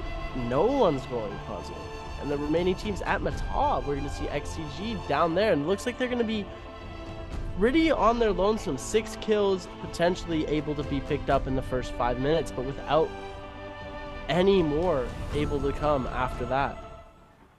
I am surprised that no one went puzzle. Guess we'll probably see some action around there in a little bit. XCG just starting at the rolling pin. Going to be grabbing themselves as much gear as possible. They can actually move over from their position to the puzzle. It wouldn't take them too long. J-Team finding themselves in a fight here versus OUG. The King is absolutely juggling Eagle around, and in with the pole sword. Down he goes. The mech up comes in as they are trying to get some damage off onto 101TN, and he is finished up. J-Team now only got ZK in the mech, looking for Zinyu. Is just going to take off into the skies and try and rain some damage down. But J-Team, off the back of a pretty rough hot drop, are going to be ending out losing all of their teammates. Out of the mech they go, and ZK is taken down. Really, really rough stuff.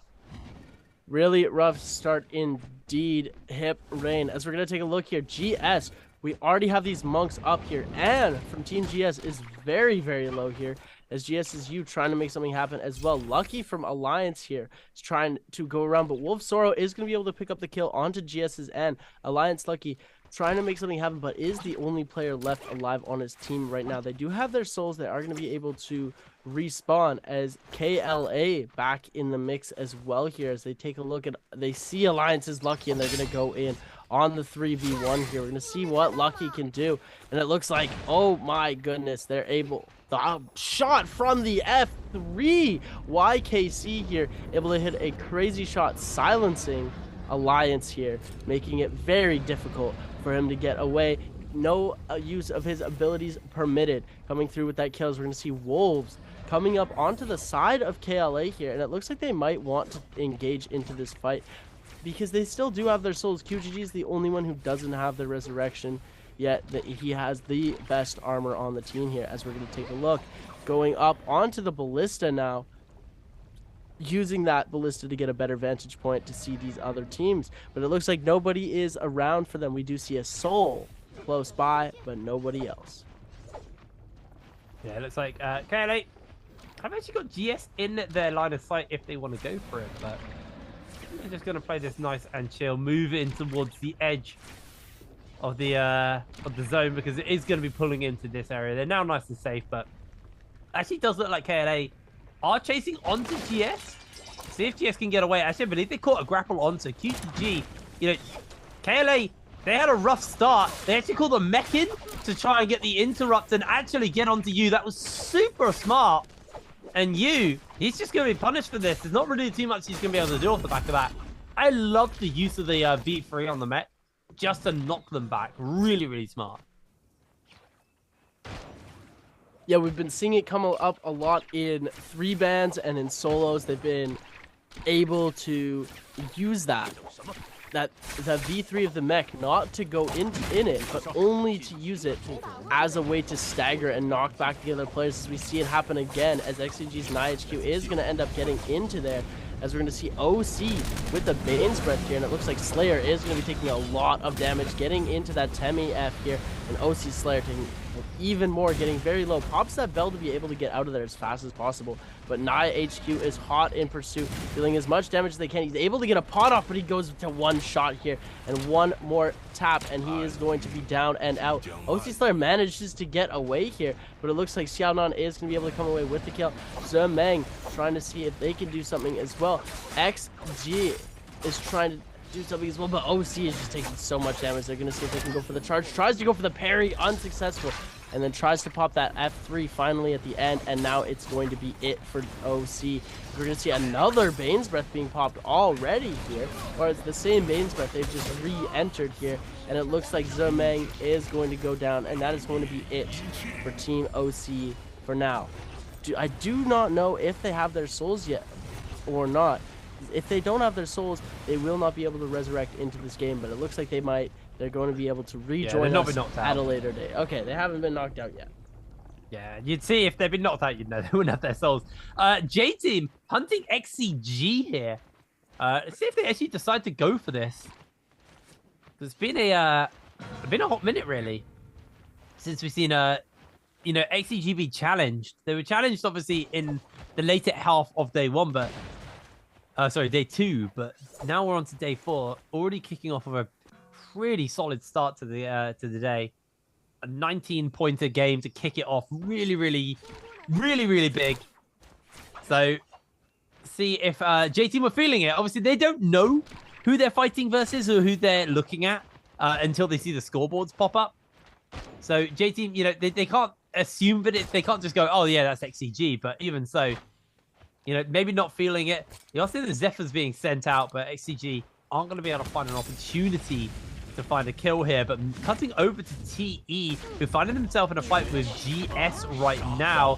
Mechs have been cooled down, and these two are going to be just trading out as Anne actually getting quite a lot of damage off. Did they cancel the mech? They got the grab onto Anne. TXJ coming in clutch. And that is just a bunch of kills for TE. 2 already picked up. They may just look to hunt down you, but actually Wolves are going to come in as the third party and just steal away this third kill, as you actually does get a Zephyr off. Gets a whole bunch of damage onto Wolves, but Wolves are able to secure the kill. Denying one from TE. TE used quite a lot of their ultimate there, so Wolves may be comfortable to push up onto the likes of TE and see if they can grab themselves some more kills. And you can see they're feeling it, because they're going to continue the chase, the pursuit onto TE. I believe Sorrow realizes that maybe this might not be the fight to take, so they do back off and decide, TE, today you shall live.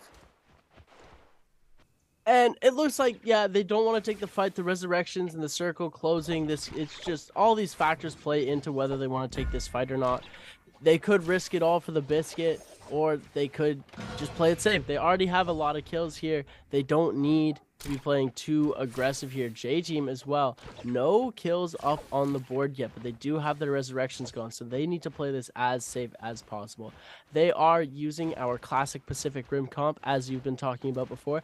This is the one that we've been seeing most used throughout the day here, as Wolves. Sorrow is going to be taking some damage, as well as LXX from Team Wolves. It looks like they're not going to engage too much here, so they're just keeping an eye on them, making sure they're not getting too close, not too far away. You're going to see Pole Sword play come out, and it's interesting to see how Pole Sword fits into the dynamic of trios. It's just such a powerful weapon, and it's such a good alternative to Greatsword. Right? The way that you can use it in similar ways for other things, you're able to use it in such greater ways than the Greatsword. The way that just the attacks are a little bit quicker, the timing's a little bit different. It throws everybody off because, you know, it's a Greatsword variant, right? They're both called like heavy swords. So when you're fighting against it, obviously in the mental you're thinking, oh, it's just another Greatsword. The moves are very similar. It's what it's modeled after. But then you go against it and the timing's just a teensy bit off. You miss your parry, you miss your tap dodge, and boom, you're taking way more damage than you need to be. And in trios, that's just not the way to go. As we're going to see KLA entering. KLA versus XCG and TE versus Team GD. These are our top 4 teams, actually, I'm pretty sure. So this is going to be an interesting Realm of Yang fight. Let's see how this is going to go down here. We're going to see up top TXJ trying to land, and he's going to monk almost instantly. He sees the other monk, and they're going at it, ladies and gentlemen. Pure chaos as both of these ults as well come out from the Sandy Boy. We're going to see TXJ with a grab. We're going to see Kakashi go down. We're going to see TXJ get a parry off. We're going to see TXJ then hop from the monk into the ultimate here from Varia Shen.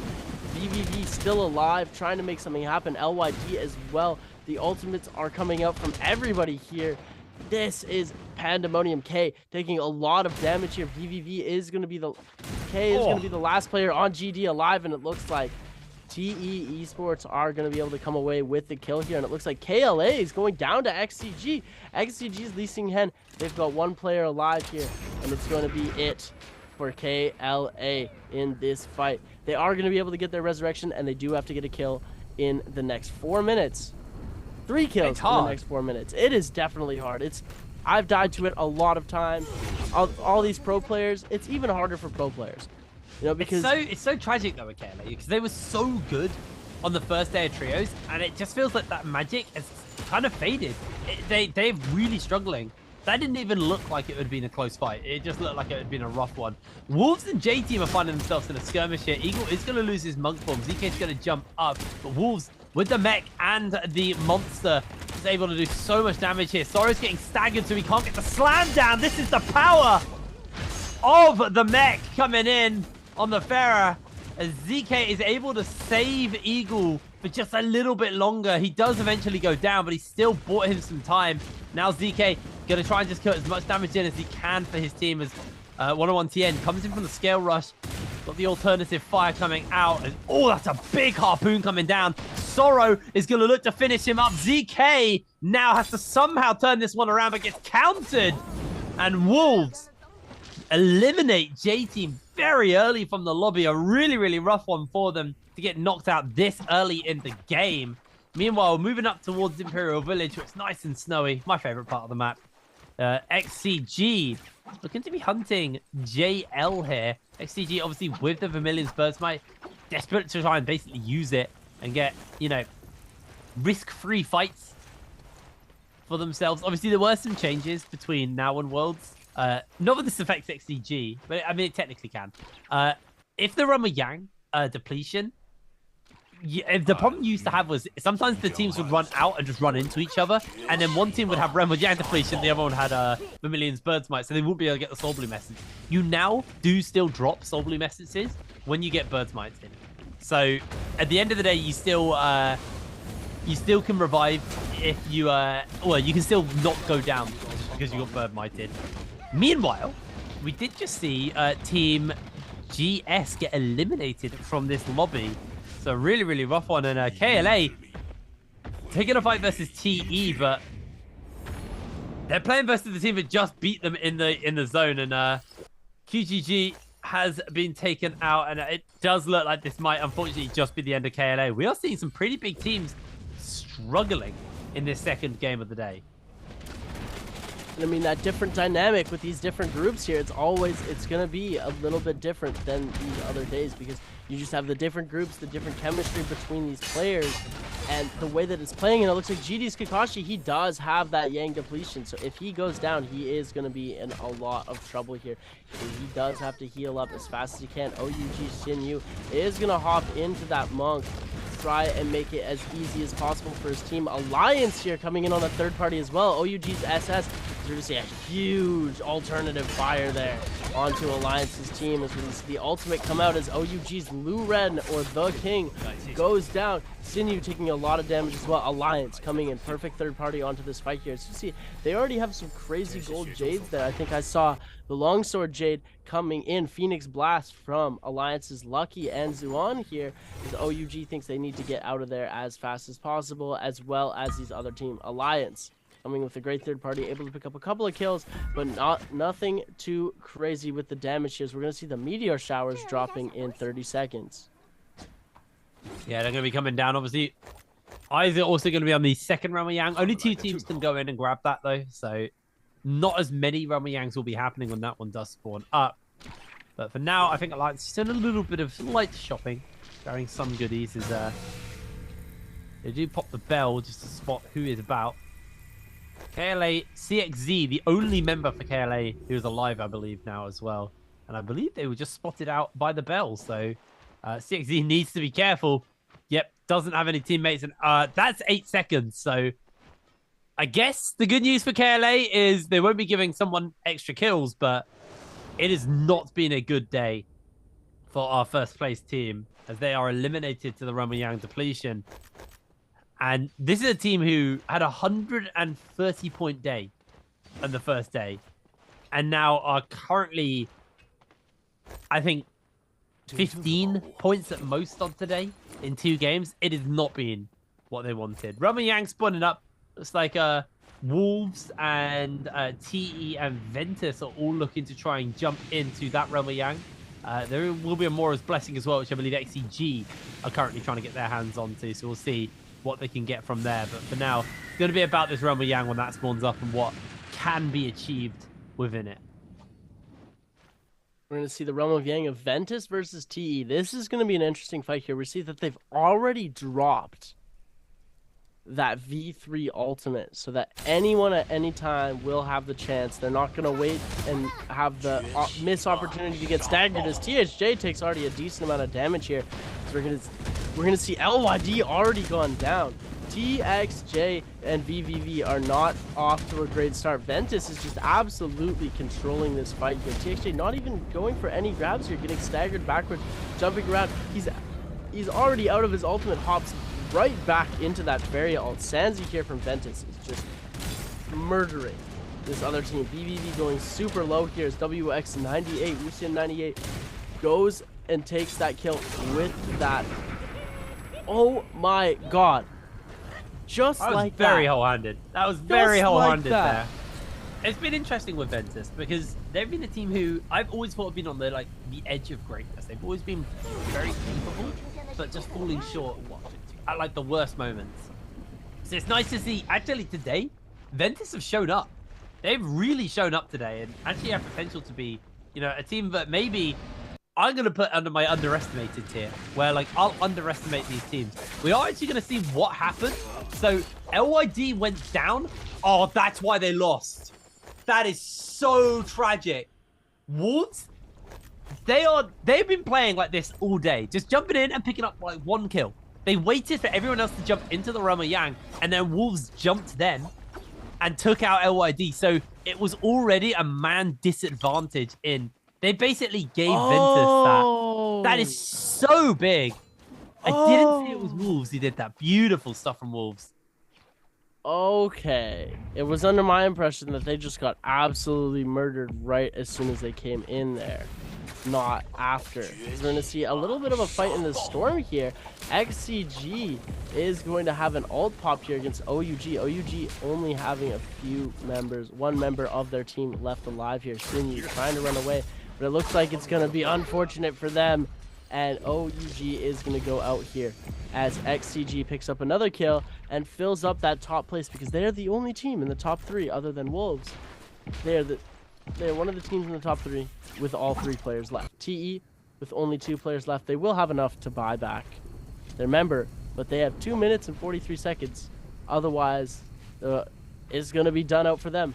They will have their 1 member revived. TE's LYD here will not have that Yang depletion, but TXJ and VVE will need to get a kill in the next 2 minutes and 27 seconds. Otherwise, it's going to be good night for them.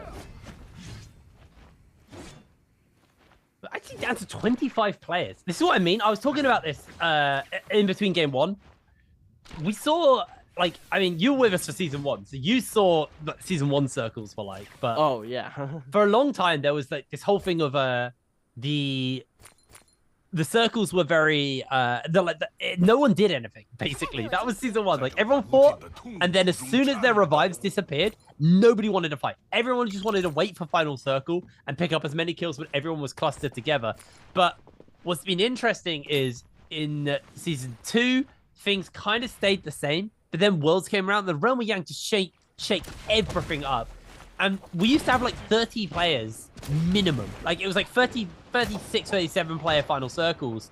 Now we're down to 26 players and 9 teams already. We've already lost a bunch of our teams, and we're already in a position where like this is going to be quite an empty final circle, and it might just get a little bit emptier as Ventus and TE go for the double slams onto each other's members. There's already a mech in use, and it looks like TE want to try and find themselves a bit of revenge for that previous fight, but the mech damage is coming in, and Ventus actually losing a lot of HP. Pixel low as he's going to get demech'd and taken down. LYD able to finish him up. TXJ as well, now in danger. VVV hunting down the remaining members as Ventus are trying to get out as quick as possible. They scatter, they spread apart. The demech comes in from TXJ, quickly switching into that alternative fire.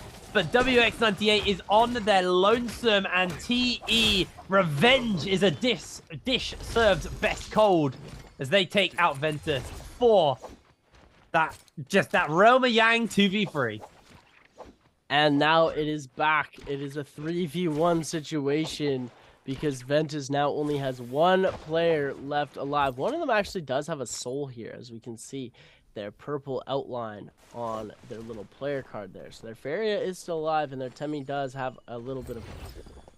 their Temi is able to get revived here. As we're going to see TE and XCG actually coming up pretty close to each other here, as look at the Soul Jades. This is Immortal War, ladies and gentlemen. You're not supposed to have this many Soul Jades that are purple and gold. And if you've played an Immortal Scrim in NA, you guys know there's not nearly this amount. They're so good at getting it though. They're so good at putting the Dark Tide coins together, but they can always guarantee that they're going to get it. They're so good at it on this server. I mean, that's something I noticed. And that's why they're pro players. Oh my god, hold on a second. Is NiHQ using Focus Slide? No way we're actually going to get to see this in a pro lobby. I think he's using Focus Slide. I'm not 100% sure, but if you see the animation when he goes and does a crouch, I think he has Focus Slide. Focus Slide is a Jade that is mostly treated by the NARAKA community as something that is really funny, because solo players in NA developed an infinite for it, and NARAKA responded by taking it out of solos, and it's in trios only as a joke. Not many people pick it up to gain a competitive advantage, but they're using it in the NBPL, and I am in love. I am so happy that this has happened. This is risky with the oh my god, was that a meteor shower? Oh, they didn't get the goodies. They need to heal up. Oh, that's such a desirable one as well. Golden armor and dual sword. AS actually jumps onto one of the Ventus members. Is he trying to grab maybe the revives? There could be a revive token. ZU going low. Actually, Ventus being a real pain here. WX98. Remember, they're the final member. Oh, it wasn't that. It was the ballista. It wasn't the meteor shower. It was a ballista shot that hit them. Oh, that is rotten. That is really rotten. As alliances, oh my, they're hiding in the corner here in the house. And it looks like one of JL's players has gone down. They're not able to get the revive, so it looks like One Fang and AS are going to be the last two members. ZU is going to go completely down here as Alliance's Lin able to just keep this area as secure as possible, and it looks like they might actually come across. No way, they just jumped over him. Did you, ladies and gentlemen, Alliance, the most blind team in NARAKA here, jumping over another team, missing these other two players. I think they're in a bush as well. We'll give them that. We'll give them that. But GD looking very strong right now with those golden armor, golden dual blades, lots of weapons here. They're going to drop some heals for his teammates and other players as they go and try and run the box. Yeah, maybe we'll see what they can grab from there. Meanwhile, a bunch of teams are all in close proximity to one another, but we are at that point now where the circle is kind of still too big for the amount of players left. So they're not really going to be under any threat of being like hard pushed into each other. Everyone can kind of find a space where they're comfortable. As NightHQ just going to be using that F to try and see if they can find a shot. Unable to land it, unfortunately, as though did do a bit of damage there to Zimeng. Fairly healthy chunk. But it looks like that is going to be all she wrote on that front. CG up on top here as well, reloading their guns, just making sure that they still have their ranged weapons. This is exactly what I said before. Burn these resources for these other teams. Make sure your teammates have all the cards and that all of the other players do not carry them, because once you have all the resources, these other teams are going to be struggling to be able to get healing powders, Vitalia, their recharge on their ult, rage, having their players alive, full armor. All of this factors in. Look at how much damage XCG are taking right off from the top there. We're going to see the flame arrows and the... We're going to see the flame arrows coming out as well, and that gold soul jade for the bow getting hitting XCG up on top there, as we're going to see as well. LYD tossing those wisps as Bao does. Lion TT is trying to protect as much as possible here. He's trying to get that gold armor from the box. Gets it really fast here. He's also able to swap out for that cannon. We're going to see protected very well by that katana jade. And look at that piercing arrow coming right from the top there. XCG's Lee Xing Hen is taking a lot of damage.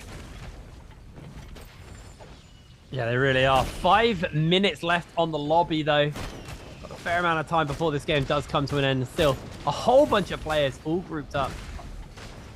See if anything can be really done. I think for now, it's kind of just a matter of building up those ultimates again. NightHQ still needs to get a bit more rage before they can get their ultimate. The rest of their team do have their abilities up and available and ready for them to throw down. So at least they do have that, but you're going to want all of your tools available, especially in a monk comp. It's very reliant on having those ultimates to really have any impact in the game and kind of be able to control everything. It's TE are currently in charge of this lobby. They have the most kills right now with 9 under their belt. And, you know, they were a team to watch. And they had a pretty disappointing game 1. So eyes are very much on them to see if maybe this is their comeback, their recovery game here. As everybody is all hanging around this one area as One Fang does get himself somewhat chunked out from the cannon shots coming in off onto the side. AS doing his best to try and body block, but also just eating a bunch of that damage. Now XCG, they've thrown out a transformation as everybody's going to try and advance in. Now the circle is getting tight and it's very open. Lion TT grabbed, flamed, and he will be slammed into the zone. Tries to dodge out immediately. Low HP for him now off the back of that one. He's going to transform himself just to be able to get away, just to be able to survive a little bit longer. But that is a major ultimate burn as the sandstorm's whirling in the center of the map as well, making life really hard for a bunch of these players to really get an opportunity to find much here. As Slayer, losing a fair amount of HP, may just be slaying himself here. As Ventus, actually, WX98 jumps onto him to see if he can get the damage off. Unable to do so. Malman with the golden flamer and the golden armor, with the rest of his team for Bowder holding this high ground, actually have a position where they can really control this final circle. We do see OC getting knocked out during the middle of all of this as TXJ jumps in forward and is able to secure himself, well, a Zephyr to the face, and LYD also eating it. They have got themselves this little, like, nook and cranny to hide in. XCG, they don't want to give them the opportunity to get full heals off, so they do jump forward. But with XCG being down a member, being down their Pharah, are a little bit scared to overextend, overreach their limit here. So they are playing it nice and slow. TE also missing their Pharah. As actually, I do believe one thing. Yeah, one thing just went down to repeating crossbow. BLADEPOINT, Ventus, and Wolves are the only 3 teams left that have full players. GD has 1, Ventus has 1, XCG has 2, TE has 2, and the rest of them have 3. Xiaonan did also just go down here, so we are going to see that XCG does only have 1 player left, as they might be able to get a resurrection. Sorry, not a resurrection, just reviving him quickly, but it looks like it might be very difficult in all of this chaos here. Could happen, could not, as we're going to see Lee Sing-Han is going to go down. That's going to be the end of XCG. And it looks like TXJ is also going to go down, leaving 1 player left. On to the top 2 teams. Wolves is looking very strong here. LYD going down. TE has been eliminated. Wolves picking up another kill on 12 here. Wolves, it's all coming up Wolves. BLADEPOINT here taking a lot of damage. BCC trying to come in with that Hepta dash here. We're going to see the alternate fire come out. Lion TT is going to go down to Alliance. Is lucky. Wolf Sorrow here trying to deal as much damage as he can with that alternate fire. Goes out of the monk. Goes into the full meter dump here. And Wolves' Benshu is going to knock him right into the storm here. The Mortal Defiance comes out. And then we're going to see the Karumi ultimate here. We saw the Horsey come out as well. Lee CC using that Phoenix Blast to deal as much damage as possible. Sorrow is going to go down. Alliance's Lin here. Lin be dealing a lot of damage. Lucky getting grabbed, is staggered, is going to be able to jump out of that ult. Kakashi from Team GD here taking so much damage, barely any health left, but is able to come back with just a little bit of shield, able to stay alive. Wolves with 12 kills up onto the board. Alliance with 8 here. This is going to be very interesting here. BLADEPOINT with 2 players left. GD with 1 player left. BLADEPOINT's Moon going down. The double slam comes out of Benshu and Lee Shishi go down. Mao.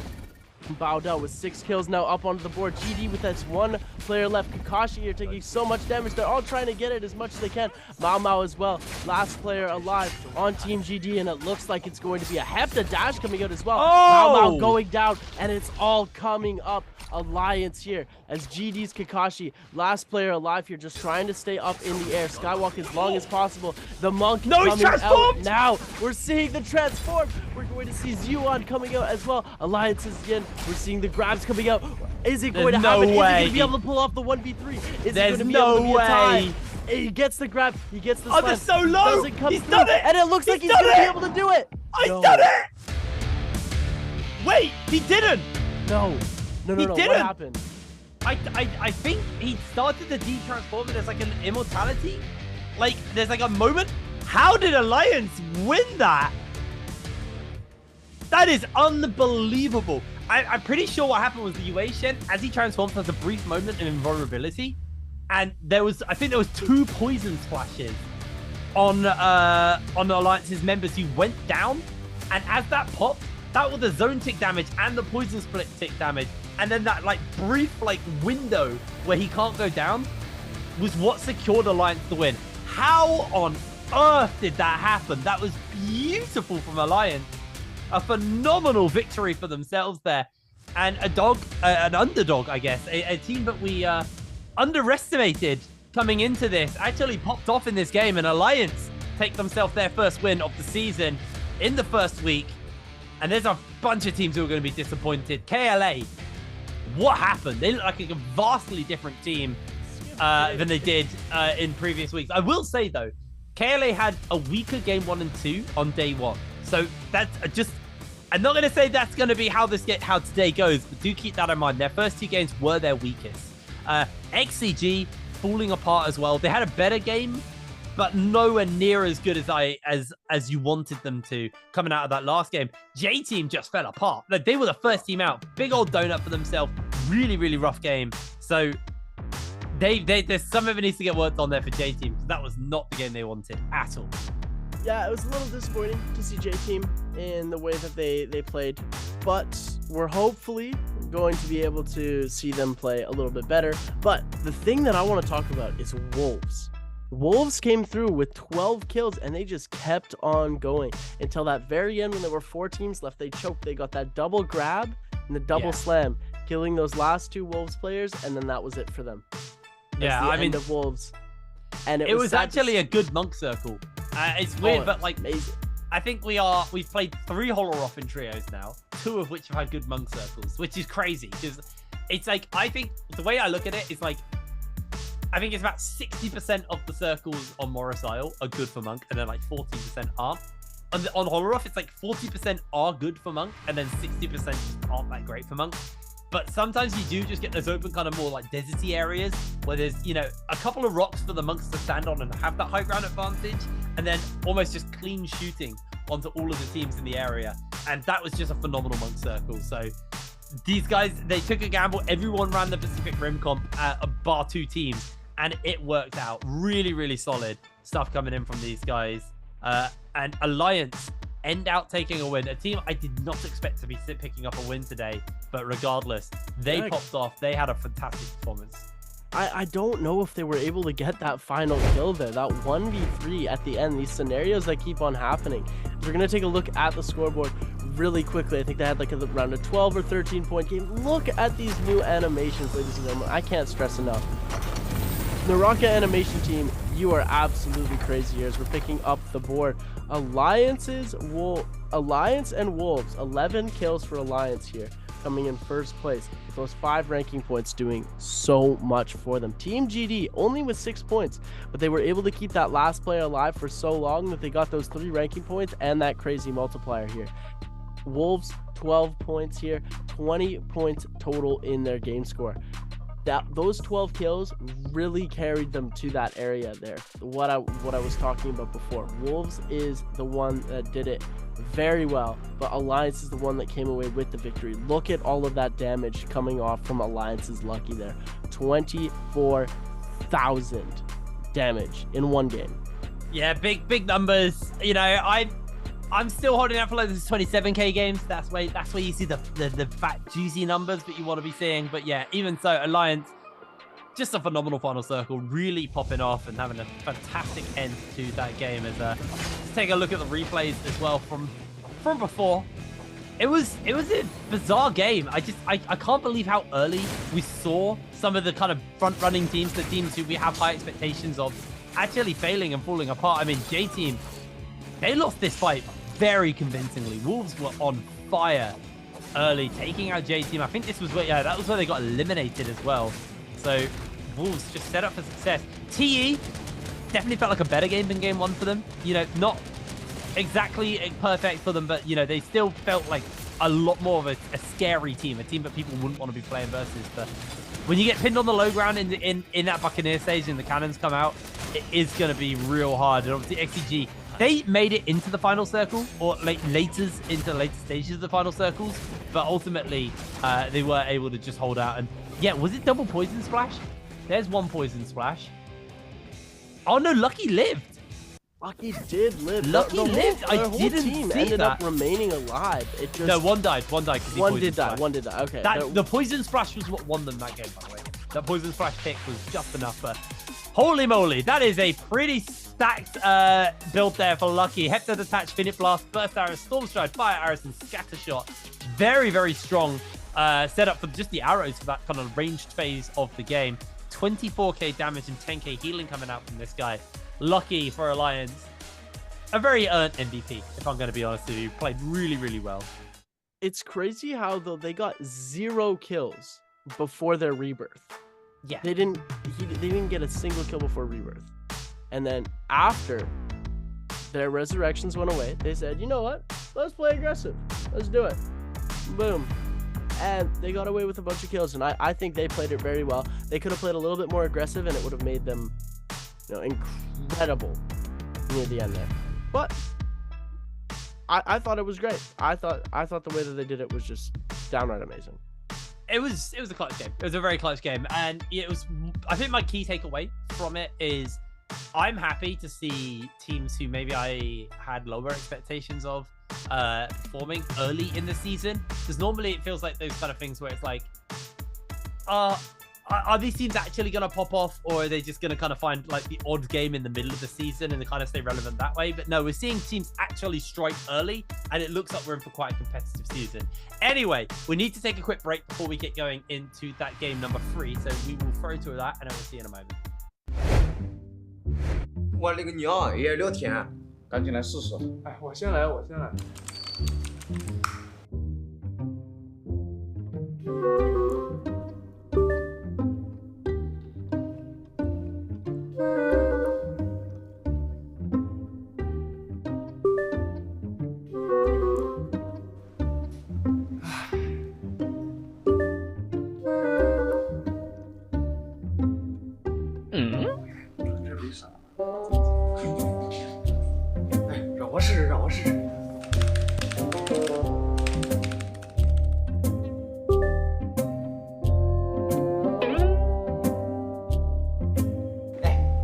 看见没有？我勒个娘呀！看着。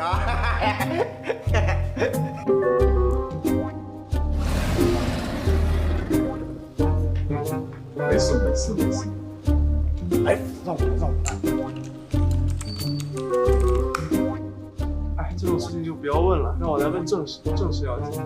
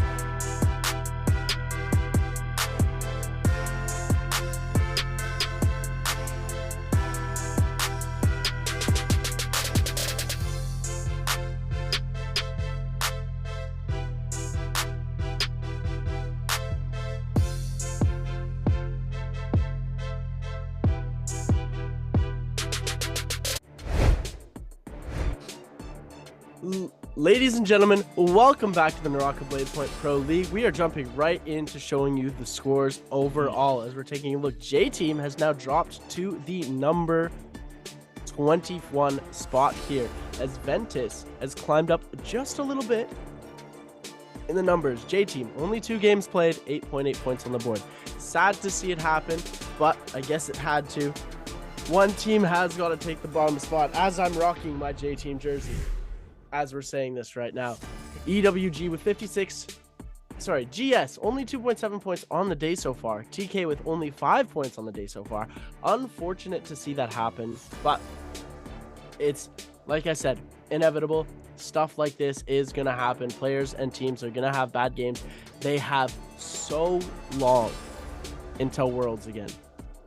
Yeah, I mean, yeah, no one's looking towards Worlds right now. People are barely even looking towards the grand finals. They're looking more towards the bi-weekly final. That's where the attention is right now for these guys. And, you know, for some of these teams, it's very much about establishing where they sit. XCG, though, are having a much better start to the day than KLA and have now been able to re-grab themselves a top spot. OC are slowly but surely, and Balder actually, are slowly and surely catching up with the higher ends of the table.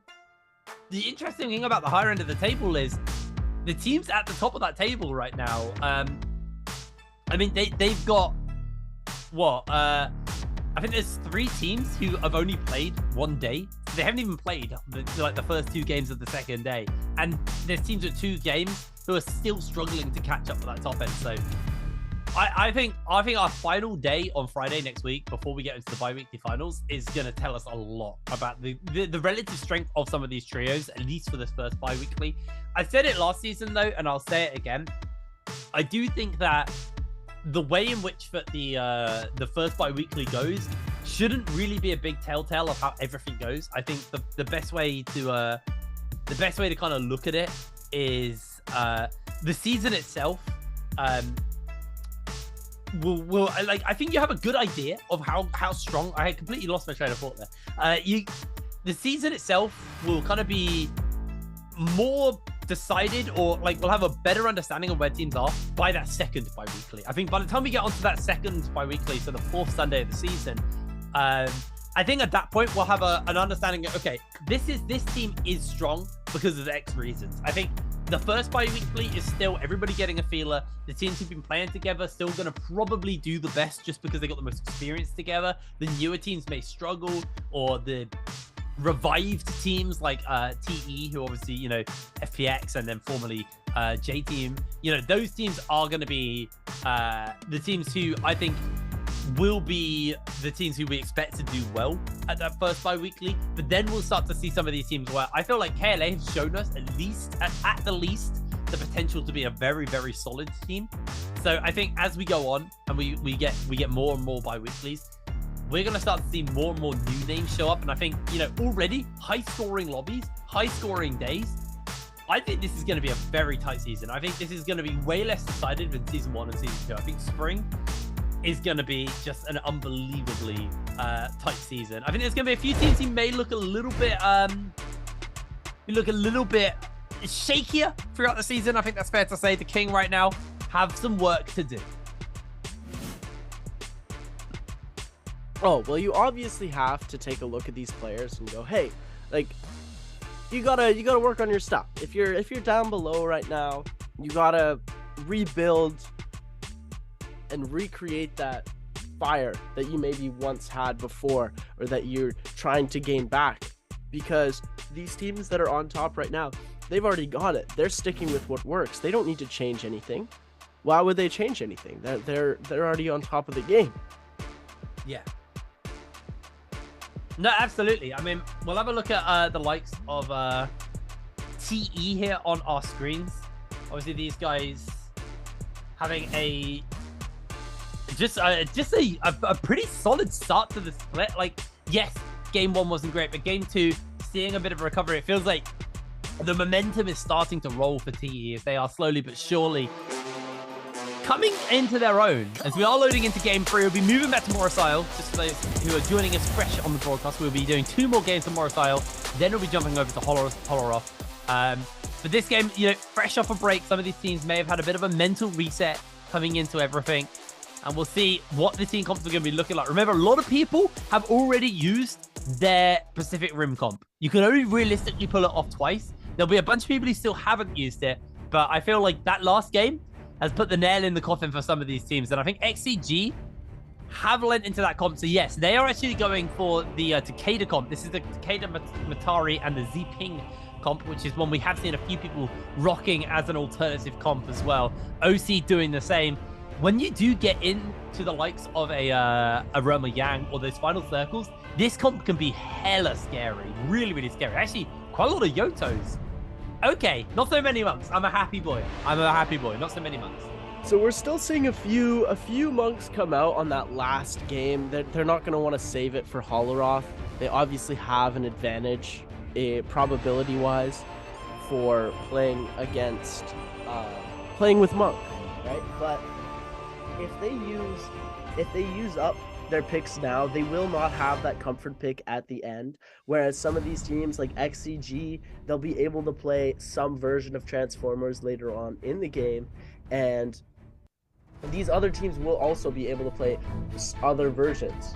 But right as of now, they won't be able to play a single version of this comp until the next day has come. So taking a look here at our spawns, we're going to see some players directly landing in Shadow Jade Mine. We're seeing these others going for our Firefly spots on the maps here. We're going to see one team spawning directly at that gold zone in Eventide Temple, which is going to be one of the craziest drops that we're going to have here as well. J-Team, KLA, and CGGC, coming up in that Sunwing's rest area, and then just west of Celestra, and then the far west side of the map, we're going to have a couple of teams isolated from each other. And game 3, we're about to kick things off, taking a look at Alliance. Yeah, winners of the previous game. I think, interestingly, a lot of teams dropping in basically opposite areas. As KLA, Their bad day is unfortunately continuing as one player has already gone down. QGG was the star of the show last time. He is the carry in this team, but has already lost way too much health. Scale rushing up and out of there. Doesn't want anything to do with this action. Because KLA will lose a player, but J-Team now getting jumped onto by GS as they come in and take out a couple of players. Already the kill feed is just alive. Wolves picking up a whole bunch of kills as well.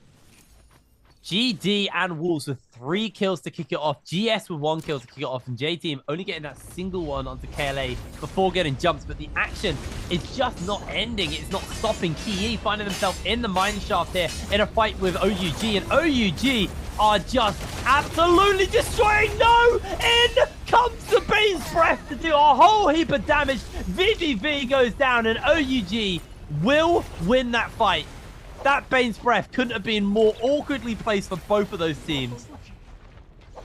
We're taking a look. OUG here with 3 kills on the board. Wolves and GD with the same amount of kills as they do on the top. GS here trying to come in and deal some damage as well, but KLA looks like they're going to be the ones in the way of this fight here. GS, they're going to be, those red mushrooms are going to be coming into play here, giving them a bit of an attack buff, but as soon as that attack buff is over, they are going to be losing a lot of health here, as GS is picking up their 4th kill of the game, going up onto the top of the leaderboard here, taking out another member of KLA, and it like you said, KLA is not doing very well today. They have all been into their spirit form. And it's okay. This is the first 3 games of the day. They still have 3 more to play. They can pick it up later on. We have no clue what's going to be happening as we're taking a look as well. XCG, no kills on the board so far. It looks like they did spawn pretty isolated to these other teams. They haven't gotten into a fight yet.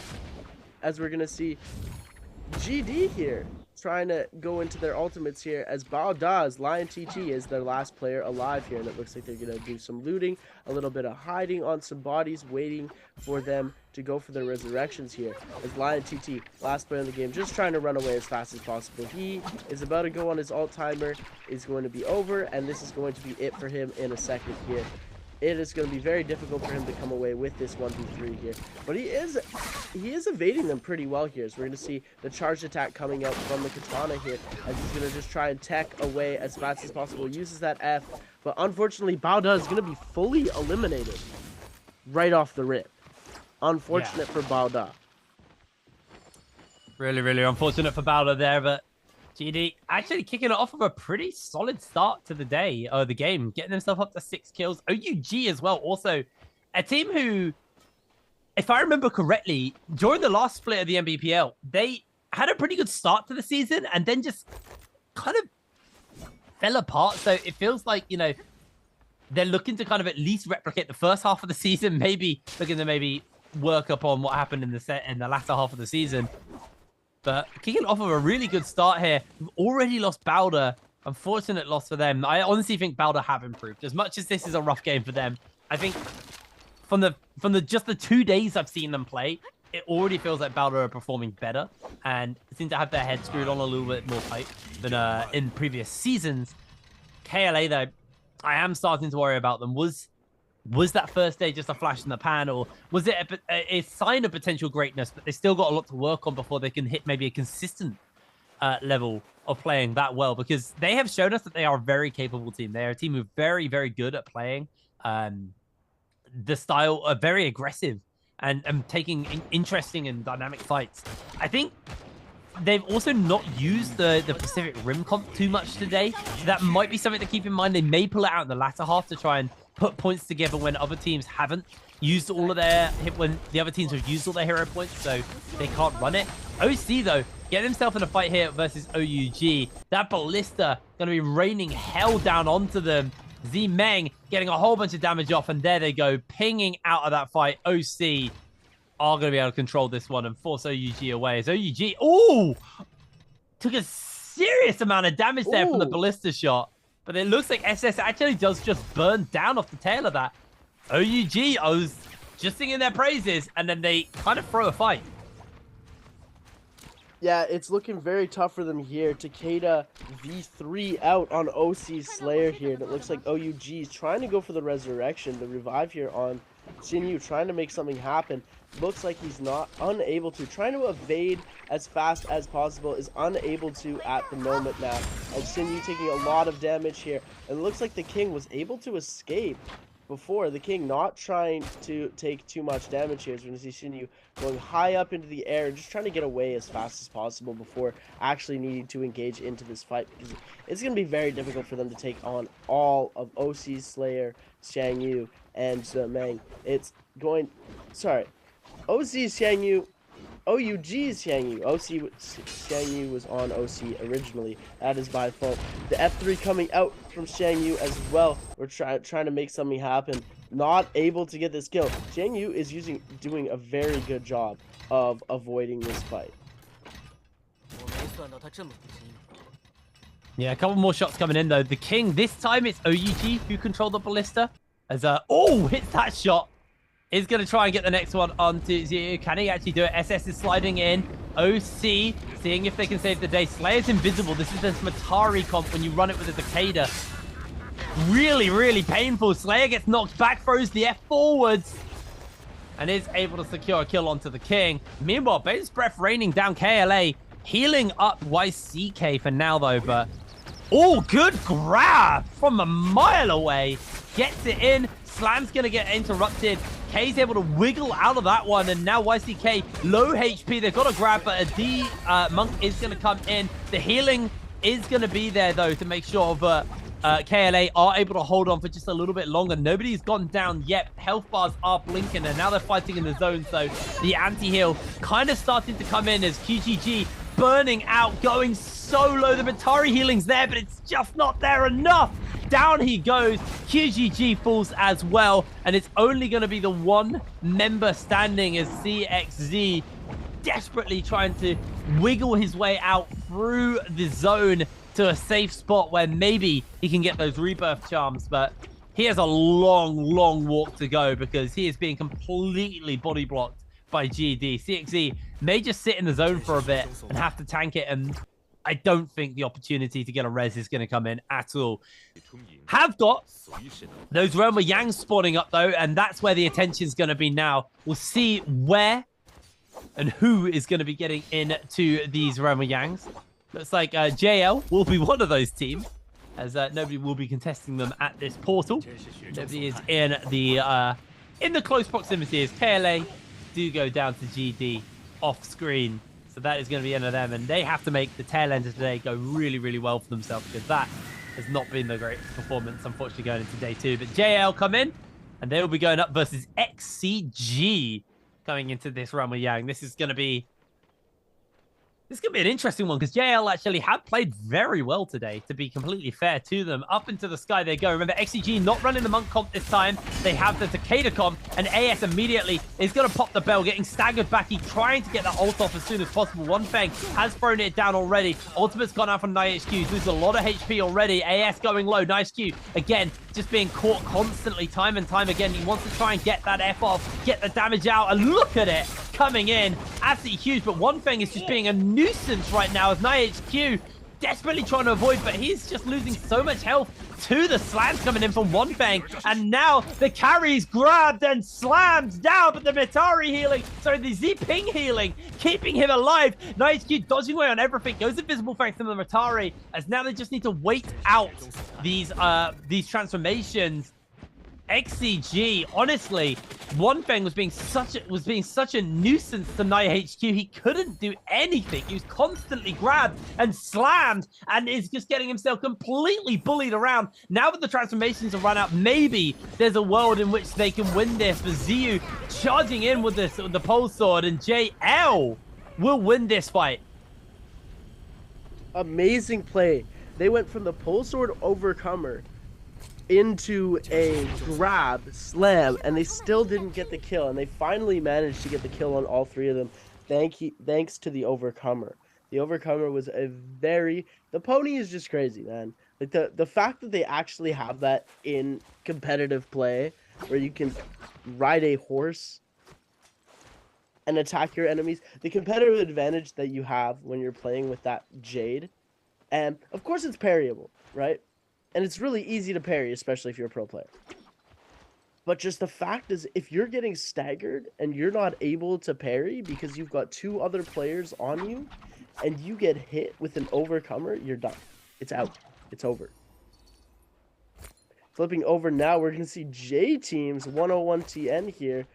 He's kind of hanging out, standing around, very close to his other teammates, looting up still. Got a decent amount of loot purple armor onto Eagle, ZK, and 101TN only with blue armor, but they've got some purple weapons under their belt. They've got a good few amount of resources as well, so they looking pretty sturdy in this fight, as well as JL's One Fang, AS, and ZU here.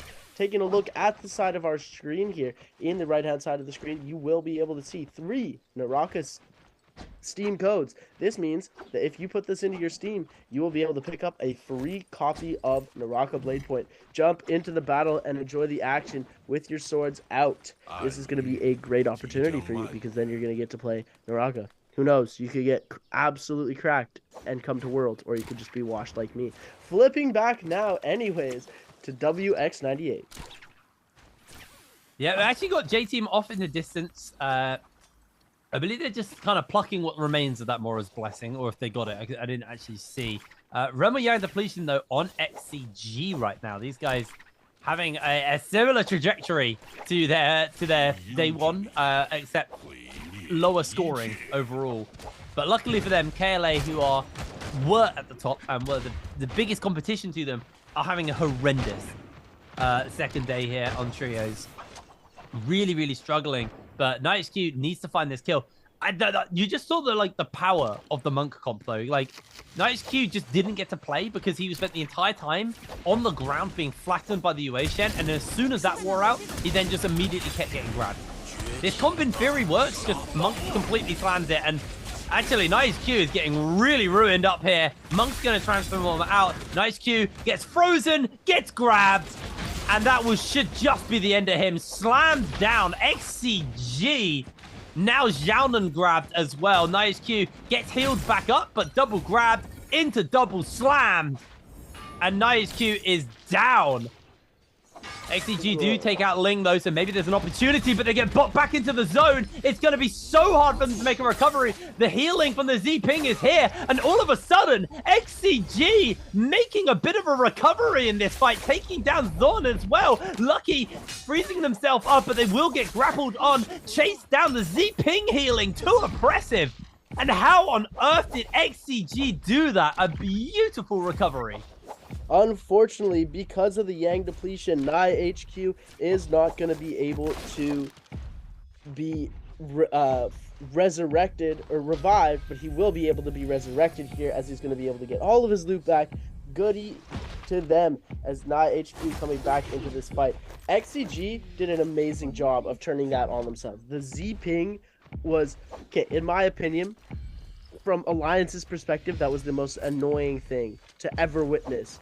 They just wouldn't die. The amount of effort that Monk from Alliance put in to get those double slams, the freezes that had to go in from the Justinas, the amount of play that they did, and they just said, no, we have Z-Ping.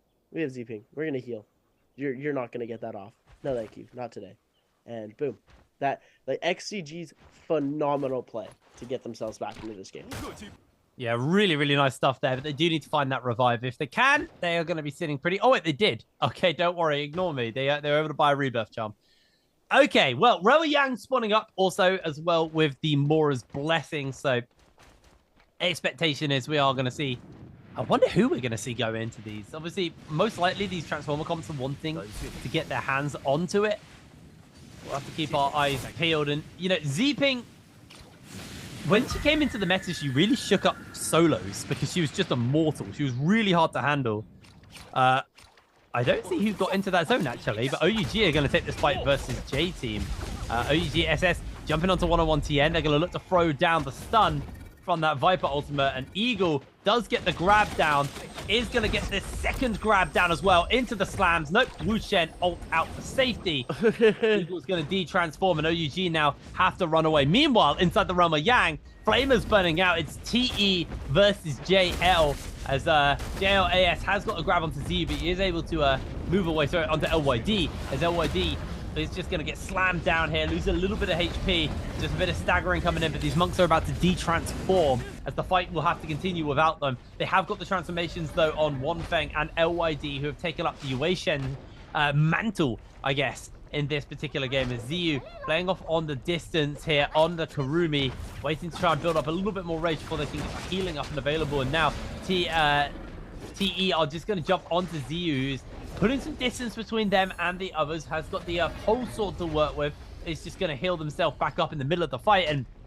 a very, very extended fight. They've got 48 seconds now before the Roma Yang just kicks them both out. So really, really need to make this work for themselves. There's LYD for the shots, able to land one onto AS. Lovely little shot there, actually, from across the arena. And now Ziyu going to get jumped onto by VVV. TE popping off with 1 kill as well onto Wanfeng, and that is it. A nice 3-0 in favor of TE.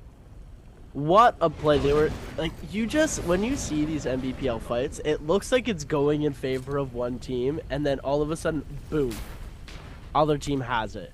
The way that TE was able to come away with the victory in that fight, which is absolutely amazing, using the spear to the best of their ability. Yeah, definitely so. Well, actually, right now, GS just chilling out in the no ult zone. Not want anything to do with this. I'm just gonna be kind of waiting out here. They're not really achieving much, or they're maybe trying to bait Ventus into a fight, feeling that they can win without the no ults coming in. We did have a crazy final circle on Holoroth, on the first Holoroth of the day on Friday. We had a no ult zone final circle. So no really? All the monks, it just came down to skill. All the monks couldn't transform. It was honestly the coolest final circle I've seen in a while. That's really, really impactful. That's something that I would have loved to see. I must have missed it. But wow, having a no ult zone final circle, the way that the difficulty with that these players would have to take these fights is just, they have their F abilities, they have their swords, they have their weapons, and that's it. Yeah. It was a lot of skill. It was really, really interesting. JL right now taking themselves a fight versus OUG. Remember, JL need to win this fight because they are rocking that realm of Young Depletion, as they are jumping onto the low ground, and Wanfeng is going to have to use the Yueishen transformation here. SS actually gets staggered and caught, so now this actually might be an opportunity for OUG to go down. They are going to see Zinyu throw out that Yotohime ultimate. He's doing some work with it. Does miss out on the slashes. They actually ping out the safety to get that resurrection off, and JL wasting time, unfortunately, of that Roma Yang depletion. Still got 2 minutes left, though, so plenty of time to go for it. They know that the Yoto ultimate is down. They know that the Wushen ultimate is down, and I believe they still have Kurumi and their monk transformation, only using that Yueishen for now. So we'll see if they can pressure up for a little bit more. For now, though, they are going to come in and jump onto the likes of OUG. OUG, though, backing off. They know that they've used a lot to escape that previous fight, but it doesn't look like it's going to matter, because in comes the Viper Stun from SS. He's going to look to try and lock down Wanfeng, catching AS as well with it. Wanfeng going low HP. Can they get through the health bar in time? No! Grabs coming out from AS here. Looking for the slam. We'll be able to find it onto SS. SS losing a lot of HP as JL find the regrab, find the slam, and secure a kill onto OUG. That's going to be one member saved from the realm of Young Depletion, at least for the side of JL, but they need to push up for a little bit more to see if they can find an opportunity to kill and secure a complete cleanse of that Roma Yang. I think JL now have two. I'm pretty sure they did manage to get the Soul Bloom Essence off of the one player they killed earlier that then got revived. So they just need the one more player there. But as they said, OUG does only have 2 players left. One of their players has just been fully eliminated there, meaning that, and AS just did kill OUG's the King, now making it so JL does get their extra kill, and they're able to get that full resurrection back into the game, cured their Yang depletion. We're seeing Dongqing on the top. He does have that scatter shot Soul Jade, which lets him shoot 3 arrows instead of 1. They do a little bit of less damage, but they cover more of a wider area. If you're able to hit all 3 in those scatter shot, it is pretty crazy, especially if you have the fire arrow Soul Jade as well. Taking a look, they are fighting against J-Team here. J-Team on the other side.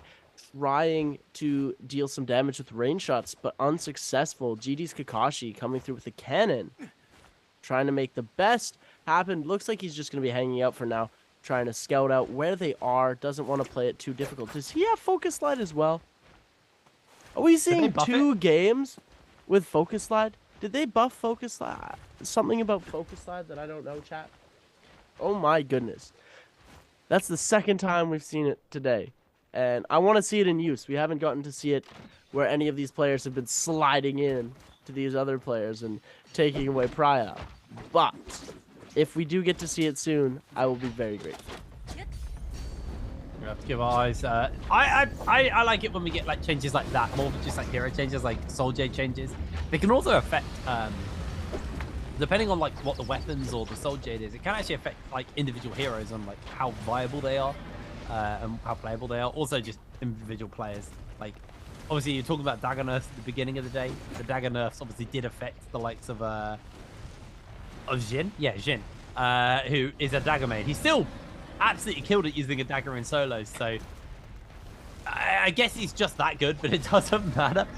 Bane's Breath's come down though, and honestly, this game's definitely taken a bit of a slower tempo to our previous games, I think. It feels like these guys are definitely playing this game a little bit more reserved, not as aggressive as our previous games were. As JT Mar just tap dodging the Bane's Breath right now, right on the edge of it. There is a Mora's Blessing. I think they're waiting for an opportunity to get on it, and they're just scared of getting hit by Bane's Breath from third party. That might be what is going on here. They know 8 seconds left. Yeah, that's exactly what they're making a break for it. Got the Karumi healing. Oh, Eagle's health bar is gone. He is in danger. He's gonna have to transform or heal. They didn't get their hands. There's a Swarm and Golden Armor in there. You know these teams want it, but TE not willing to give it up without a fight. Yeah, these teams don't want to give up gold armor, gold, Bane's Breath, Swarm, anything gold in those boxes. And it looks like Wolves is going to try and jump on it now.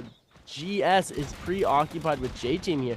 It looks like they're going to be able to perfectly pop those Wu Chen ultimate, the Fs here to block themselves, but they're going to have to back off as well because TE comes in from behind. The whole circle is on this singular Bane's Breath. And whoever...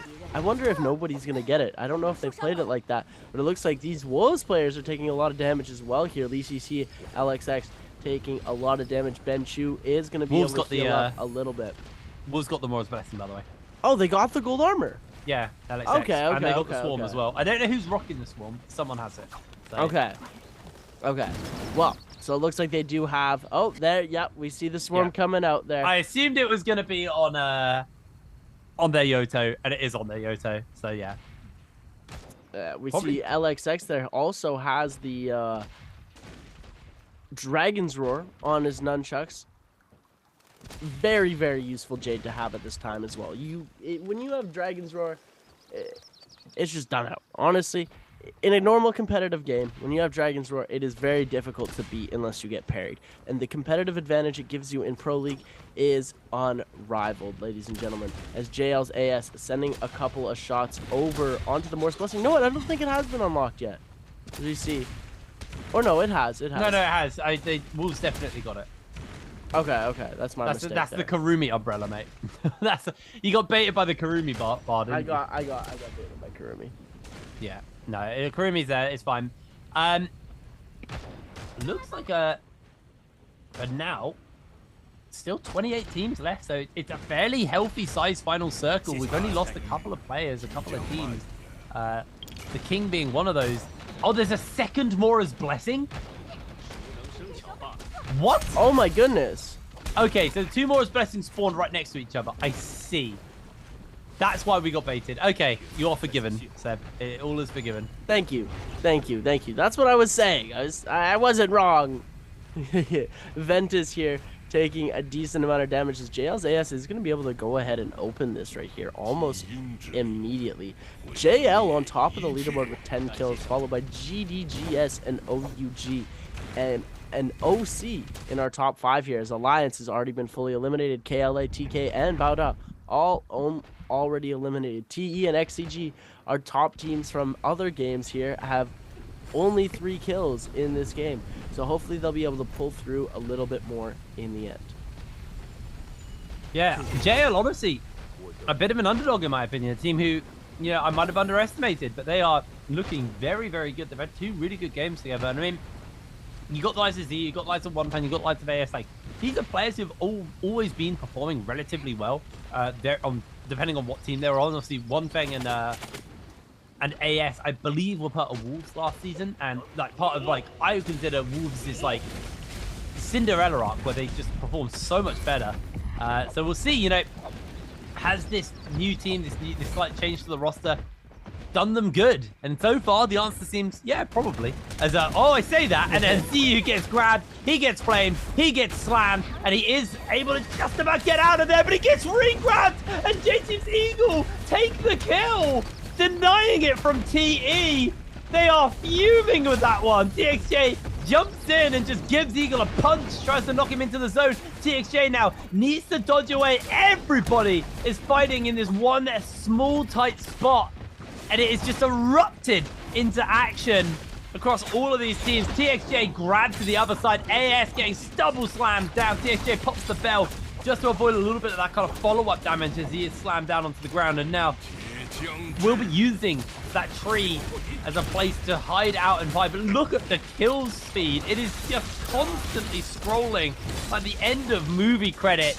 People going down left, right, and center. TXJ with a golden dagger, very desirable, is going to lose his life. And Eagle, the monk for J-Team, is going to pick up that golden dagger. So next time he transforms, he is going to be doing phenomenal amounts of damage if he gets the opportunity to. K slides in and slams in onto the pair of them. 90% rage on Eagle here, so he is sitting very happy. Should be close towards getting his monk transformation off as well. Switching out for the dagger preemptively, and here it comes. Eagle should be transforming any moment now. Transforms up on this position. 2 minutes left, 20 players. This is the opportunity now for J-Team to launch back into this game. Eagle just needs to find these grabs. He's one of the top monks in the region for a reason. So let's see what he's got. Can't quite find these openings, these grabs yet, but is still moving into a position where maybe he can get someone. Kakaxi's been grabbed. That should be enough for at least one slam down. No, Kakaxi's able to pop the bell and dodge away. Can the re-grab come in? The answer seems to be no for now. TE are eliminated by XCG, and Eagle, unfortunately, achieving nothing with that transformation. Everybody else going into what I like to call squirrel mode, where everybody runs up the tree and just hides up away from these monks. They don't want to be getting grabbed down. You almost getting himself into a little bit of danger. This tree actually really good to dodge away on those monks because there's platforms, but not good enough to dodge away on Kakaxi, who gets the double slam down. And XCG, they're climbing back up that scoreboard. They're climbing back up the standings off the back of this one. Kakaxi does lose his monk transformation though, so he does need to heal back up. If some soul bloom essences can be given to him, he will be happy, but the bells pop, the flame is going on onto him, and he is low HP. Kakaxi has to try and dodge away from all of this being thrown at him as Ventusys hanging up here. I love this from WX98. He is going to be dropping in with that tactical nuke, going to be using those nunchucks and the Soul Jade just to get as much control of this platform. He wants to wait until the last possible moment here for Ventus to jump down with that tactical nuke. I don't know where the rest of Ventus are. Oh, okay. He's the final member of Ventus. That's why. Could come in with a game-changing ultimate here. It could be, honestly, phenomenally game-changing. We'll have to keep our eye on him, though, because we got 50 seconds now until this can come down. But until this final circle closes out, and eyes are going to be on what J-Team can do. Eagle, once again, has the ability to transform. He jumps up onto the high ground, isn't going to pull the trigger, actually getting staggered and knocked back in the air. Eagle losing a lot of HP. W98 comes in, gets a stun onto multiple people, but actually can't capitalize on it. This is a problem. No team, he lost too much health. Eagle's transformed and now be looking for the grabs onto these players inside all of this action, inside all of this carnage. The knockback, GT able to find a couple of people here. Eagle holding onto the edge of the zone for the moment. XCG getting a bunch of kills. OUG as well. J-Team taking numbers off, but they're finally going down. XCG are just taking over this game. Wolves will be the last man standing for Sorrow, but I think that might be XCG. Yeah, I think we're going to have to call it again. XCG winning another game. Coming back, they only had 3 kills before Rebirth. They only had 3 kills before final circle, and then boom, they came in and they just absolutely murdered the competition. Ladies and gentlemen, when I say murdered, I mean murdered. There was a monk slam, and he used his Takeda ultimate to kill the person who was on 1 HP that was also being slammed down. Nai HQ with a 100,000 IQ play. I don't even know if he meant to do that, but it was crazy the way that he was able to just take that, get another kill, get an extra kill. All of a sudden they were at 9, 10, 11 kills, and in that final circle when J-Team, it looked like it was coming up all J-Team, they just said, you know what? Nah, J-Team, you only get to win worlds. This is our time. This is our time to shine. Really, really big stuff coming in from XCG. That final circle was honestly chaotic, considering the amount of players who made it into that final circle. Very, very clustered, very explosive into the game. And we saw any other game, that Viper stun is just game winning. But when unfortunately they have no teammates, no one to capitalize on stunning like 8, 9 people, all of which could have been knocked back into the zone and taken just infinite damage. Like game deciding Viper stun. Unfortunately, there is no one to punish on it, and that is all they can write for that fight, unfortunately. But yeah, really, really solid game 3 coming in. We still got 2 games left to go, and the next 2 are back to back as well. So game 4 and 5 are like straight into each other, like a couple of minutes break for the players. So I'm interested to see how some of these guys handle that, because game 1 and 2 there was a delay due to computer issues, so they got a slightly extended break. For some of these teams, we've not seen how they how they cope in these situations where you have that momentum of the game 4 going into game 5. Yeah, and it's gonna be cool to see. I know they do this with a lot of NA tournaments. They just go bang, bang, bang, bang, bang, because they're not as widely broadcasted. They're not as like the way that they do them is a lot faster, and I love that NBPL is adopting a little bit of a faster way with it. Less breaks, just more action. It's so much more fun. Like, we get to see this, but it's crazy to see the toll that it takes on the actual players' mentals, because if they play a game and they have a really bad game, and then they don't have a second to just go, hey, I had a bad game, I'm okay, I'm going to come back in this one and I'm going to do better.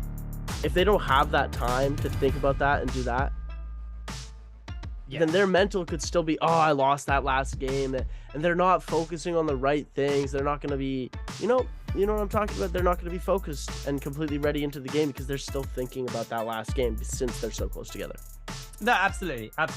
Back-to-back is so hard. It is genuinely really, really hard. It really changes up. Like, you don't get as much time to talk to the coach and prep. Like, they get, I think, about 3-4 minutes roughly. Just because we have to kind of, and the only reason we get that is because we have to calculate the scores and stuff. Otherwise, it'd just be straight into the game. And what that kind of means is that's enough time to quickly pop to the loo. And in some cases, it's not even enough time to pop to the loo. So, like, they are basically mostly sitting at their computer for those 2 games. And it definitely makes the life harder for them. And, you know, I think the first one's all right because you're kind of warming up and then you're kind of keeping that your energy's high, keeping the momentum going. Game 1 to 2 feels great. Then you get the break into game 3. The game 4 and 5 is like, you've had a break, sure, but you've already played 3 games. You're already now at the point where that exhaustion starting to set in, the long day starting to get to you. And, you know, I'm interested to see how some of these teams cope with that. But here we go. XCG with 13 kills and a 22-point game, but JL hot on their heels with just 20.6 points behind them. And then GD also very close behind with 19 points. Honestly, the scores are really good. Like, everyone's very close to one another. Yes, KLA, TK, and Bowder got 0 points, and there's a few low scorers, but for the most part, from 7th upwards, you know, there's not that much dividing each team above the person above them. Yeah, upwards of the top 7. Like, once you get to the double digits, you're seeing very close scores, right? It's between 2, 4, and 6, right? And of course, obviously, right, like, they're 11 points behind, like, 1st and 7th, but that's not as huge. Like, that's very minimal considering other games that we've seen today, where we've seen somebody get 38 points and then other players get, 1 or 2 points. Yeah. No, completely. Yeah. And yeah, I would have thought J-Team would have been a little bit higher up there just because of the fact that how they were playing at the end. Like, look at that comp though. I love this comp. I'm so happy to see this comp have success, by the way, because it's such a cool comp. Like, Z-Ping, like I was saying it earlier, Z-Ping really changed the game. She came in, she like absolutely blew solo zone. She was just unkillable. And now, with her sustain, she's now actually very useful for other comps who, you know, maybe don't want that Karumi, because you want to keep Karumi for the monk comp. So having a second healer, someone that you can heal in like in a non-transformer comp, really, really nice to see. And it's nice to see Takeda also kind of shot, because he was pretty fresh out when I joined the NARAKA community and when I started starting. And he showed up a little bit in solos, but very rarely. And then at Worlds, he just made an appearance. People started rocking him so much at Worlds.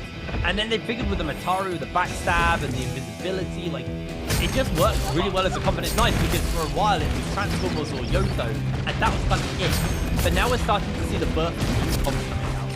So, you know, things that don't rely on the monks, don't rely on Yoto Hime to kind of decide the game. Yeah, take a look. Look at this ending circle. When Wolves was just able to come through, they got so many kills there, adding on to their score. But yeah, like you said, I main Takeda. I love the way that Takeda plays in these games and the fact that they have like the different stages to the V3 Ultimate.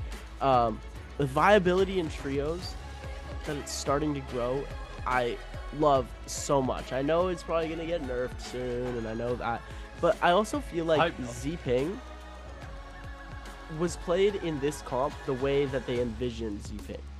Yes, right? absolutely. I don't think they NARAKA envisioned Z-Ping to do what she originally did in solos, right? Just make the game not fun anymore and make people uninstall the game as soon as they see I mean, Z-Ping in lobbies.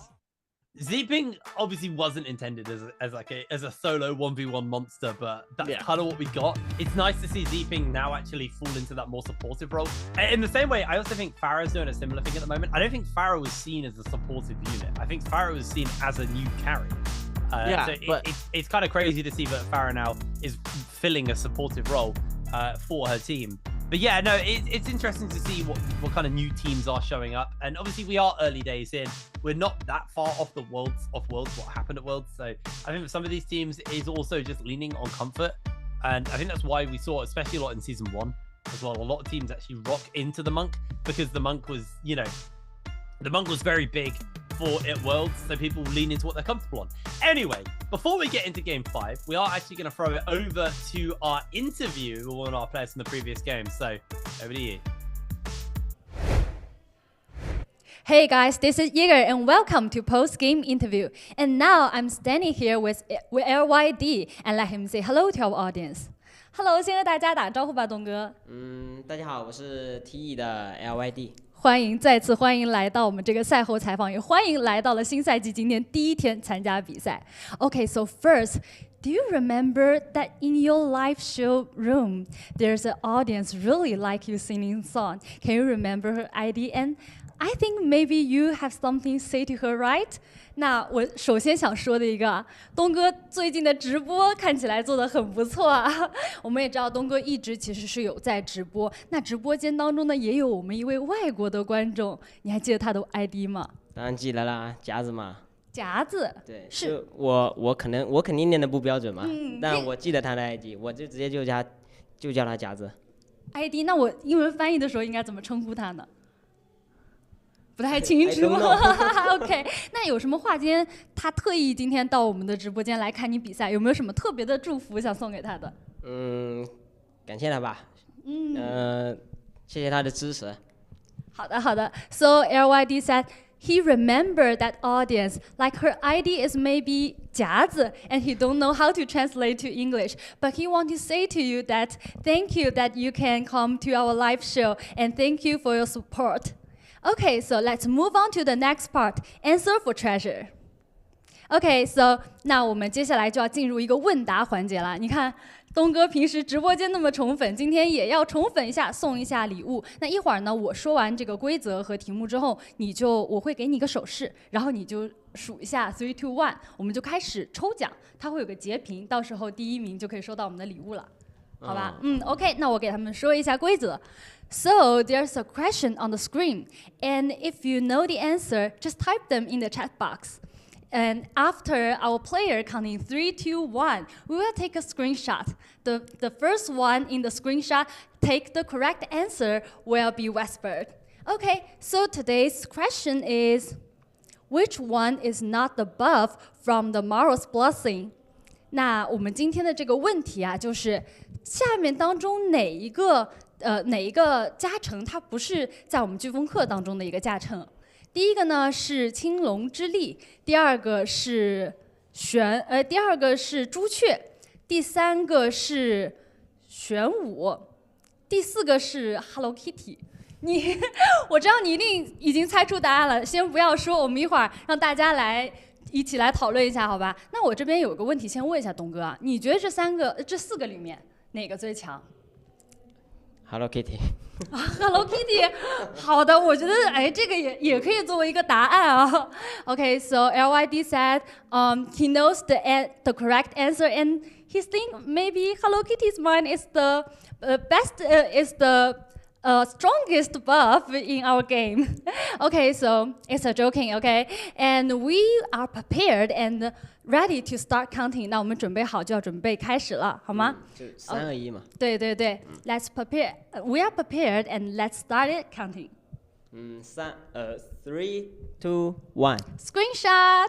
Okay, so pay attention to your mailbox. If you are the lucky guy today, so our monitor will message you. Okay, so time to find out the correct answer. 那东哥给我们揭秘一下，到底正确答案是哪一个呢？其实没有那么标准，我觉得，分2种情况。可能第一个圈的时候，朱雀相对的会保守一点，但说到厉害的话，当然保护大家的那个玄武之力，加防御力嘛，当然会给大家比较好的那种保活。然后青龙是相对攻击性很强。是的，其实东哥给我们在魂域方面做了一个很好的分析啊。但正确答案其实你也说到了，因为其他3个我们都讲到了嘛。那哪个不是？其实就是 D Hello Kitty. Okay, so the correct answer is D Hello Kitty buff. And thank you LYD for today's interview. And last, I have one more question because it's the first day for TE teams. Like you have the Trios game today, and I would like to know how's it going. How you're feeling in the new season? 那在新赛季作为第1天的3排比赛，你们队到目前为止感觉怎么样？感觉还好，一般，没有，就其实没有到最好的，甚至还有点捞。哦，现在这个状态还觉得自己不够好，那我们就更加期待后面的比赛了，好不好？Okay, so LYD said, I think just so-so and we can do better. So I would like to say good luck to LYD and good luck to the team TE. And we will take a break and be right back later.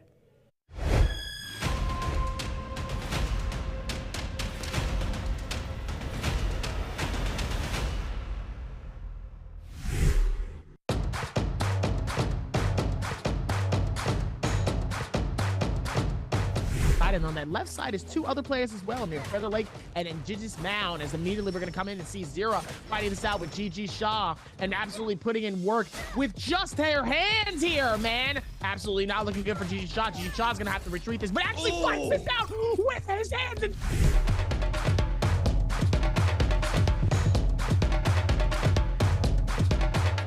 There, now action. Gonna get hit by that grapple 4-chart from Spider in the back end. Now Action might be in big trouble. He's forced to pop that Matari ultimate, but Spider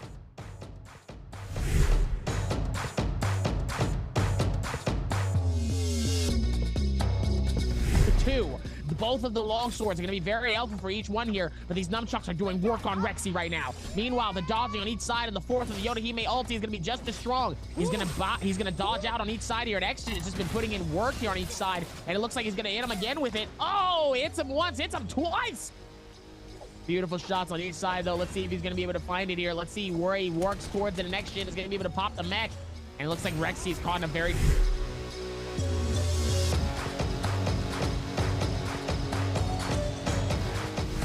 dub. This could be massive as XGen is going to be able to connect him as well here, pushing him outside of the circle here, which catches him on the backside of this wall here. Meanwhile, it looks like we're going to be able to find it again. GG XGen is going to be able to find it, pushes him with a nice...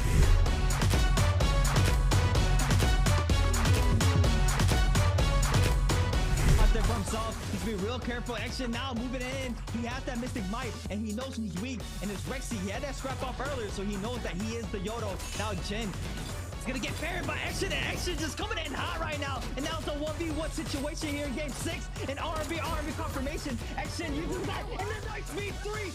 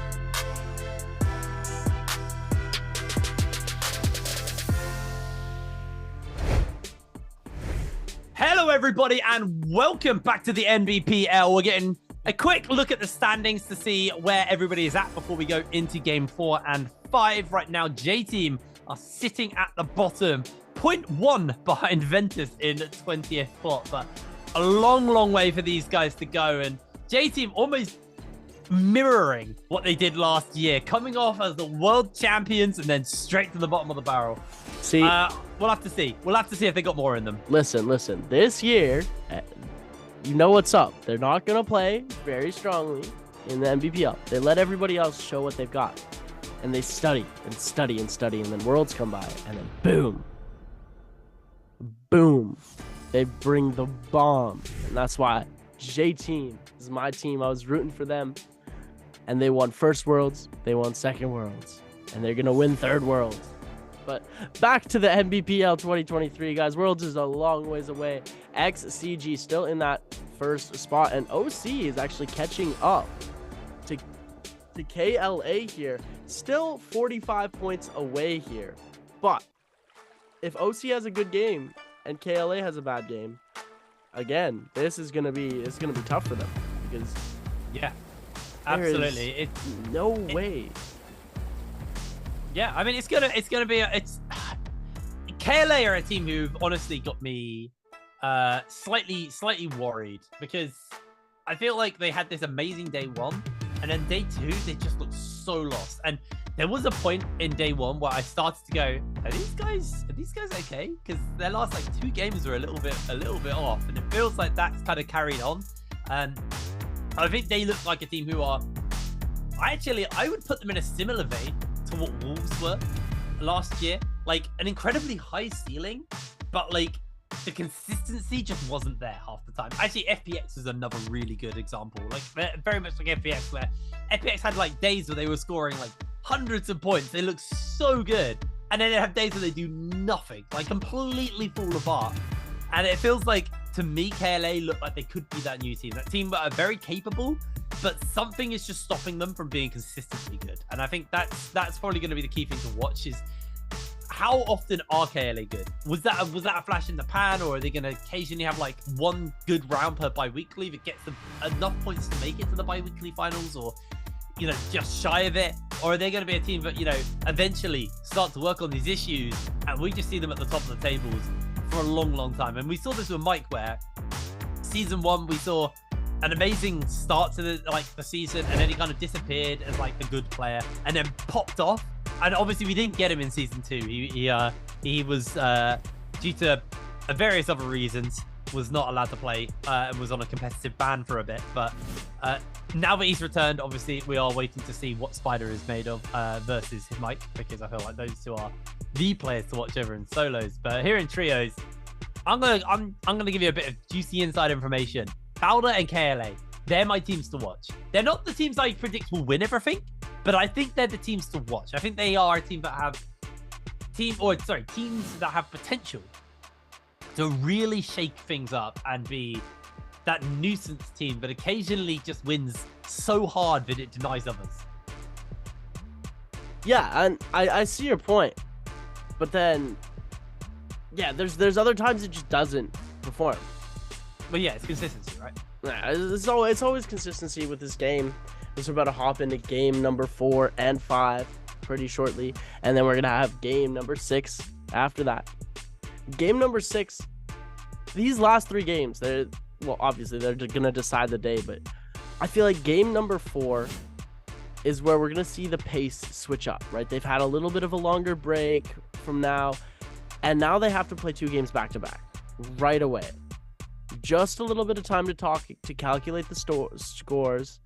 Very, very little limbo time as the game is about to start right now. We're about to jump into this. Taking a look, we're going to see where they're going to spawn. We're going to see the hero picks. We're going to see everything going on right about now. Ladies and gentlemen, get ready for game number 4 as it's coming up quick. All of these players are dialed and locked in as we're going to take a look at their hero picks in a sec. And I don't think we're going to see a single monk. Maybe one or two. No, we're going to see monk. You'd be crazy to think there's not going to be multiple monks in this lobby. Oh, but they've almost used all of their monks. No, so here's the workaround. You can use monk from most of your games if you change his supports. Because the first time you play a hero, it doesn't cost any points. So what we see is people play the Tammy and the Yue Shen, and in the next game, they'll play the... the Tammy and the Yue Shen, Karumi and Yue Shen, and then Tammy and Fifi.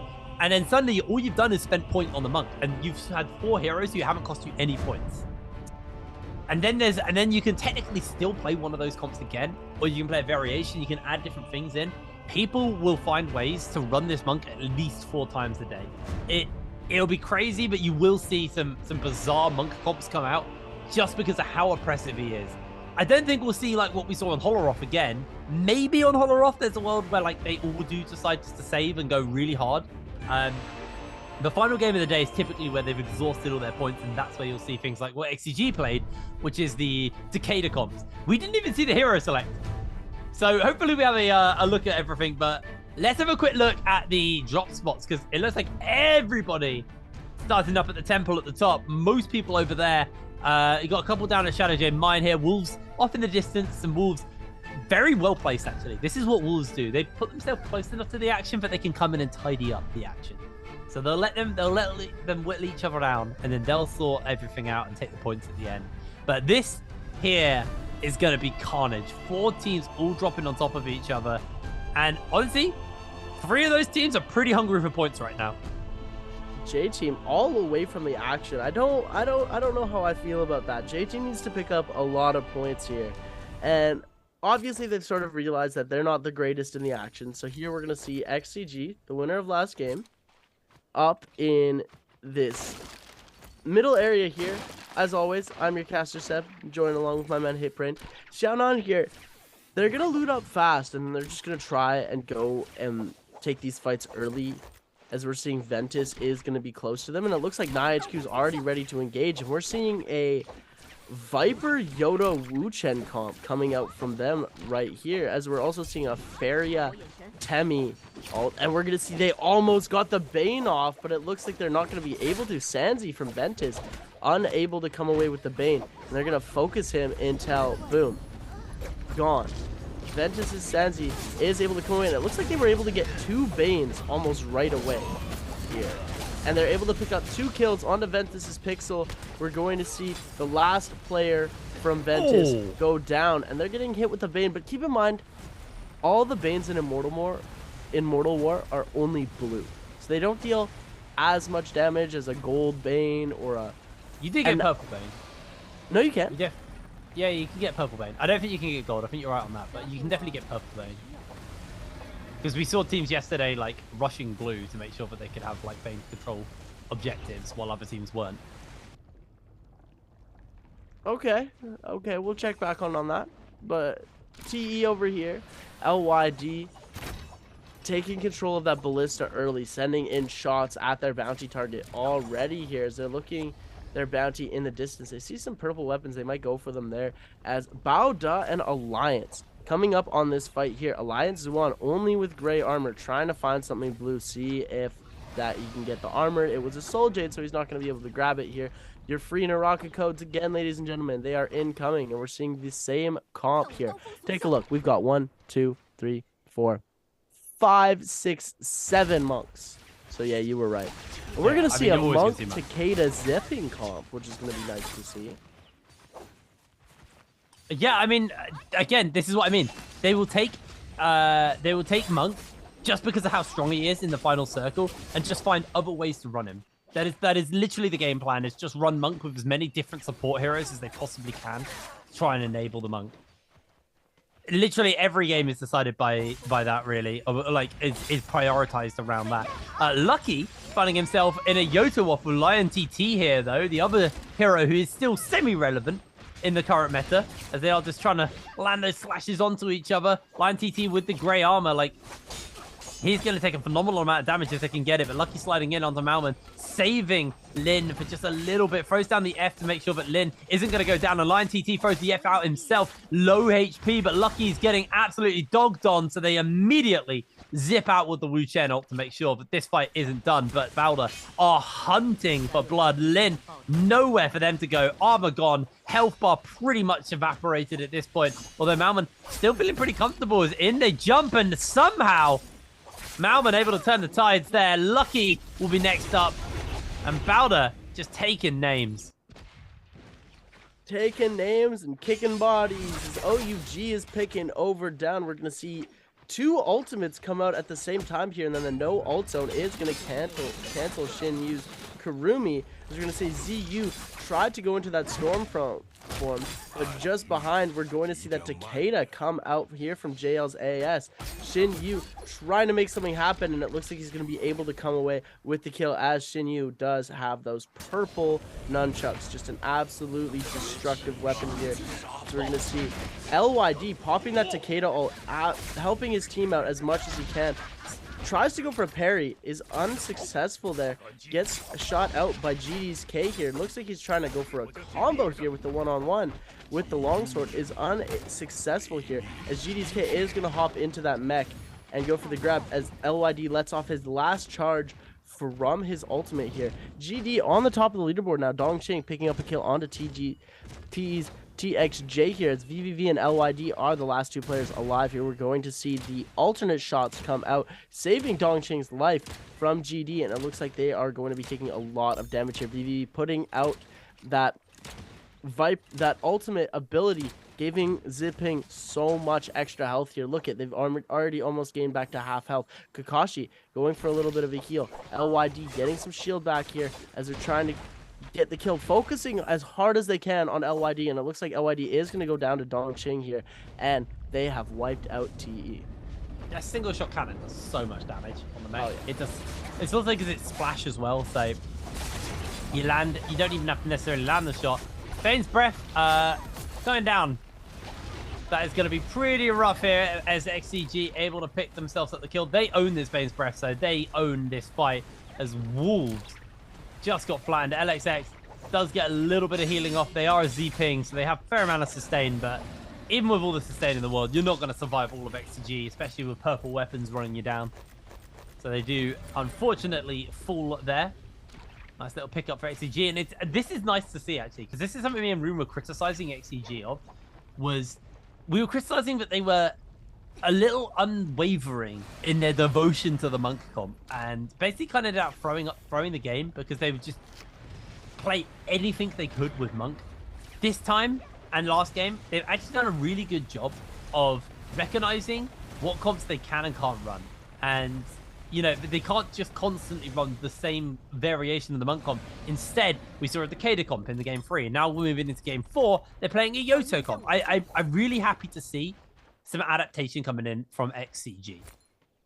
Yeah, well, of course, you're going to see what's working and what's not working, and if you're obviously going to switch it here. So we're going to take a look quickly at this replay here from LYD. He's able to come through and absolutely wipe out the double parry from Slayer here. We're going to see a parry from VVV. Oh my goodness. We didn't get to see this earlier. OC's G, yeah, coming through as well, trying to make something happen. G, XG, not able to. Slayer, absolutely insane play. They're all of them going down there. KLA as well. No kills on the board. Resurrection's still alive, so why aren't they taking a fight? Ladies and gentlemen, this is what happens when you get scared and you lose 3 games in a row. The points that they had, they get overconfident coming into this day. And they went down, haven't picked up that many points today, and are still playing that Monk comp, trying to make something happen. When the rest of the lobbies just sort of moved on, they're like, okay, we can just take you as free kills now. They're getting eaten up like meals. Yeah, I feel like KLA, similar actually to the likes of J Team last year, where they'd have like a good game and then like a good day and then a bad day or a bad game, and it would just knock their confidence. And that seems to be the case here. It feels like the confidence is just too heavily knocked, and now they're almost terrified to take any opportunities, any openings, because it's almost too risky. So it's interesting, but that's kind of the way in which they the way the game has gone for them. But it is a shame. But KLA, I do think this team have shown great potential. It's their ability now to commit to plays, to not get overly confident, to not to basically not just throw the game by doing nothing.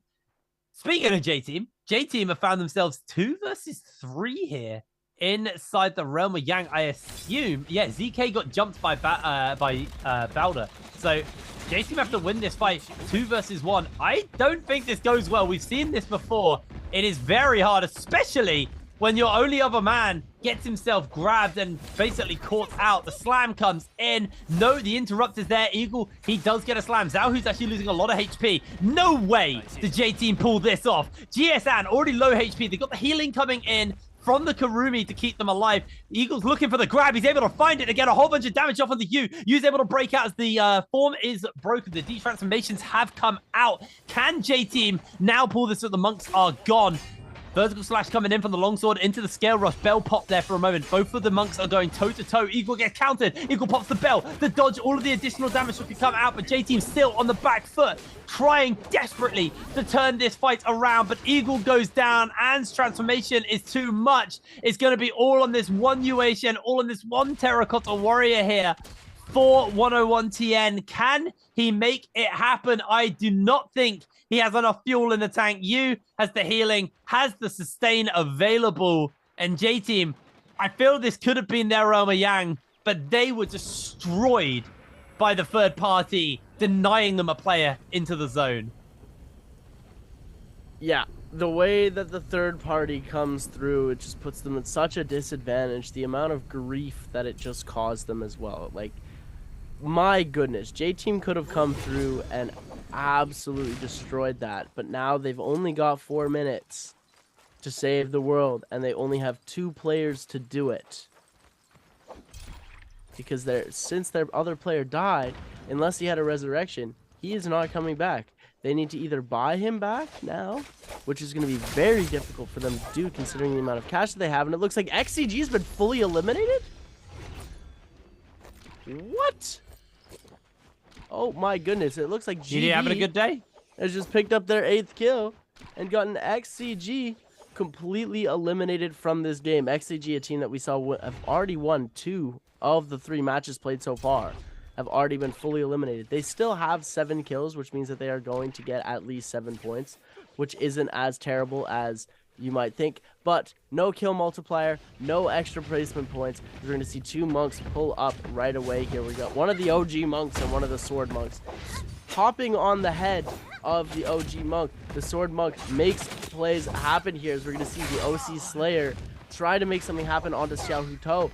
These monks are just playing it very, very carefully here as we're going to see GSU able to get grabbed by OC Slayer. He's going to end up getting knocked back. Slayer taking a lot of damage, getting knocked out of the Kurumi ult.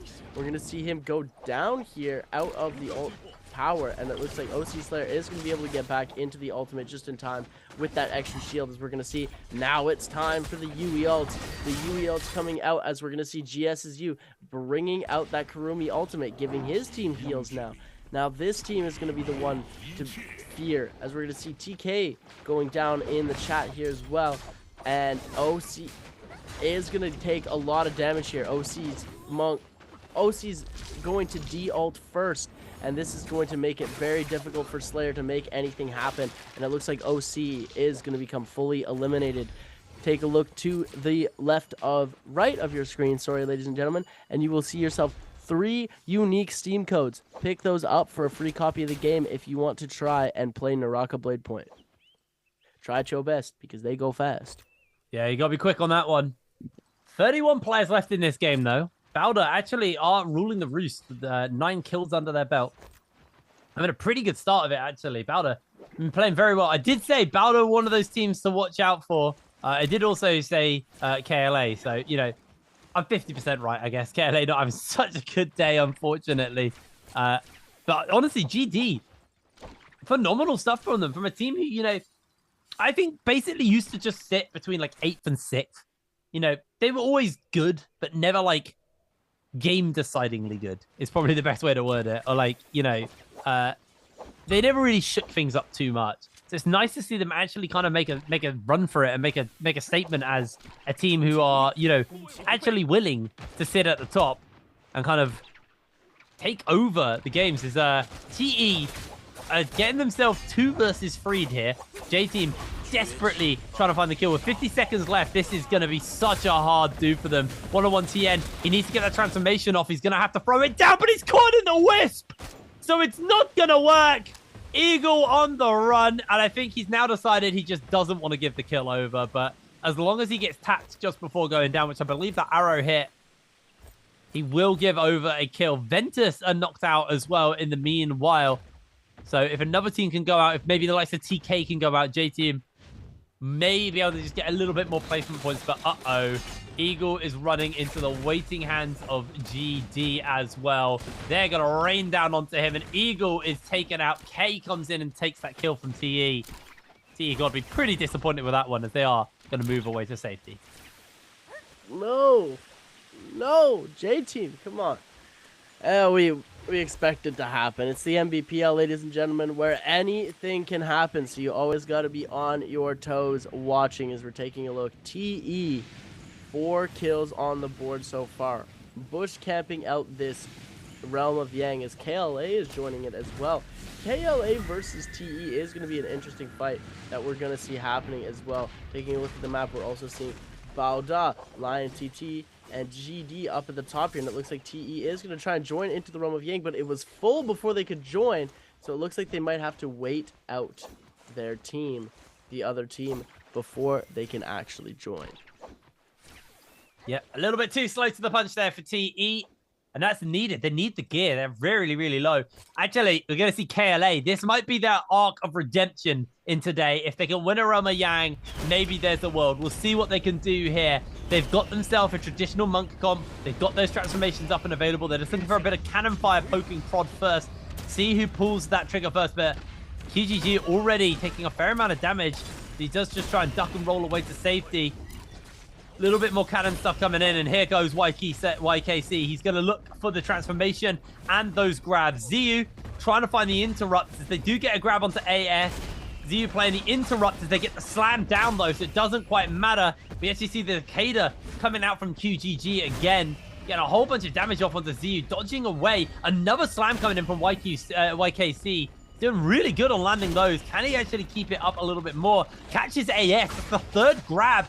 3rd slam as well. They get a Takeda F off as well. They are going to de-transform at this point, so now it's looking like it's onto the likes of One Fang or someone to try and get the transformation off and keep the tides of this going. But QGG, actually, he's the one on Yue Shen. I thought he was on Takeda for some reason. Jumping forwards, just keeping JL under control as YKC getting jumped onto, but the Kurumi healing is probably going to be doing him a bit of good here already. With one of the members of JL down, making that 2. This should be KLA's win here in the Realm of Yang, and they finally find a victory somewhere in today. Hey, great for them here. We're going to see a legendary and an epic weapon and armor come out of the box here. They're going to be able to get some Soul Jades. They're going to be able to get some Mystic Might. As we're seeing the rest of the play is going to be for that Morris Blessing here. So it looks like it doesn't seem like anybody's been able to open the Morris Blessing yet. And it looks like Xin Yu trying to go for it here. We're going to see a Wu Chen F right, a Wu Chen Ultimate, sorry, right on the box. Then we're going to see Ben Shu getting dangerously low, and Kakashi is going to be able to come out with the kill, giving GD yet another kill, putting them at 10 kills apiece here. And it looks like their Bao Da is at 10 kills apiece. Sorry, GD also at 10 kills. We're seeing, oh my word, look at how little teams are left here. Oh, this is, sorry. My apologies. That's overall, yeah. This is overall. I was about to say we've only lost 5 teams, mate. It's not that big. Hold up. It ain't that deep. It is not that deep.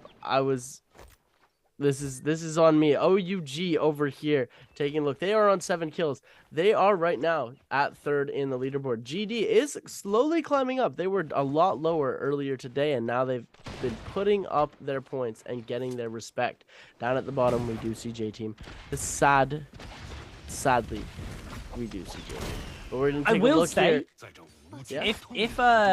If KLA have a good enough game, they can actually retake first after this game.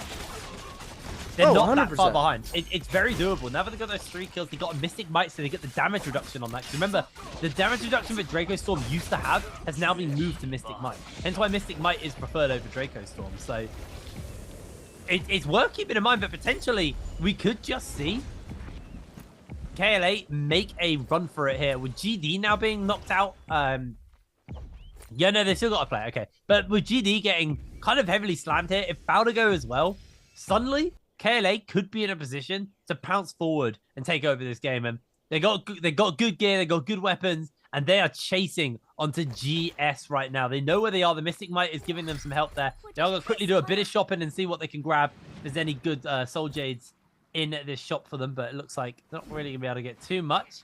Meanwhile, off screen, Alliance do go down, and oh my word, YKC only rocking the blues. So finally getting some purple stuff. I mean, weirdly enough, Monk is one of the few heroes where Soul Jades actually aren't like a major deal. Like, as long as you get like the health and the range resist Soul Jades, you're actually quite happy on the Monk. He doesn't require, because there is no Soul Jade that improves his Monk transformation. He just wants gold armor and gold weapons to buff his transformation. Oh yeah, of course. There's no specific buff Soul Jades for specific heroes. Yeah.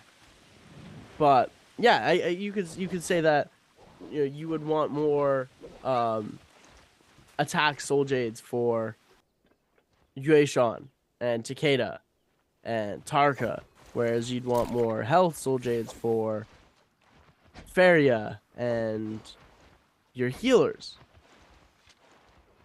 Whereas the distribution, but at the end of the day, Soul Jades are Jades and your skill is your skill. Which hero you pick doesn't really affect the amount of Soul Jades that you're going to pick up. It's more the weapons that you're playing. And obviously, yeah, if you're playing Monk, you're going to pick up some ranged Soul Jades because you want whereas if you're playing just a normal hero, you might not pick up as many ranged Soul Jades. Yeah, absolutely. Well, the point more stands on a lot of heroes want to get this. A lot of people want to get the Soul Jades for the later game. You know, having things like Bouncing Shell or Meteor and stuff like that is great for your cannon. But Monk is one of those heroes where, like, while he's very gear dependent, he's not very Soul Jade dependent. Because actually the blue Soul Jades are the only things that will improve him while transformed. Versus someone like a Yoto who's going to want, other Soul Jades to buff their weapons and, well, I mean, those Tarka, who's going to want, like, ones for specifically, like, the katana and stuff like that. It suits them better.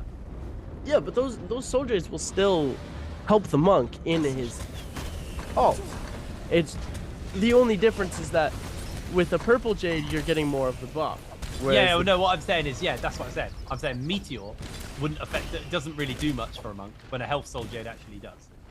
Well, Meteor also gives you a bit of, like, the effect of a blue Health Soul Jade. As well as... Yeah, I guess well, in Meteor's case, it's a range resist Soul Jade, right? Like, Razor Swift, right? Which is for the spear, for example. that Soul Jade gives you plus 12% melee resist, as well as alters the effect. Yeah. So it is both. Just like there, we saw Flying Kick. Flying Kick gives you an attack Soul Jade boost. Right? It's a purple attack Jade. Yeah. But it also alters the attack. The primary function of it is to give you an extra attack percentage. Well, GD's K right now is in for a world of hurt as GD have actually been eliminated from the lobby. OUG able to pick them up, and actually that now puts OUG in position to take over this lobby and win this game. Keep in mind, we are only down to 18 players now. We got 7 minutes left, and it's 18 players in this game. It is moving very, very quickly. A lot of people have already been knocked out. And what that most likely means is we're probably going to see teams wait to kind of do anything now, just because they're not really going to be contesting each other. There's not going to be a massive fight for like a safe spot to hide at while you wait for the zone to close. Typically what you see when you see a game where lots of people do get knocked out nice and early is Xiaohu actually loses his life. TE gets him with the long range shot on the musket. That is so unfortunate. And just as I'm saying, they'll be chill. Somebody goes down. The Temi Wisps over on to where they were standing, added by those perfect musket shots, just absolutely decimating Xiaohuto's health right here as GS is trying to recuperate by reviving their players and popping that Kurumi ult, but is still unable to. Bada's Mao Mao taking a shot to the back as well here. And ZU, they're forced to use that F from the Wu Chen to be able to put up a barrier in between these players so that they have a little bit of space and they have a little bit of time to just reset, pop a bit of shield, burn some of their resources, burn some of their Fs, some of their ults, go on to that recharge and get back into a good position for them, as we see somebody else is very dangerously low in that corner as well. Xiaohuto taking a lot of damage here, needs to heal up as fast as they can before they re-enter into this fight, because if they don't take that re-entry right now, they are going to be very disturbed. Right, look at this, GSN and AS just coming through and absolutely murdering all of GS, and it looks like they are going to be gone. They just came in, everybody was going range, they said, you know what, I'm gonna bring a longsword to a bow fight, and we're just gonna take them all up. Unbelievable. That's such a nice longsword slash there. Able to get that off as Balder actually losing a fair amount of HP themselves as JLAS jumping in and taking down Malmon. Lovely shot with the nunchucks. We are going to see the Wu Shen out to safety as TE actually looking to potentially jump and pounce onto the remaining member of Balder as Moon gets taken down. LYD secures it, stealing it away actually there. But he is taking a lot of repeating crossbow shots from that high ground. CXZ doing some serious work with that one. One Fang able to take out Lion. And there's only 12 players left. We've still got 5 minutes until the circle fully closes out. Everyone is so bloodthirsty. And KLA, I said they needed a good game, but they are playing a little bit too passively for how aggressive this lobby is moving. So they probably need to think about getting a shimmy on them, jumping into this action as TE are going to get their hands onto that Mora's Blessing, using the Sandstorm to basically give them cover. That's what we do see this comp quite a lot, as LYD with the golden armor and that purple sword, sitting very comfortably, but does also take quite a few shots from JL, who are pushing up behind them, forcing them into a less than comfortable position. KLA, can they look to maybe steal away a couple of these kills? They're going to throw out some cannon fire towards them, but playing it little bit more relaxed. They've got the bouncing shells. Oh, no, they don't. Oh, they do. Okay, they're bouncing shells. Yeah, they do. They're a bit more a little bit more harassed that can come in off the side of that. Get some nice angles for themselves. And we see the transformation coming in from YKC, looking for a grab. He's in a perfect position. He catches Ziu. Ziu, I believe, was mid-transformation, and he is gone. TE still the kill away. Now he's annoyed. Now he wants to grab one of these guys. Beautiful position, but also in a position where he can have kills denied, trying to find the grabs onto these TE members, but they are ruining KLA's day. It's becoming so hard for them to push up, and there's only 4 teams remaining. So with the transformations worn out on KLA, it could be an opportunity to push forwards into them. Now down to just the 3, as we do see JL getting knocked out of the running. TE are going to push up and see if they can get onto KLA, but KLA do have themselves with their backs against those buildings. A nice comfortable position where pushing onto them could be quite dangerous, and TE eating quite a lot of these cannon shots here from YKC. He is already about 60% of the way towards having his monk form back, so he is going to be sitting very comfortable. I believe first place is out of grabs right now for KLA, just off the amount of people left for them to take out. But even so, they could get a massive amount of points put together and maybe close that gap on XCG, who are controlling the lobby and the trios right now on the point stand. As KLL, YKC's low HP, he's going to have to transform or he goes down. But the bow from VVV from TE is able to secure it. And TE, they want to push the offensive. They're going to look to try and finish up TXJ as well. They want to grab themselves as many kills as possible so they can jump up the standings. First place is within grabs of TE right now. QGG taking a lot of damage from ZU off on the side. They're trying to actually get YKC up.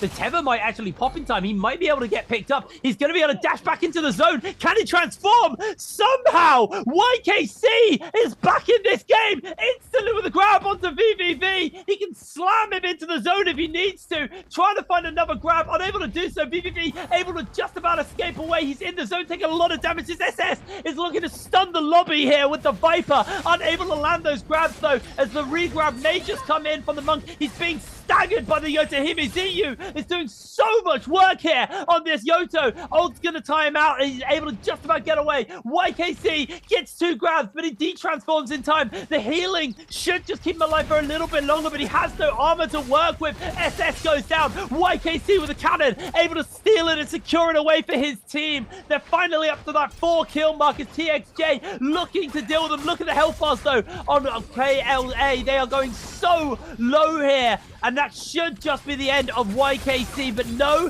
he's able to hold. OUG oh my God, jumping in and going so low. The damage coming in from TXJ. He is putting monstrous amount of works in. The wisps are up. The sandstorm can come down to control this final circle. Cutting over to LYD now, who gets himself the long sword slash off there with a charge click and secures a kill onto QGG. It is an absolute cluster of action in this final circle as KLA able to just blink back towards the teammate and avoid being knocked into the zone. This is on TE to close this game out versus KLL. They have the advantage. They have the power to win this one here. Can they do it? CXZ is getting himself knocked back, taken down. LYD is able to secure it, and this should just be all she wrote for this. This should just be TE's victory, all but assured, but it's not completely done. The king goes down, and there it is. TE, pop off. Oh my God. I'm speechless. The way that TE controlled that, it looked like it was coming up OUG. It looked like they might have been able, that KLA was going to be able to come in and do some more damage. But OUG made a couple of slip-ups. TE just capitalized on it. Made the easiest little incisions. That Phoenix Blast was the most menacing thing in that whole game. They just absolutely destroyed the entire lobby. They killed, I think they killed the OUG member a couple of times before actually he fully died. He got rezzed a couple of times. The way that they controlled that entire battlefield up until the end, saving their ultimates until that very last second, when that Temi ult just absolutely ruined OUG. That Temi ult was huge. Also, massive props to KLA for getting YKC back. He was out. He's dead in the zone. And the Karumi Tether picking him up. He then jumps back in, monks out, and yeah, sure. He still went down, but it gave him 1 extra placement point, and it also gave them 1 extra kill. So all those points are going to help them here, especially when XKG, there's so many X's and G's. When they get knocked out early, really, really rough, but phenomenal game coming in from TE. The team who, for a lot of us, we wanted to be watching. We really, really wanted to be watching TE as a roster that could potentially take over this league. And yeah, finally we see this potential coming to life and what this team is very much going to be capable of, and why we've said watch TE. Really, really good stuff. But another thing to kind of notice, we saw a lot of the big teams getting knocked out. I mean, XCG knocked out very early. J-Team knocked out very early. GD had a really good start to that game, but they just fell apart a little bit too early and were knocked out. So there's a lot of work that needs to be done here. Yeah, there's definitely a lot of work that needs to be done, but congratulations to Team TE for coming away with that victory. KLA, let's talk about that really quickly. Oh my goodness. I thought that they were going to be coming out on top. You talked such a big game of KLA before, and they're just not pulling it together. No, I mean, it's a weird one with KLA because they look so good on day one, and then day two, they've looked so lost. And they finally won a Realm of Yang, so they finally had something in their favor. But I don't know, this was a team who were amazing in the final circles literally 2 days ago. And now all of a sudden, they're really struggling to make it work for them. We'll see the scores. We'll see how many points they were able to put together for themselves. But it's not the greatest showing. TE getting themselves 15 kills, walking out on a 29 kill game there. OUG with the 11 and the 20, and then JL taking 18th. But where are KLA? They get 8 points. I mean, this is a team who, like, 8 points was considered their bad games. Yes, on Friday. And today, that's a good game for them. Like, there is a vast difference in the performances coming in from KLA now versus what we saw previously. But, I mean, XCG right now, 7 kills. That was it. They went out too early to even get a placement points or a kill multiplier score applied for themselves there. Just not the greatest showing. They've still got 2 more games to go though. So for now, XCG, they're comfortably in that first place, but teams will start to catch up. Teams will start to contest them. But remember, for the likes of XCG, this is the last game they're going to be playing before the bi-weekly finals as well, because they've already played 2 sets of days. So there's a room for them to be overtaken, and just in the replay saying, you know, TE, this was their game, and this new comp with the Takeda, I'm really loving seeing this. It has so much power, so much impact, especially when you get into these final circles. Really, really nice stuff. Jeez, yeah, XCG as well. They had a pretty unfortunate game coming into this. They tried to make something happen. They had tried this new comp as well. JL was a team that we saw doing very well, and then they just ended up not making it to that final circle there. We're seeing a little bit of abusive movement there from LYD, getting a couple nice headshots off there, using that longsword to the best visibility. LYD came through. Look at this kill from AS. This was one of the ones when they wiped out GU. I was like, okay. But then they just died so early here. It's TE's LYD. Look at that. The Phoenix Blast is just insane. And they were able to pick up every single one of those final kills, which is the reason why they got so crazy in that final place. Look at that. Look at that. Oh, look at that. Takeda, obviously my favorite hero. We're seeing Phoenix Blast, Desperation. That's another great Jade. Your attack grows as your health falls. It gives you a very, very good... It gives you a very huge advantage when you get to low health against other players. Using that V3 and that F3, 24,000 damage, 10,000 healing. Only one kill before Rebirth, but then 7 afterwards. They were able to come away with it. That Juggernaut definitely on level 5. 2Na, which is a crazy one to see in those final circles. They usually drop it a bit earlier. But 2Na helps you, you can emote and heal yourself, which is the only time that you're allowed to emote in professional NARAKA. Yeah, absolutely. Maybe you took it just so you could emote. Just so you could emote. But yeah, there we are. Game number 1. Game number 1, game number 4. Going back in time there. Under our belt, and game number 1 for TE to win, I will say. It was their first win of the season. They're going to be very happy with that one. They still technically have 2 more games, so they could still look at a hat trick as an option. Going in a little bit later into this, but obviously we'll be going on to Holoroth pretty soon as well, so very little time to kind of relax and rest in between these 2 games. And for TE, I think they're going to be happy with that because they'll have an idea of what comp they're playing, or they'll know what comp they're playing already. So now it's just keeping that momentum going. You know, they won this game. Maybe a few kills were denied from them, but they also denied a few kills themselves by kind of stealing them away. So honestly, TE showing up again and showing us why they are a team, but you know, we have had pegged as one of the best teams in the league. I think for the other guys there, for the likes of the J teams and your XCGs and your KLAs, like, they can't let that last game get to them. They just need to go, all right, Holoroth is our map. There's no time to relax. There's no time to recover. It's just jump straight into the action, lock in a good comp, and make it work for yourself. I'm excited to see what people are getting picked up into this next game, because like we were saying, in the rise of the Decada, we didn't see this much Decada yet on Friday. Things were a bit different. It was mostly just the monks and the Yotos, but now seeing the Decada showing up, we had it a couple of times, but like as much as we are, and I think actually having success may show teams that, okay, maybe it's time to start at least practicing this Decada and this comp. That's the thing, is this was the first game today that we've seen success with Decada. We have seen Decada been played. It won XCG in game 3 as well. Yeah, but we haven't seen, other than that, we haven't seen much success with it other than today. Yes, sorry, okay, yeah. Sorry, that's what I meant. I didn't mean just last game. It was weird. So it had success at Worlds, specifically on Holoroth. Like, yeah, it was a Holoroth only pick for trios, but seeing it now getting played on Morasile is an interesting adaptation of how everything's gone. I'm finding that very, very interesting. We can see the overall scores right now. J Team currently sitting at the bottom of the table with only 15 points. It has not been their day. They are having such a hard time of it. And then the King, I mean, they're just kind of coasting off that day one, which was just such a high scoring day. They were still at the bottom of the table with that score, by the way. That shows how high scoring Friday was.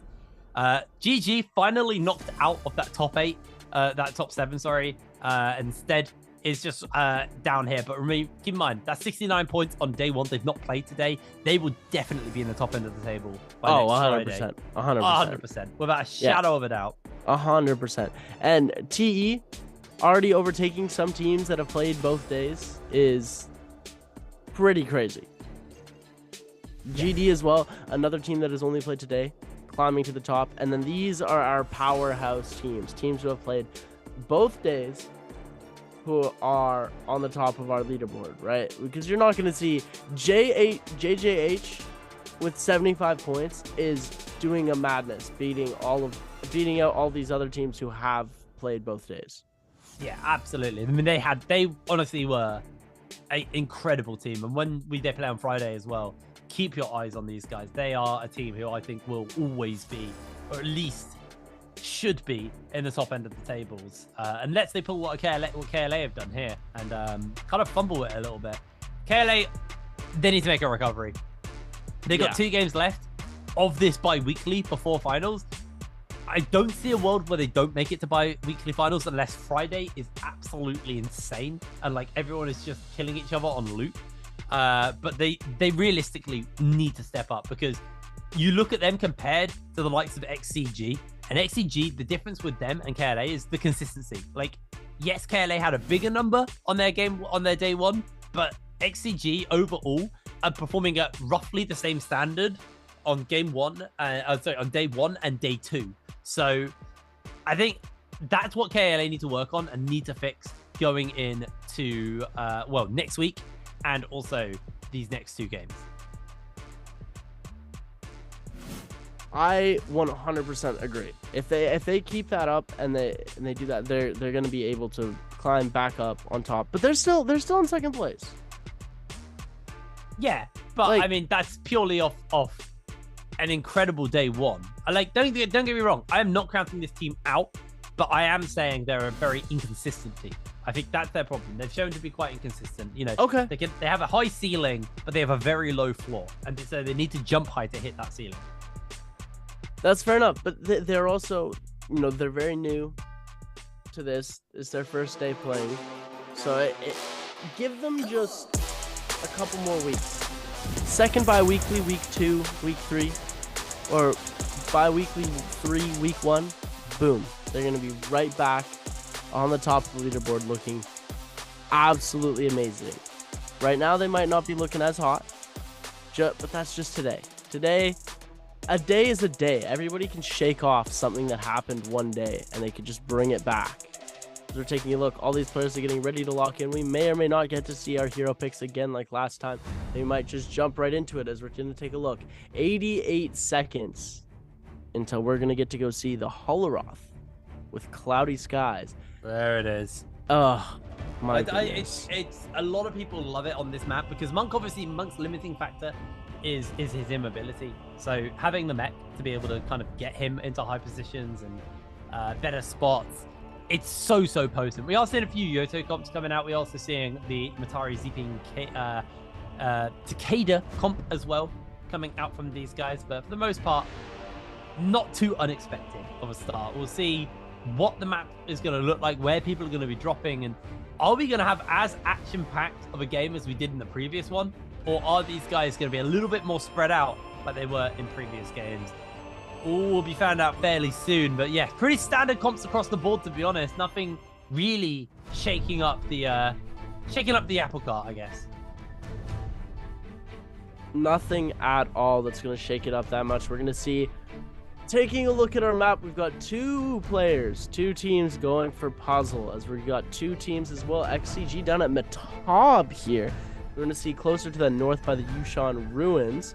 We've got a few players there, and then we've got another couple of players down at my personal favorite landing spot, the Imperial Village. Taking a look, we have Wolves, we're going to have GS, and then we're going to have, I'm pretty sure that's Bauda, Ventus over there as well. Taking ready, and then OC all by themselves down at the city of Tang as we're about to get this game 5 started. Ladies and gentlemen, welcome to the NARAKA BLADEPOINT Pro League. We're going to see TXJ from Team TE take a lot of damage right off the bat from the Ballista here. He does have those dual blades, trying to avoid shots the best he can. He needs to get out of there because as soon as that Ballista hits damage onto him, he is done. And it looks like they've been off the Ballista for a second now, and TY's LYD is going to go down to OUG here, and it looks like OUG is going to be able to get a huge parry off, and TXJ on his last legs here. And it looks like OTE, the winners of last game, are all going to be completely eliminated here.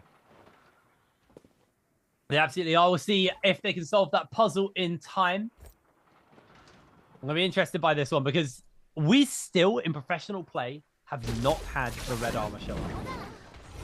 Somehow, it's got a 7% spawn chance. So statistically speaking, it should have shown up by now. But for whatever reason, we just haven't seen the red armor yet. So I am holding hope that one day we do finally get to see it. I actually didn't see it in any of my games for ages. And then the one time I got it, I was playing a Rune and he took it. So I was very sad. And then we immediately got squad wiped. But enough about my games. Let's talk a little bit more about this one. Meanwhile, we're seeing TK here. Currently just, they've got the area to themselves. Actually, down right in the center of the map, Queen Castle, Bauda get himself in a fight here versus GD. GD, remember, they had both of these teams actually had a really good game 4. 3, 4, whatever game we were on. We're on 5 now, so there we go.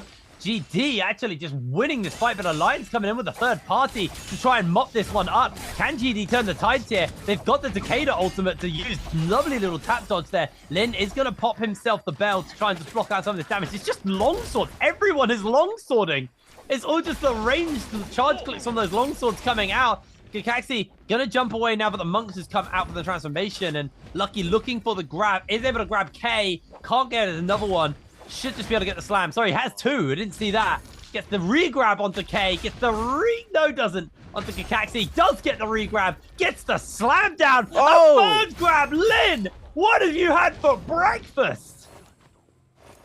He's had a big bowl of, I'm about to win. I'm about to get the kill. Can we also just acknowledge the fact that there were like 4 or 5 parries in that fight that we just breezed over? The longsword parries coming through. Absolutely phenomenal play by Alliance Yin to turn that fight around and just destroy with that monk. The double grab, the slam, 1 kill. Re-grab, slam, kill, repeat. Amazing plays. We're going to take a look over here at XCG, who's picked up 2 kills so far. GD also with 4 kills up on the board already. So a pretty good start to the game so far, but they do need to carry those kills very far into the end. Otherwise, they're just not going to be worth anything. They get 4 points right now. It's 4 points, right? They get 4 points and carry them to the end, and then get a few more points as Ventus's Pixel picks up another kill here. We're going to see the grabs come out. He's hiding just above that no ult zone, trying to pull them outside as Benchu is sticking to the very side here. Doesn't want to hit that no ult zone. And gets the grab, gets the slam, tries to go for the regrab. Keeps him up in the air here, just tries to get that line of sight on them, but the tree is going to block his way here. As Ventus Pixel is going to pick up another kill. Ventus's WX98 picks up the kill onto Wolves Benchu, and we're going to flip over to Team KLA. Lovely little pickup there from Ventus. Looks like KLA still yet to find a kill. Are trying to win a fight here versus the likes of GD. Immediately losing a lot of health of that armor just from the scale rush coming in, as QGG also now going to have to look for some kind of healing to come in before they get in any more danger. Chasing onto Kakaxi. Kakaxi losing a lot of HP. QGG does get knocked back. Should be A-okay as K keeping the pressure up onto QGG, and he's going to be able to heal up for chasing for anything more. GD actually did go down. I didn't even notice that KLA got their first kill of this game. A needed one as well for them, as XCG actually have come in a potential third party to deny some kills from their rivals KLA. Unable to actually fully connect on and secure that kill onto GD's K. They are able to get away as can see QGG chasing onto Dongjing, catching on with a grapple, just about missing, and that might be the brief opportunity that Dongjing needs to get away. QGG's actually kind of fumbling a lot of this movement tech, so the gap between the two is only growing larger. It's still keeping it up. He's about to run out of grapples though, so might be in trouble. Gets scale rushed onto, but is able to dodge away on it. The counter comes down. The double counter comes down onto the two members, but he is still going to be hunted. It is a Z-Ping, so there's a lot of sustainability, a lot of ability to basically dodge getting yourself chunked out here, but pinned against that wall or the edge of the drop off there. Another knockback coming in. Doesn't quite get that counter off this time, but the grapple's running low. They need to secure this kill fairly soon. Z-Ping sustain really starting to rear its ugly head as Dongjing is almost full HP once again, just being jumped on constantly by both sides. I do believe that ultimate has now timed out for Dongjing though, so the survivability is going to be noticeably less. And there it is. As soon as that ult times out, down he goes. GD are eliminated. Sad to see GD go. They did have such potential to bring those 4 kills. Like I said, you're going to see XCG getting absolutely mauled by Alliance here. Alliance's Lin, this monk, is coming in crazy right now as Nye HQ is going to go down here. We're going to see them need to take their res into... Yeah, we're seeing they do have 1 player left still alive. And it looks like they're going to try and stay alive as long as they can, but Alliance is smarter than that.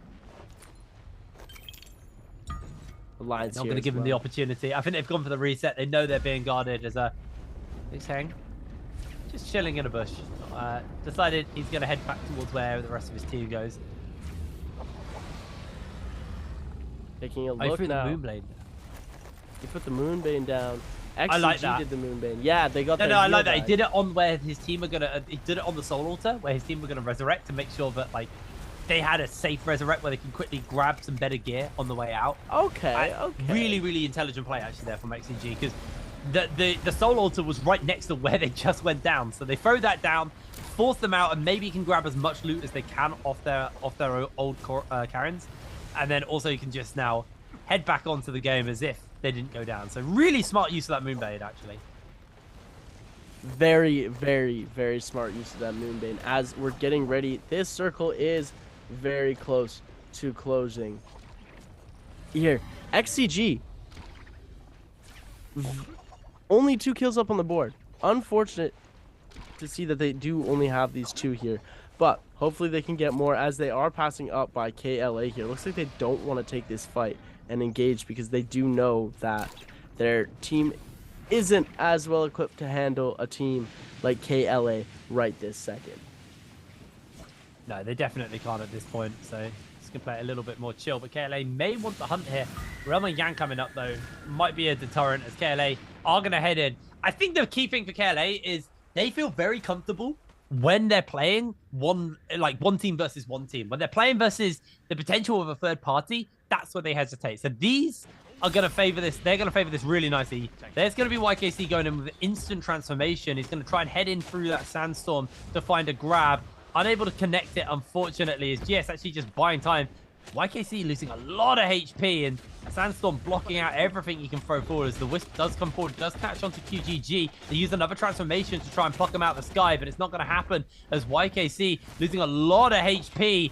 Honestly, the Tammy has completely turned the tables of this fight here on the side of KLC. They are struggling now. Instant grab, instant double grab, slam down, picked up, easy as you like. It is a whitewash. GS absolutely wiped the floor. My goodness, as we're going to see TE also wiping the floor with the opposing team here, as they're going to pick up the Vermilion's bird buff, and it looks like OC did get that Draco Storm as well, as they are not able to pick up the Vermilion's bird from the box. They have since removed it since they added the Vermilions into the Realm of Yang, obviously, here, as we're going to see TE. Team TE coming up strong right now. 4 kills up on the board. They have their Vermilion's bird buff here, as we're flipping over to J-Team. J-Team's not doing too bad right now. They got 1 kill up onto the board, but they do need to make a little bit of a bigger stand here. Otherwise, they're going to be in a lot of trouble. 101 Tian without any armor as well. On a little bit of a questionable play. I think he might want to be finding some, which is why he's desperately looking in these places. And it looks like OUG is getting himself into a little bit of trouble here, as we're going to see 2 players are about to take their res here. I'm pretty sure from Team GS. Oh no, GS is now coming in on a third party, as we're going to see this other team just waiting at that soul altar to respawn. It looks like they're going to move away from there, as you can see in the far corner there. GS's and is going to go down to OUG's SS really quickly here. GS, the once promising team. OUG's SS getting caught in that Flamebringer shot. Huge Flamebringer shot from OUG here. KLA now joining into this fight. So we're going to see them try and make something happen. They do have the Yang depletion here. So if they die, it's for good. They're going to try. Oh, huge shot coming away from the Ballista here. Trying to make something happen. And it looks like KLA is going to try and control this fight. There's 2 Monk ults out right now. If he saves his Monk ult till later, he's going to have a huge advantage in this fight. Yeah, they're going to chase him down into the lower ground. KLA, this is their opportunity to get so much back. Undo everything that went wrong for them. The rolling pin is going to completely undo this. Zhao, who takes all of the damage from it, is immediately out of monk form, out of time, as he should just go down here. Look at the rolling pin. It's destroying everybody. KLA having a phenomenal opportunity to just pick up as much as possible. Looking for the grasp, but they're being pushed back towards the edge of that rolling pin, where they'll lose even more HP. Looking for the grabs, unable to fully connect them here. And now YKC's in danger. Can they find a grab? No, but they're being staggered back. AS, low HP.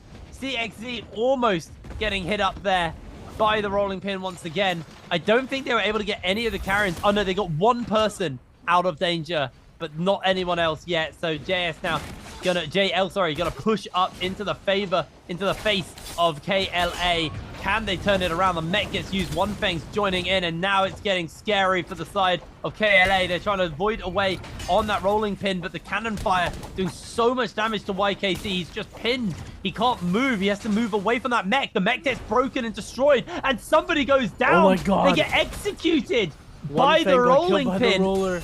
It does so much damage. It's YKC now in a bit of a deficit here versus AS. Can he find an opportunity to turn this one around? But in comes GS with the third party to undo it. KLA find the kills. They finally shred themselves of that Yang depletion. But the problem is now they may just go down to GS. CXZ needs to avoid this secondary fire from the cannon. Somehow able to get away for now, as QGG also getting out, and KLA on the run. Can they make the escape? It looks like they've been able to just about get away from this, but I do not think the GS are going to give this one up easily. I think KLA are going to have to do some phenomenal work to escape from here. That was absolutely crazy. I cannot get over the fact that a pro player just got killed how I get killed in every other one of my games by the thorny roller. Ladies and gentlemen, that is the most hilarious thing to happen in the history of esports, I think, in my opinion. XCG's Xiaonan now trying to make a play here, following through KLA, because KLA has gotten very low. They don't have as much heals. They don't have the crazy armor here. They do have the still high weapons here, but XCG looks a little bit more powerful in this fight here. As we're seeing, they're playing as offensive as they can right now, just trying to make the play. KLA does need that resurrection. KLA doesn't have a resurrection, sorry, as XCG also, without a resurrection, just trying to make a play to get more kills, because if they don't get no kills, they don't get no points. Trying to make something happen. XCG Xiaonan with the blue dual blades here, trying to see if he can get an angle onto them, as Bao Da is going to come in on a third party on this fight here, and it looks like Moon is going to start trying to attack here, and XCG said, nope, we're out of here. KLA going down as well, and it looks like the rest of these teams are going to bounce out of this area as well, as TK has joined this area. First time we have seen any response of TK's team this entire time, because we're going to see Lion TT ulting up as well. We're going to see Xiaonan coming into his ultimate as well.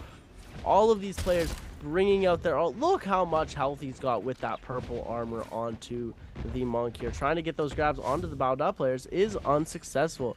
As they're rolling, and it looks like they're going for a bit of a reset as we switch to the Realm of Yang. Yeah, it's going to be TK versus Ventus inside this one. Already the mechs are being used, and the monks probably will de-transform fairly soon, but not before WX98 takes a cannon to the face. Low HP, maybe an opportunity for them to kind of sustain up, but down they go. Easy as you like. TK able to pick that up in the King. Finally, like you said, actually finding an opportunity to do something in one of these games. They've been kind of just a bottom team for a very, very long time. Finally, seeing some life coming in from TK is Pixel, which is a massive chunk of health there. Good counter actually onto AK though, so maybe they can find an opportunity to turn it. Pixel goes down, and there it is. TK win the Realm of Yang. You saw the little celebration at the end. They were so excited. They're like, yes, we finally put some points up onto the board. We actually haven't seen them on screen yet for a very long time. They usually get wiped out pretty early, so it's nice to see Team TK coming in with a little bit of victory here. Shangyan, A Lee, and AK here from Team The King, pulling up gray ranged weapons, but legendary melee. Usually what we usually see. He's got a purple one equipped now. It's just this backup one. It's the gray one. Just got a backup cannon in case he needs some extra damage, extra shots here, as KLA is very close to TK right now. This could be an interesting fight that'll happen because they do have that extra buff, so they're able to see where they are. They've spotted them now, and they know that they're over there, but it looks like they're choosing not to engage into this fight. Yeah, they are just going to decide to back off for now.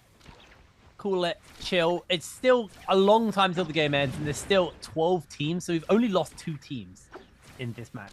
So there's still plenty of time for the teams to kind of hold on and pick up their kills a little bit later. I think this game is definitely moving at a slower pace, which does mean the end circle is probably going to be carnage. That's typically what you get. You either get an explosive early game or an explosive late game. Everyone's going to be crammed in. I'm curious how the circle's going to look, because there's a lot of monk comps, remember? And obviously, the repeating crossbows are such a good answer to the monk, because you just get so many free shots and so much damage done to them. On the other hand, you also have the cannons as well. You're going to move into that stage where there's going to be so much range damage just being shot out, but like, odds are you're just going to eat some damage for free. J-Team finding himself in a fight here versus Ventus. Remember, Ventus, they're on the Yang depletion, so they need to win this fight. They're going to summon the mech in, as J-Team actually not willing to give up this fight. They want to keep it going, but the cannon fire is absolutely ripping them to shreds. They've got themselves the wind walls kind of give them some safety, and now the grabs are going to go wide. J-Team actually able to dodge away, but also GS and Alliance are in the area. Ventus desperately trying to push up as J-Team want to secure themselves at least a kill or 2 here. They need it. They've been so far behind everyone else in the lobby. Only got 2 kills right now. very, very low interaction as they do just Wu Shen ult out because it gets a little bit too hairy for them. But Wolves are coming in. This might get a little bit bloody as Ventus just about limping one of their members out there with a blinking health bar. As Xiaohu are going to chase them down, see maybe if there's an opportunity for them to secure the kill. Xiaohu Toe here giving chase to Ventus's Pixel as Pixel goes down from a bow shot from GS's end here and coming in with a crazy kill, and they go down straight away. No revives allowed because guess what? A Yang depletion, ladies and gentlemen. It is the thing that we all fear and dread at the end of the day. We're scared that it's under our bed at night. The inability to revive. He still can get bought back. He can still resurrect. But he does not have no revives. He doesn't keep his stuff. And WX98 from Ventus as well. I'm pretty sure that's the last player alive on Ventus right now. Up top, trying still as hard as he possibly can to get a kill, but also at the end of the day, accepting the defeat and the fact that if he doesn't get a Soul Bloom soon, he is not going to be able to buy his teammates back, and he will not be able to continue playing in this game. Not at all. 10 minutes left on this lobby. Still 34 players. This is more in line from what we saw from previous seasons of the Nbpl. As I say that, and then people are going down, and that is the end of Ventus. So finally down to 11 teams after the end of that. It's J-Team pick up their 3rd kill. It's been a very, very slow run from J-Team. So I have to see, you know, if they've got more in the tank potentially to them. So 1-on-1 TN. Just going to rotate towards the circle. It's quite happy to stay in here for a bit and tank it. Him and Eagle. Very comfortable. They got the healing. They got the sustain available to them. And ZK already within the zone, just scouting out for the rest of his team and saying, this is the way to go. Everyone's running away from us now. Wolves, Soro, on the chase here, needing to heal up a little bit as we're seeing the Stormstride Soldier coming out as well, pairing perfectly with the electricity coming off of that staff. Alliance there, sending some cannon shots from the distance, giving a bit of chase onto Wolves, but they don't want to lead they don't want to lead too much. Oh my goodness, did you see that bouncing cannon shot? Yeah, it just zipped up into the moon. Zipped up to Narnia. We're seeing these bouncing cannon shots going everywhere, ladies and gentlemen. They do like to bounce around. Oh, there's the sandstorm to make sure that XCG do get their hands on to this Mora's Blessing. Did someone summon a mech? Someone summoned a mech on top of them just to bop them back, but it's not actually going to deny them. Jianan able to pick up their gold armor, but the health bars are just obliterated off the back of that one. NiHQ is pinned. He has to call the mech in because he's going too low. Can take off with the mech and just jump away to safety, but look at the health bar. Mech's gone. NiHQ being chased down. XCG in a world of danger. And this should be okay. And I think that was KLA, sorry, able to do that damage to them. Taking a look here, we're also going to see KLA. This is going to be a little bit of a lull here, ladies and gentlemen, because all these players are sending these bow shots. They're doing absolutely amazing with these bow shots, but nobody wants to engage in fights, and I think I just spoke too soon on exactly what I was about to start talking about. KLA and Alliance look like they're about to get into this fight right here with OUG right underneath them, hiding underneath. KLA losing a lot of shield here, but not very much their health, so they're going to heal back up. They're going to get that reset off. Alliance as well. Look at XCG. XCG looks stacked right now. The amount of gold weapons and armor that they have, using blue weapons for melee, but gold for range, so that they're able to pull off their extra crazy Tianhai ults. And look at the Soul Jade. Ladies and gentlemen, you don't see this every day. This is some crazy Soul Jade usage here. There's a no ult zone being popped. XCG are playing this very smart. They're holding an area that is very desirable, and especially since they can't pop ults in that area, they can't get ulted on there. They're almost untouchable. I realized where we are. So this is where our first horror off of the split for trios ended last time. There's a no ult zone near here. We had a roller. We had the roller and the no ult zone last time, and it actually won them the game. Yeah, but the circle could close on it. I actually think it's moving away. That's sad. Okay, it is moving away from there from the looks of things. But we could have had a no ult zone final finish, which would have been amazing.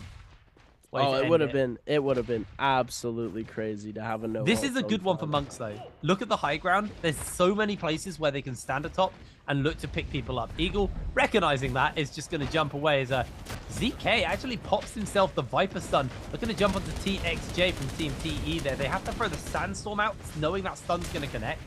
And that basically wastes 2 ultimates, but also a lot of time on Sorrow. TXJ pushing back here onto Wolves into the zone as VVV also has used the transformation in the meanwhile. Sorry, going very low on HP. They're able to get the grab onto him as soon as he de-transforms. He can pop the bell all he likes, but that is going to be the end of him. Nice and easy. TXJ is able to pick it up, grab that Soul Blue message for a little bit additional rage to build back up closer towards that ultimate for himself. Bowder now pushing into the 2 remaining members of Wolves as Benchu was trying to get a resurrection off on to Sorrow, but was unable to connect and stay on him long enough. XCG on the high ground also getting a grab and into the zone, taking tick damage after grab. And OC steal the kill with the swarm. Oh my god, ladies and gentlemen. OC coming in with a huge kill steal, and we're going to see TXJ and VVV go down to J-Team on the bottom, and LXX from Team Wolves is also going to be going down. Baudas Mau Mau taking that kill. Is that we're going to see it. 1 Wolves player left. One TE player left. 1 GS player left. These teams are in dire need of a little bit of slack here, but they are not going to get it. Bowder now going to climb up the side of the cliff, unable to do so, unfortunately, is just waiting out for the moment. Bowder quite happy actually in their current position where they're holding, so they are just going to play this nice and chill, but the rest of the teams are being forced out. There is a no zone pops just ahead, so this could be a real nuisance to some of these teams. J-Team ZK, he's in danger. Lucky's able to finish him up. Nice and easy pickup on that front. The Wushen ult out just to get away from this. Is right on the edge of that no ult zone. A bunch of teams can use this as a potential place just to hide away from some of these Monk teams, as Lin is going to go for the transformation. We've seen some really good stuff out of Lin so far on this, and looking to potentially open up with a grab. Unable to quite connect those ones into those open zones, as OC Slayer is going to go down, and that'll be the end of them as XCG are able to secure that kill. We also see the end of TE as well. A lot of teams getting knocked out in these last couple of moments as KLA also losing a player, now just down to the final player for that team, which is going to be their Yuetian. So it's going to be a hard ask as Xiaonan picking up so many people, picking up so many kills for his team. AK now trying to dodge away. If he gets regrabbed, he's donezo. The Sandstorm comes out. He does get the regrab onto AK. AK has the Golden Swarm as well. Very desirable, but AK is actually able to break away from him instantly into the mech. The moment his Monk wears out, he switches to mech and feels nice and safe. Oh my goodness, this Pacific Rim comp that you have dubbed the is become the most funny thing for me to watch. As he's like, okay, I'm just gonna start grabbing people. Okay, I'm just gonna start sniping people with a ballista and a swarm that I just have on my homie's ult that I can now play. J-Team ZK super low, and it looks like Xiaonan is going to be able to pick up the kill. A better placed game for J-Team there, only 9.6 points in total for that game. Better than their entire day's score combined, so it's a little bit better for them. Alliance with 10 kills, XCG with 8 kills, and TK with 9 kills. As we're down to our last teams here. 5 teams remaining, ladies and gentlemen. J-Team, the last team to be out. They were top 6. This is our top 5. As you're going to see TK's A-Lee here, still in the game. TK with 10 kills up on the board. They are on the top of the leaderboard right now, trying to pick up as many kills as possible. They do get a grab. Bauda's Moon here is going to get slammed down and is going to go down, putting them at the very top of the leaderboard in front of Alliance here. So we're going to see XCG Xiaonan steal a kill from OUG's SS grab here. Xiaonan able to use that cannon to the best of his ability, but he is going to get the little bit of revenge here and get grabbed, and it looks like Baudas Mau Mau is going to go down to TK's A-Lee here And XCG's Xiaonan and NIHQ, sorry, is going to take out OUG's SS. Taking out all of OUG here, we're going to see Xiaonan coming out with a huge Monk ult as this is bringing it back. Alliance is Lucky playing dangerously at the feet of Xiaonan here as Alliance is Lucky almost gets grabbed here, but the terrain is just barely blocking it as we're seeing TK coming in with a huge Monk. TK Shenyang also in that F ability getting caught in the grab here. We're going to be able to see Xiaonan try and make some more plays, but is unable to come away with the grab. Alliance Lucky getting very low, able to get a little bit of heals off before he inevitably goes down, and it looks like TK Shenyang is going to take down Alliance Lucky at TK with 10 kills up on the board, and it looks like it's going to be XCG versus TK, and TK looks like they're about to come on top. Looks like it's coming up TK. Xiaonan here taking a lot of damage. A-Lee bells for a little bit of an inconspicuous reason here, as we're going to see Team XCG with only 2 players left. This 3v2 fight here, we're going to see a huge parry come off, the knockback move over here. We're going to see the Velocity Untold come out as well from A-Lee. And it looks like A-Lee is going to be taking very little damage, but Xiaonan is going to be dealing the most amount. Xiaonan is going to go down here, and then it's going to be one left, and it looks like NIHQ is going to go down. Mortal Defiance comes back and saves him one more time, but the combos just will not let up, and we're going to see the bell one more time. And with 17 kills, the victory is going to go to TK. Yeah, lovely little play there from TK, and we said at the beginning of the day, we hadn't seen anything from them. They'd been kind of a 3-points team. They'd been the weak team, and they popped off. They showed up finally. It's nice to see the TK having a good performance for themselves, especially in week 1 as well, especially when week 1 has been quite rough for them.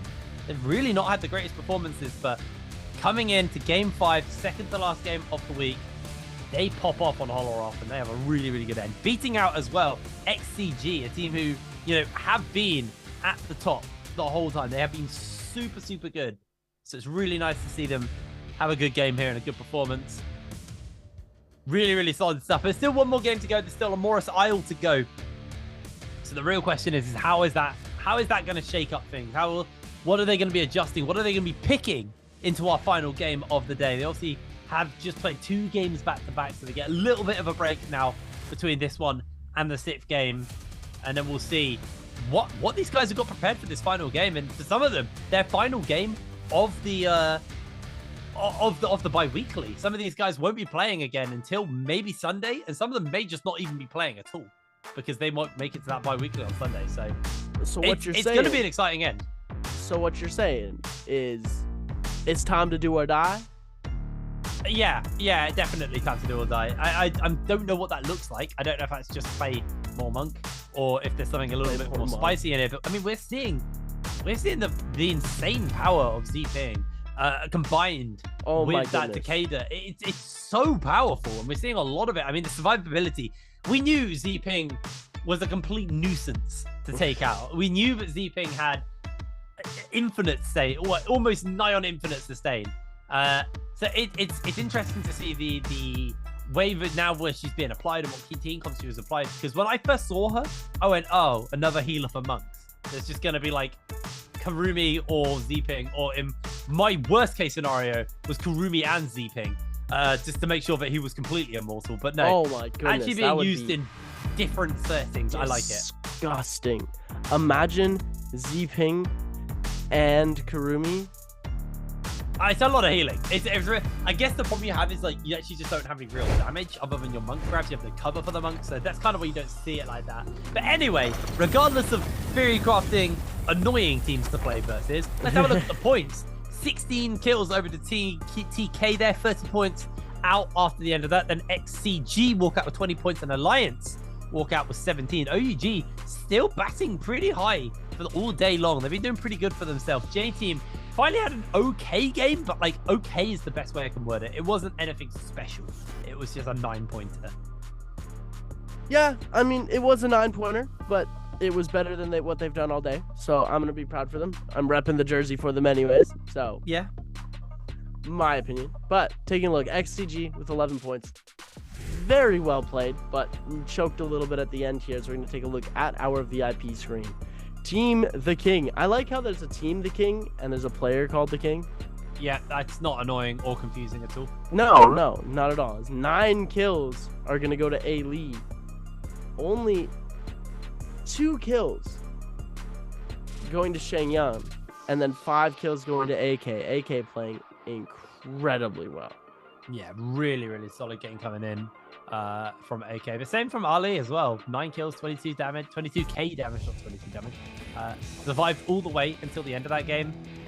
Alliance, you know, we're seeing some stuff out of some of these teams as well. And I think the thing is inconsistency is still being a major problem for a bunch of these teams. I think some of these teams are performing well some days or some games, and then the next game just completely throwing it. And it's weird. I mean, KLA, what the hell happened to them? This is a team who literally got 220 bombs and then a 19 kill game. And somehow they're still not able to make it work. It's flabbergasting to me that these guys are struggling as hard as they are today. Yeah, it's a little bit upsetting to see the fact that they're just not performing as well as they were in previous days here. As we're going to take a look and see the final kill again with the Mortal Defiance, and then Ali just absolutely ruining the other player with the beautiful, might I add, red monk skin. We're just came in crazy here. As we're going to take a look. 22,000 damage and 9 kills. Only 2 kills before Rebirth, which I think is crazy.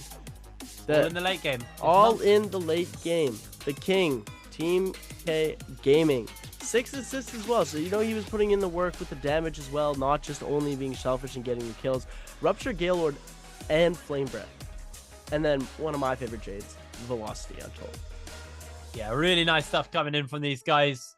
Just solid performance overall from the King, and it's nice to see, you know, a team that's struggling actually bouncing back. And I mean, we've also had TE and Alliance actually, I guess, winning games today as well.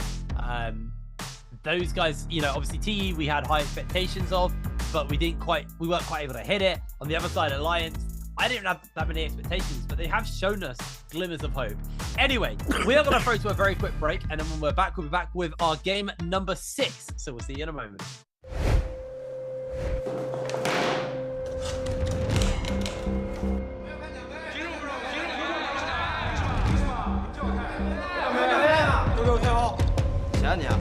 你在装什么啊？你谁啊？啊！我楚大少修罗榜第1，没有资格看奖杯吗？我小星神联赛第1态，凭什么不能看奖杯？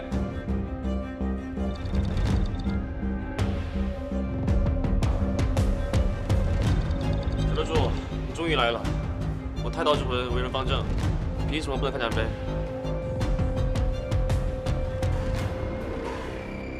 还是小得主好啊！你们啊，看门都不会看，谢谢啊，小得主。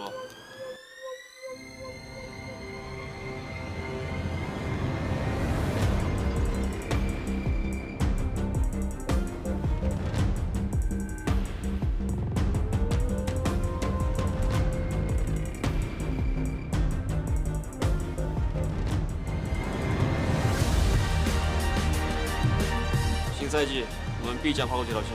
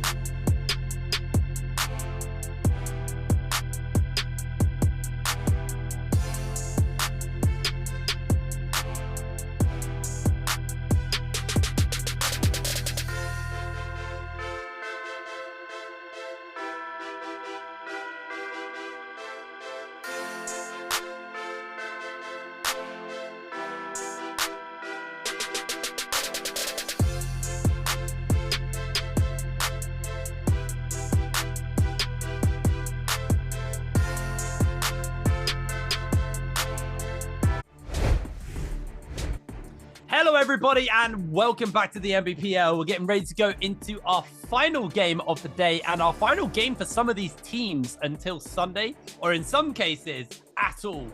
We can see the overall scoreboards, I say not at all, of this bi-weekly, sorry. As we look at the quick scoreboards to see where all of our teams are currently sitting at. J-Team, they've got some work to do. They've got 7 games left until the bi-weekly. And at the rate they're currently going at, I don't know if they can even make it to that bi-weekly. We'll have to see. We'll keep our eyes peeled on those guys. Meanwhile, moving up towards the middle of the table, some of these teams catching me off guard, actually, with how well they've been doing. Finally, JJH, at the final game, have been knocked out of that top end of the table. But, you know, as long as they perform like this again tomorrow, they'll be up. Oh, sorry, Friday, they'll be up there again. Same for TE, who coming alive. The overall scores right now, XCG have just surpassed KLA by a phenomenal amount. KLA having a horrifically hard day, really struggling, and I don't think first is ever going to be within the realms of possibility to them. There are some teams who I will keep my eyes peeled across the next few days to see if they can catch up. Somehow, the King have launched themselves into the top end of the table, a team who honestly started today at the bottom of our played teams. So really interesting to see the King actually make this much of a comeback. Yeah, it's really cool to see how they made that much of a comeback in one game as well. I'm really proud of them, and I'm really excited to see what they have more. Can they keep up this consistency? That is the one question I have.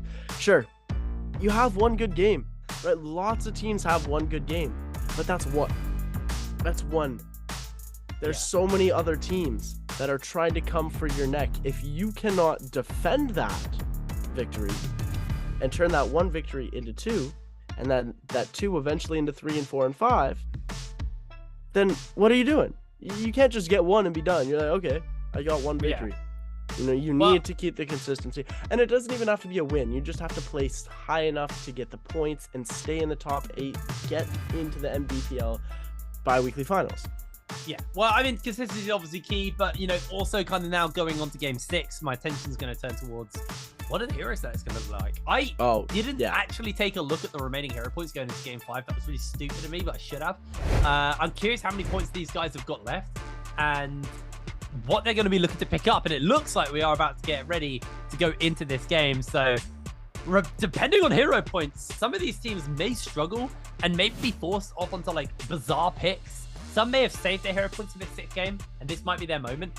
I have a sneaking suspicion that XCG might pull a Monk comp out here. I feel like they haven't run as many Monk comps today. They definitely run the... they run the Takeda comp twice today, I believe. So actually, they should have a Monk in them. They might... This might actually be a Pacific Rim net comp for them. XCG still has a Monk comp left in them. I'm just trying to figure out if they have enough to run a Pacific Rim comp. They might not be able to do that. They might be able to do a normal Monk. They ran Pacific Rim twice. They ran... Okay, yeah, so they can't. They ran... Takeda twice. I'm pretty sure. I'm not sure. I'll figure it out. We'll have a look when we get in. We might be completely wrong here. I swear they've run it twice, but maybe I'm muddling them up for somebody else. As well, just take a quick look at the teams before they get into their 6th game. Decide exactly what they are going to be playing. GD. I am thoroughly impressed by GD, actually. They have really made a bit of a recovery coming in from last season as a team who, you know, weren't bad by any means, but definitely struggled more than you might have expected them to. But here we go. Getting ready for game number 6. What are these guys going to be pulling out? What are the comps going to be looking like? How many hero points have they got? I think that's the real question here. We are loading in to game number 6. Taking a look here. Game number 6 loading as we're about to get started, ladies and gentlemen. Taking a look. Here is going to be our hero picks. Let's Oh my word. T only had 3. T and KLA only have 3 hero points. They have to play brand new comps. Oh my goodness. XCG, I knew it. They saved their points. They were going to go Monk in the final game. They saved it. J-Team burnt all their points, so they're having to run a Tammy version of the Takeda comp. So something a little bit different, a little bit more spicy.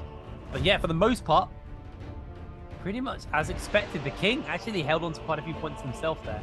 So some really interesting hero selects coming in. I can't believe KLA and TE burnt so many hero points. And the crazy thing is, honestly, for KLA, they didn't really achieve much with it. They really buckled down on the comps they wanted to play, and it has not worked today.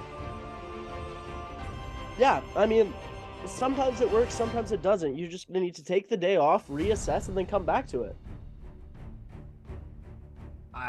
I would also argue this is their final day before bi-weekly finals, so if they're gonna have to come back to it on finals if they make it, and realistically they should. They're second right now in the standings. I don't see them dropping that hard on Friday, but they're gonna be knocked out of the finals. But they're gonna have to have a really long, hard think about stuff throughout the week on how they're gonna be able to handle that bi-weekly final. But as we can see, quite a few people dropping around that shipwreck area. A couple people all in the middle of the map and just moving around.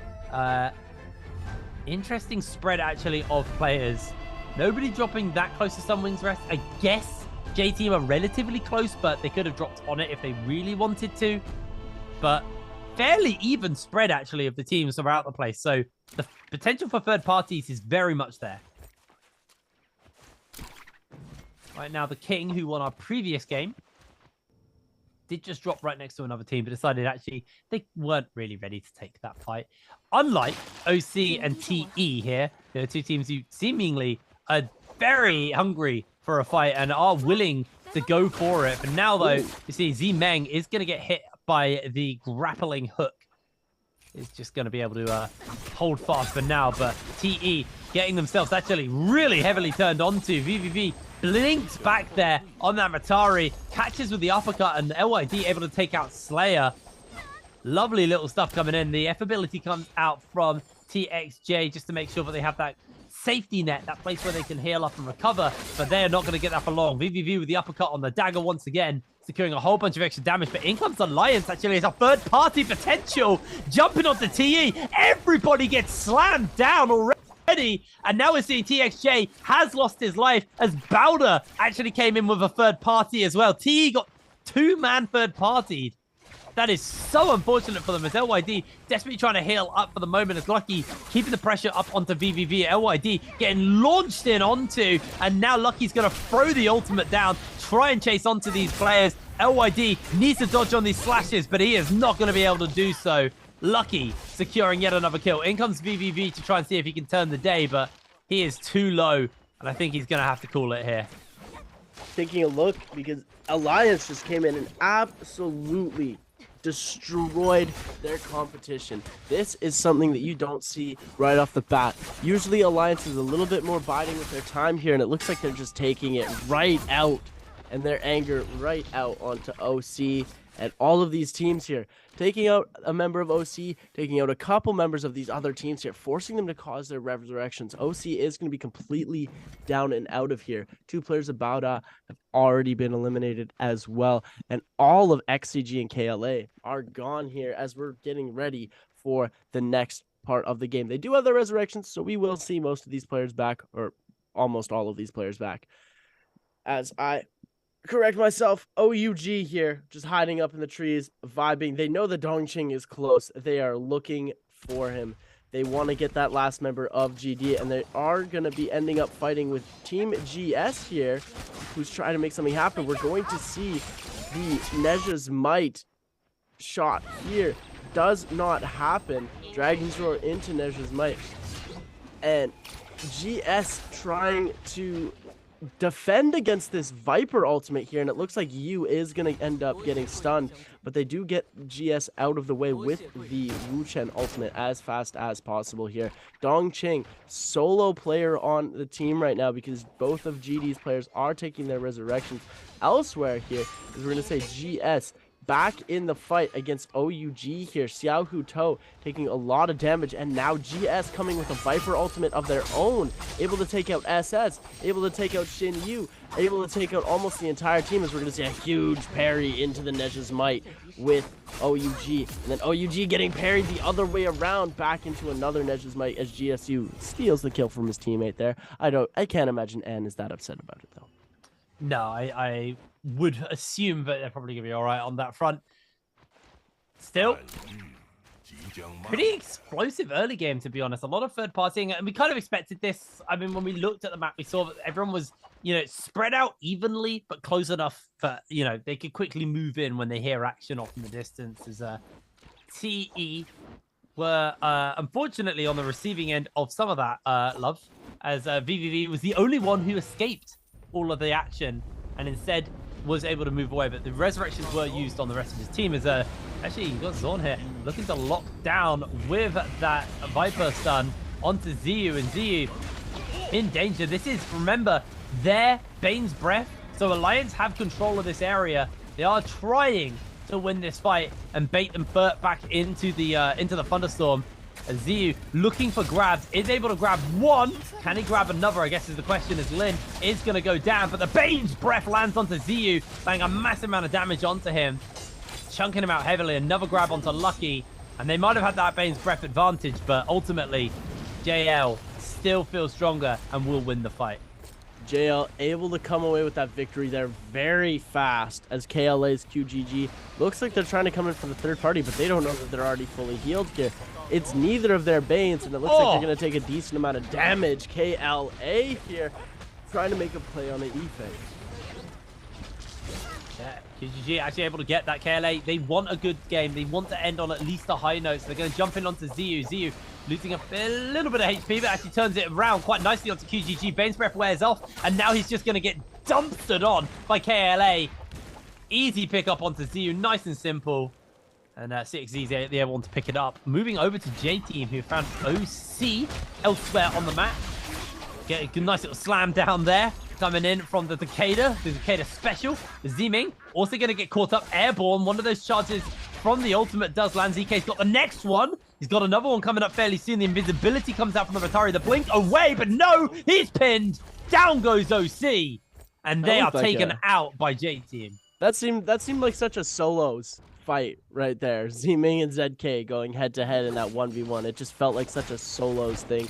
They just had the whole place to themselves here. As we're going to flip over to GS here, taking a lot of damage from Ailey. Ailey coming back around. So we're going to see Ann is going to end up, Xiaohuto is going to bring them back to life here, as you needed to get resurrected here, as GS's Ann is going to end up going for a heal and then rejoining into that fight, because they do want to take out Alliance again. This would be a very huge play for them to take out one of their biggest competitors. Right early as well, like this, we're going to see J-Team ZK pick up another kill onto Baoda's Mao Mao. They're using another Moonbane charm here, as it's going to start going off, and Lion TT, oh my goodness, gets caught into the Bane's Breath, gets double hit by two of the Bane bursts here. And it's going to ult, then they're going to teleport out of there from the Wu Chen here. They're just trying to grab onto one of their players and deal as much damage as they can on to this Baoda team. They were on top of this fight, and they have the gold version of the ultimate for Takeda here, which gives them a huge advantage this early on into the game, taking out Baoda's Moon, and now trying to focus on Baoda's Mao Mao here, as they're able to still continue to make the plays. We're seeing the ultimate come out. Lion TT trying to get away here, but Mao Mao is going to go down. Lion TT, last player alive on Baoda. Baoda trying to get out of there as fast as possible, as we're going to see a huge third party coming in from Wolves coming through, as their Wolves hop on chase in the third party. Whoa, they do, and then Sorrow eats a Zephyr straight to the face and gets chunked out heavily immediately. So J-Team actually turned the advantage. Sandstorm comes out. LXX is going to probably lose his life here. Eagle able to pick that kill up, loses half his armor, jumps down into the hole to get himself away to safety. And Wolves, the third party, becomes the third party. As Baoda, I believe they're able to use that opportunity to jump in and pick up Malman. J-Team, they can chase either one of these low health teams and potentially turn this into more kills for themselves. Unfortunately, Eagle has not got any grapples. He's picked up one grapple here, so he can't really do too much, as Lion TT jumps away to safety briefly there, using that Yoto ultimate to get the mobility off, as they're trying to land the shots onto him. Lion TT, who's going to get it? It's going to be Wolves. Meanwhile, cutting over to the realm of Yang, Ventus have got themselves in versus TE. Grab onto from Pixel, coming in onto TXJ, and he loses a big chunk of HP It's going to be A-OK thanks to the tether, though. Keeping Pixel alive to make sure he is nice and sustained. Up, looking for a grab. Unable to quite grab it onto LID, but grab slam coming in. Pixel, low HP, does de-transform. His low HP is going to de-transform and use that armor to keep himself alive for a little bit longer as Lloyd take a lot of damage. OID needs to be careful using that Matari invisibility just to keep themselves away and available. Should be able to heal themselves back up nice and safely, but his team are being absolutely crushed underneath Ventus right now. And OID, he did recover a bit, but he now has to try and win 1 versus 3, and he is not going to be able to do so. Juggled around. Ventus take the win. And we're going to see in the kill feed, J-Team picking up another kill on to Wolves' Ben Chu here as Ventus coming away with the victory on here. They are going to pick, obviously, the Vermilion's Birdmite. And let me tell you why it's obvious. Would you rather extra damage for a little bit? Would you rather to be able to see people for a little bit? Or would you rather a whole extra life in the game where your opponents can't take your stuff? I will let you decide the obvious answer, ladies and gentlemen. This is why these players are using the Vermilion's Birdmite. It does allow them to have a way longer and way higher chance at staying alive in this game, because if they do end up making a stupid death, they aren't going to be too hardly punished here. As ZK playing on Takeda, which we haven't really seen him play that far, he's going to get a huge parry with that sap, bringing him back to full health here as J-Team scatters as fast as possible. 101 TN, it looks like he is going to be caught out here. Looks like he's able to get away just as fast because that V2 of the ult does not stun them for very long. ZK here trying to make something happen, and it looks like they're going to be able to take out CXZ here, and it looks like they're going to end up teleporting away as TE coming in for a third party. Yeah, looking to see if they can maybe get some kills on the J-Team here. TE throwing down that sandstorm already. J-Team have had a really, really solid start of it. TE, remember, they need to find these kills because they do not have long. They've got the Realm Yang depletion, and J-Team's Eagle will lose his life. I also believe, did they take out 2 J-Team members there? Yeah, they took out 101 TN as well. So J-Team, who've been playing so well to recover from what has been a bit of a disappointing day, unfortunately fall apart once they get jumped by a Realm Yang team as Ventus with Vermilion's Birdmite trying to see if they can win a fight versus XCG here. Xiaonan about to de-transform. NiceQ has transformed himself. Maybe these grabs can land in from Pixel, but he's going to have to de-transform himself now at this point. So they're going to try and take this fight as Ling Kang loses a lot of HP. Is able to survive for just a little bit longer, but Pixel's been jungled. The bell's popped, and down he goes. Easy as you like. XCG needs these kills as well. They are so close to this. Well, they've got 2 minutes left on the Realm of Yang depletion. So if they find these kills, they are going to be sitting pretty. Yeah, if they get these kills, it's going to be great here when they can join back in, but it's going to look a little bit difficult for them as NiceQ's charging behind. He's going to get staggered by Sansi from Ventus here. WX98 trying to make something happen as well. He goes and parries, but then the stagger from that Yushan. The Yushan goes down almost immediately after, and we're going to see another kill coming out from WX98 here as it looks like XCG is going to keep it in.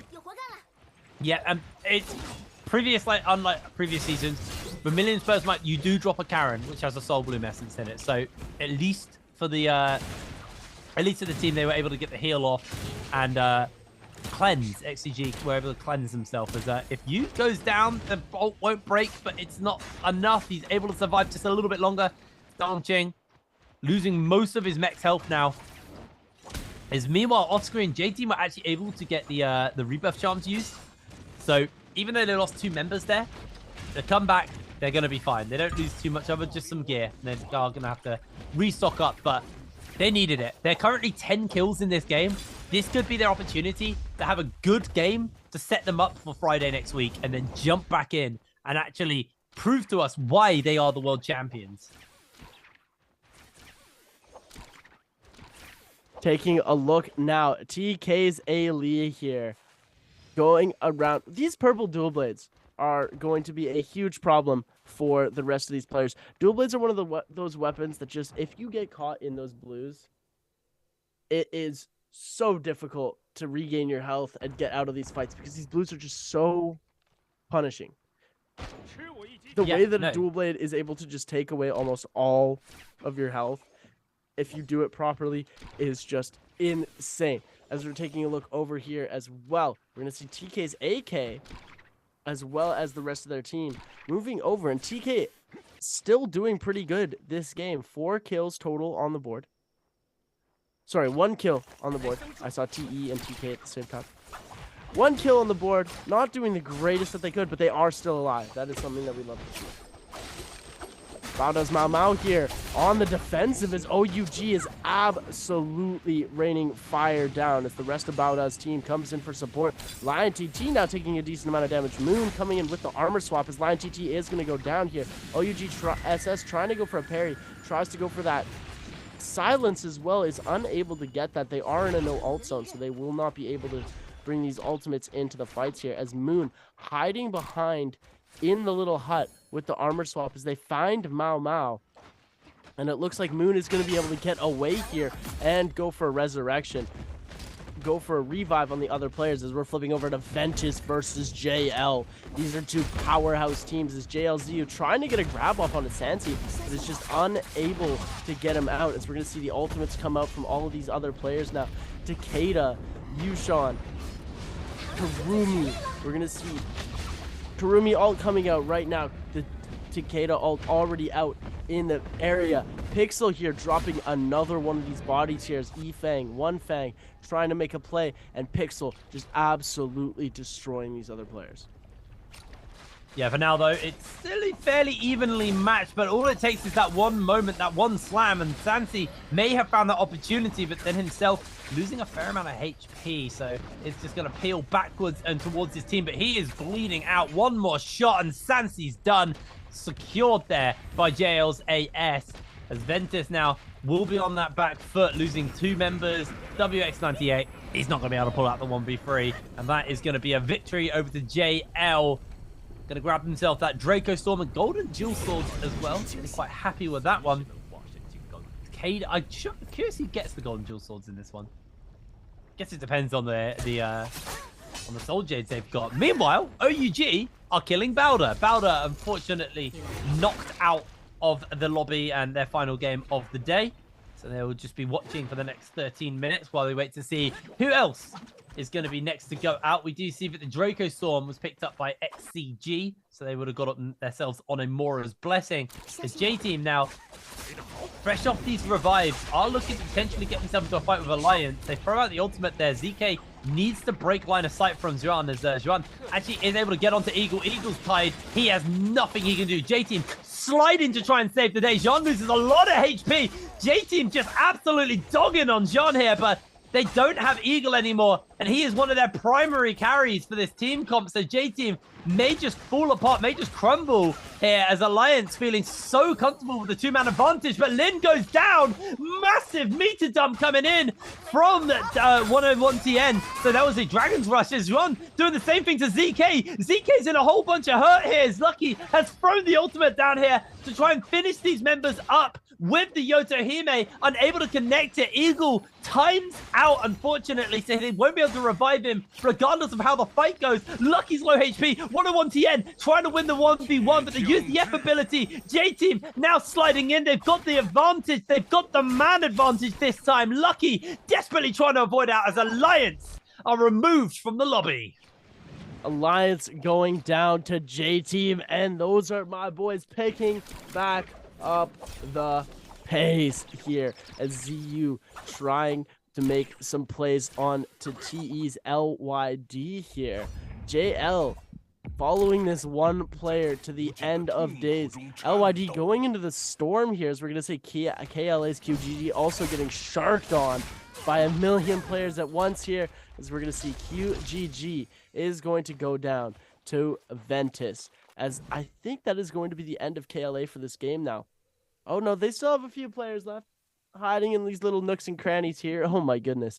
CXZ hanging out on the roof of this building here, making sure nobody is going to spot them. Maybe trying to go for a revive on QGG. He does need to exit that area as soon as possible. As Shenyang here taking some damage. TK in a little bit of a pickle here with GS. GS sending a lot of range shots off. And so is Ali responding with the same, shooting a couple off into the bushes just to see if there's anybody there. Just a little bit of a warning shot, making sure. And we got 33 seconds left on that JL Mystic Might, so you best believe that they're going to try and use it. Yeah, the damage reduction is going to be very nice for them, but I actually think everyone's now spread out so much. There's only 25 players left. It's still 10 minutes. We're on zone 3. So it's still a fairly large circle at this point. OUG, though, have found themselves in a fight with Ventus. Pixel has used the transformation, and this is actually one of those points on Morris Isle where Monk really struggles. Because you saw what OUG did. Pixel transforms, they just bolt in the other direction. They don't want anything to do with that. Sansi eating a couple of those Yoto slashes. I say a couple. He's hitting a lot of them. Does throw down the no ult zone, which does cancel it out. But now Zinyu feeling comfortable to go for this fight versus Sansi. It's a lot of health. He is going low. And there's the Clang to finish him up. Ventus now starting to lose. Couple of people left, right, and center. This fight's getting a bit hairy as GS have also come in as a third party to try and see if they can mop up a couple of kills. WX98 loses a lot of HP. OUG say, nope, we started this fight. We're putting the kills on our scoreboard, not yours.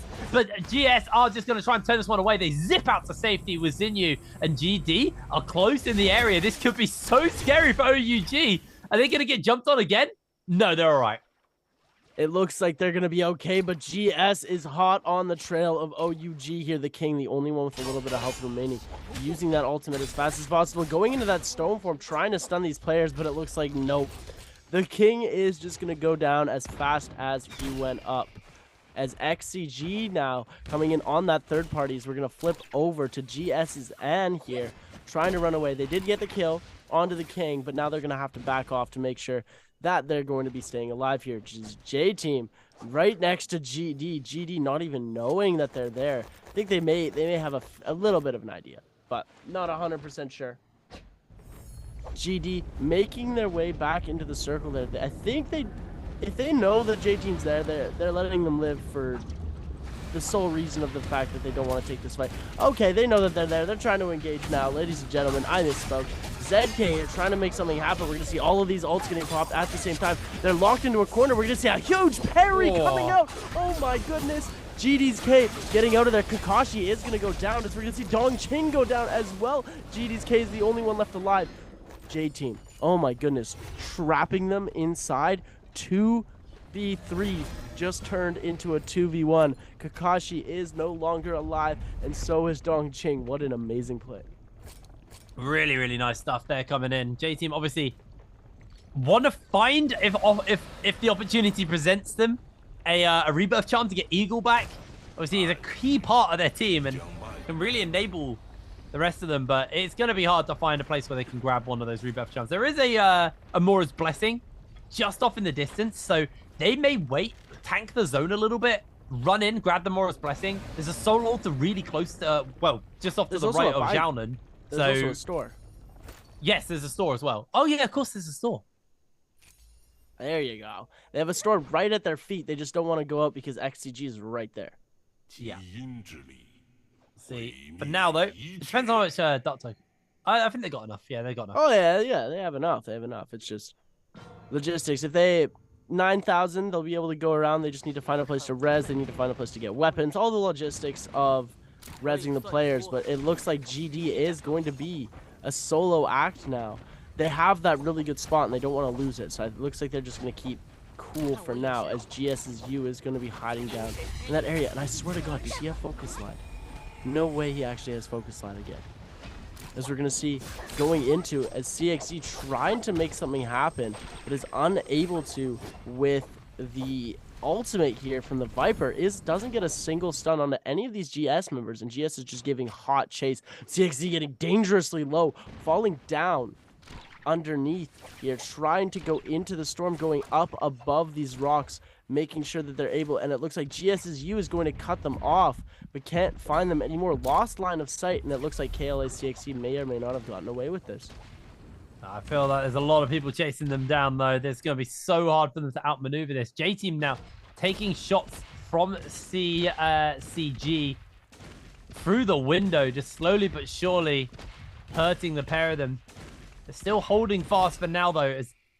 Man, the fact that goes through the wall is so painful for them. Looks like J-Team are going to be able to move away for now, but see XCG kind of try and keep the pressure up, but it looks like they're going to have to give up on J-Team. CXC's still going. No, he's not. There we go. They're gone. Down they go. J-Team, 15 kills. If they can find this revive, they may actually find themselves a 20-bomb game to come back from everything that has just gone so wrong for them. But the problem is the opportunities to do so are slowly but surely fading away. Don't know where the shops are in respect to where J-Team are now, so I don't know if they can get to a shop. There's a Soul Altar near where we are now on the screens. So they can use that if they need, but J-Team, yeah, they still want to get to the shop. There's no way they're going to be able to get their teammate back. It's going to be so difficult. It's just not worth it. I mean, high risk, high reward, right? That's how every single one of these games works out. They have Lee Sin-hen covering the box. So they have to be incredibly sneaky. And they've already decided against it here. Hugging the edge of this cliff here without GS noticing is going to be a very difficult task. But it looks like they're managing just fine to do it so far here. Lee Sin-hen with the gold bow, sending some shots out at Yifeng. Hits one with that burst arrow. Absolute menace with the bow here. These players are so good at the snipes with these bow shots, with all of these shots. And look at all these players stacked. They don't want to engage with each other until they absolutely have to. But J-Team with 15 kills onto the board right now, on the top of the leaderboard. They said, you know what? We're going to show a little bit of what we can actually do. And they said, okay, let's bring this in. Look at the crazy Jades that these guys have. TK has some crazy Jades. They've got that. Oh my goodness. They have the Dragon's Roar. They have the Phoenix Blast. They've got all the different animal Jades. All the golden Jades. Bringing in lots of power. And look at GS here as well. Just hugging the edge of the cliff. Not wanting to engage into these fights. They need to take those 8 kills into the final circle. Oh my goodness. Someone still manages to hit them with a Zephyr Wisp. I can't believe that hit. That is a little unlucky for them on that front, but I guess it's not the end of the world because they're just on the edge of the zone. J-Team downstairs in that building where Ale just left, but looking to move away. They actually almost see JDK come into shot. Charge attack with the Katana Soul Jade there, able to get a whole bunch of extra damage off for the moment. Ale shooting cannons upstairs to see if anyone's on the roof. Do maybe a little bit of damage to them, but this circle is going to close pretty much on the courtyard. It's going to be pretty chaotic in the next few moments. We got 17 players left. 3 minutes left on the timer. And right now, J-Team are within a position where they can maybe win this game. They've got good setup. The big problem is they're down a player. Luckily for them, they do have their Z-Ping and they do have their primary carry for this comp. So there is a world where they can actually do something here and maybe turn the tides of this game. Up on the high ground, Xiaonan taking himself a fight here, but is going a little bit low. XCG need to be careful. The amount of damage Xiaonan just suffered on that monk form. He needs to be oh so careful because he can lose a lot of HP. And one more shot and he's probably done so. One Feng doing a lot of work to him. He de-transforms and drops down. Golden armor, honestly doing him complete wonders there. J-Team being jumped onto. That's not good for them at all. J-Team lose 101-TN. A huge loss for them. And now it's just down to the one. It looks like they might be able to get that player back. They're fully dead here, as we're going to see. Just their Takeda is alive still here, as it would have been more optimal for their Z-Ping to stay alive just because of the pure survivability of Z-Ping. Well, you never know. ZK might have the damage. He might have the ability just to burst people out and maybe take out a few more teams, get some kills, and some extra placement points that way.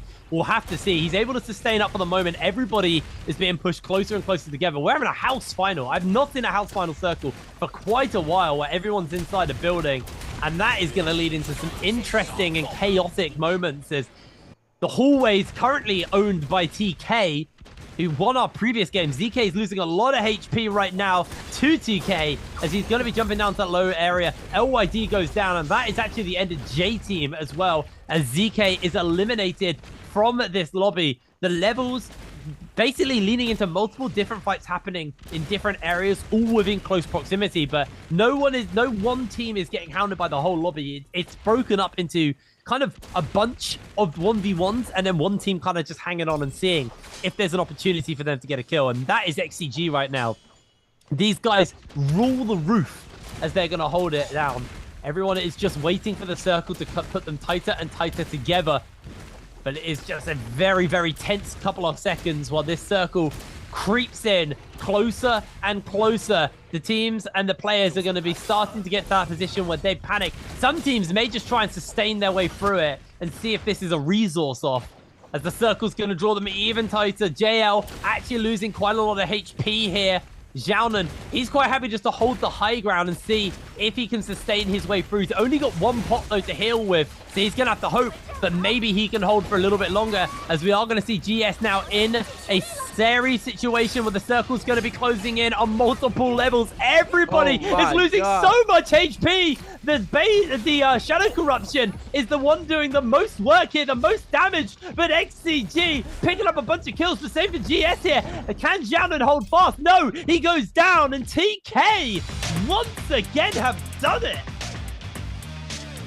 Oh my goodness. I don't know who that went to when it finally came to kills. It looks like GS is going to be able to come away with the victory there, because there was still a GS member alive at the end. There were 2 players left and only 1 member of TK alive. As we're taking a look, I don't think they're 100% sure who has won the game yet. Going over to the scores, we will see them in a second as we're taking a look. And it is confirmed. The winner is Team GS. Congratulations to them for winning our final game of the day. What a game it was. J-Team came up, popped off with 15 kills. You know, we love to see a little bit of J-Team. We saw XCG coming up with a lot of kills. We saw TK pulling up in that final circle doing amazing. And then we saw a whole bunch of other teams that we haven't really seen do as well as they should pull up and have a presence in this game, which I really enjoyed. Yeah, absolutely. I think the kind of key takeaway for me from this game was, well, from today was, other than XCG, we had a different team win every game. XCG won 2 games. They won game 1 and 3, but Alliance, TE, The King, GS, all of these teams won today. It's been a way more varied day than the previous day of trios, where it was basically just the XCG and KLA show. Yes, JJH and GG did win the last 2 games, but realistically, it's been a day where a lot more teams have showed up. We've seen some promising stuff from some of the teams, seen some worrying trends from some of the other teams. I have to turn my attention to KLA here. They look so good on day 1, and they look like a vastly different team on day 2 of trios. So eyes definitely turn towards them to see how they're going to perform later on in the tournament. Odds are they make it to the bi-weekly finals, but they need to work on some stuff and kind of fix their, what's the word? Consistency. They need to fix their consistency for that final game, because, for the bi-weekly finals, because they look lost today. They look really lost. J-Team as well. Come on, you're the world champions, and you struggled. It's their tactic. It's their tactic. I swear I'm not biased. It's not an excuse. It's their not tactic. An excuse. Hell no. I swear I'm not biased. It's a bad tactic. It's a really bad tactic. They look like we know their potential. Obviously, they're the world champions, right? But at the same time, they looked so goddamn lost today until that final game where they finally figured out what works for them. And I think that might lead into some teams just not being as good at the monk comps than others. And I think as the monk got less and less common, other teams started to pop up. I think that's almost a problem with the monk comp, is there's some teams who are just so much better at monk than other teams, but when it's not in the meta or not able to be picked up as much, the other teams actually get a chance to shine. And it, to me, felt like J-Team actually struggled with the monk this week. I honestly feel like when monk is at a minority in the game, so when there's less monks than there are other heroes, like monk per team, so let's say like MPT, when the MPT ratio is less than 7, let's say, I don't know, when less than half the teams are running monk, I feel like other teams shine. And then when more than half the teams run Monk, it's the same few teams that pull up, because especially when it's Monk versus Monk, it's always who has a better Monk. But when a team who's not as good at Monk plays Monk, and then a team who has a really good Monk doesn't play it, that team with Monk still has a decent enough Monk to take out like a Viper Justina combo. Yeah. Well, here's the scoreboard. JS win by 0.2 of a point over J-Team. So if J-Team had hung on for one more placement, they actually could have won this game. That is heartbreaking for them. But here we go. The overall scoreboard of the players. Really, really nice stuff coming up. 23k damage coming out from Anne. You only did 5k damage with 5 kills. Wow. I mean, Xiaohu's probably a little bit upset, but he did 11k damage and actually only got 1 kill.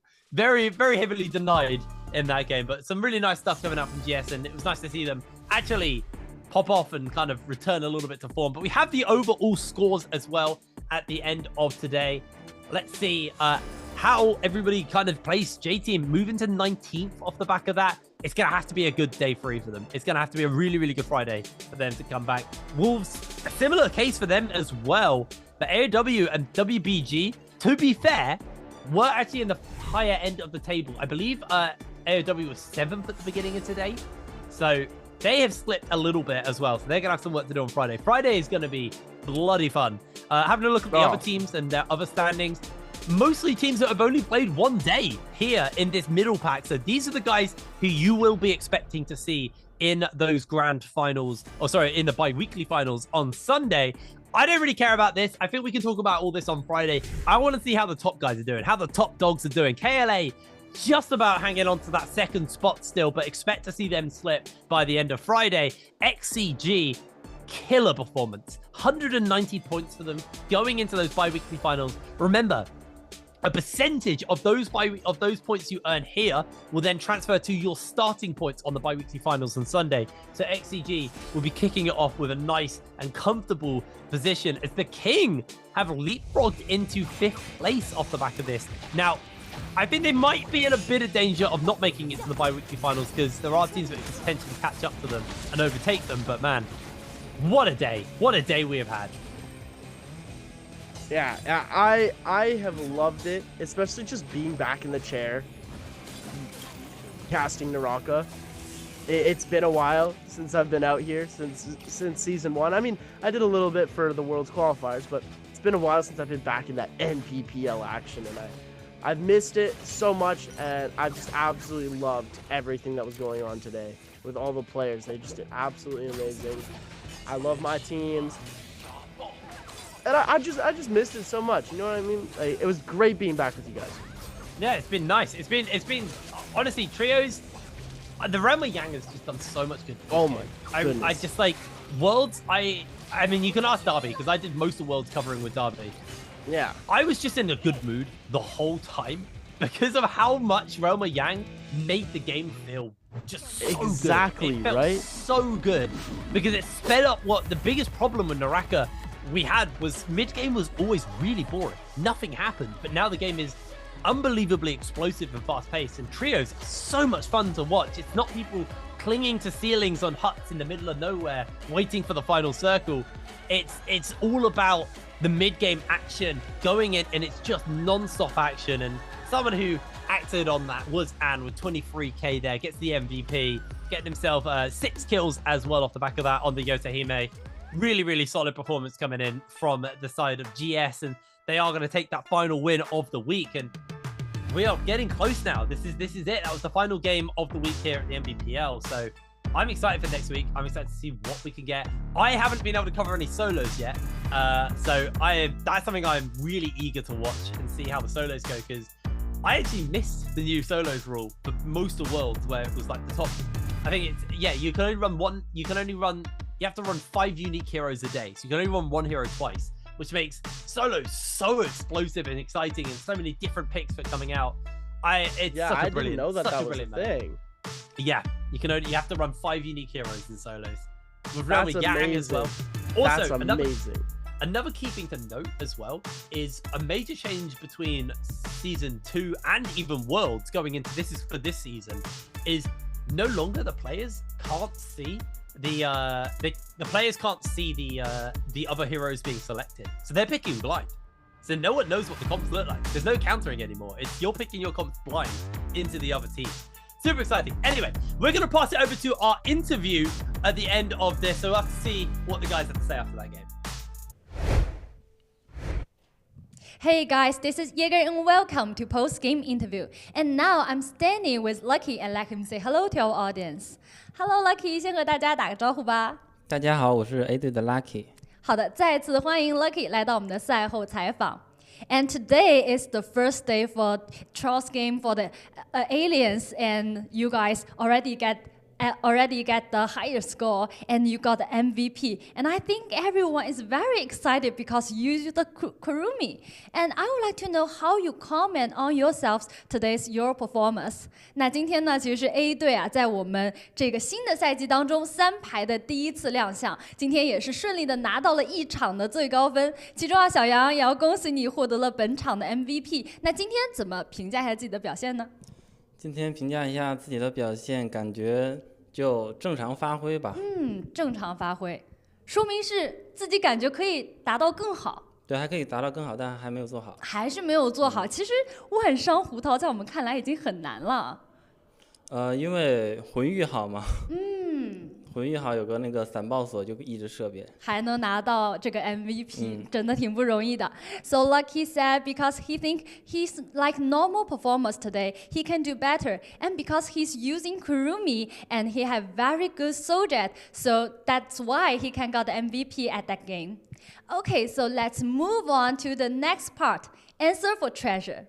Yeah, because Lucky is here and we will see who is our lucky guy today. 那接下来我们这个环节啊，就是我们一个问答环节。然后我会先介绍一下我们的规则。介绍完了之后呢，我会说一个 Let's start it， 然后就有请我们小杨说一个 3, 2, 1， 然后我们就截屏，选取今天的幸运观众。OK， 那我给他们先来讲一下规则。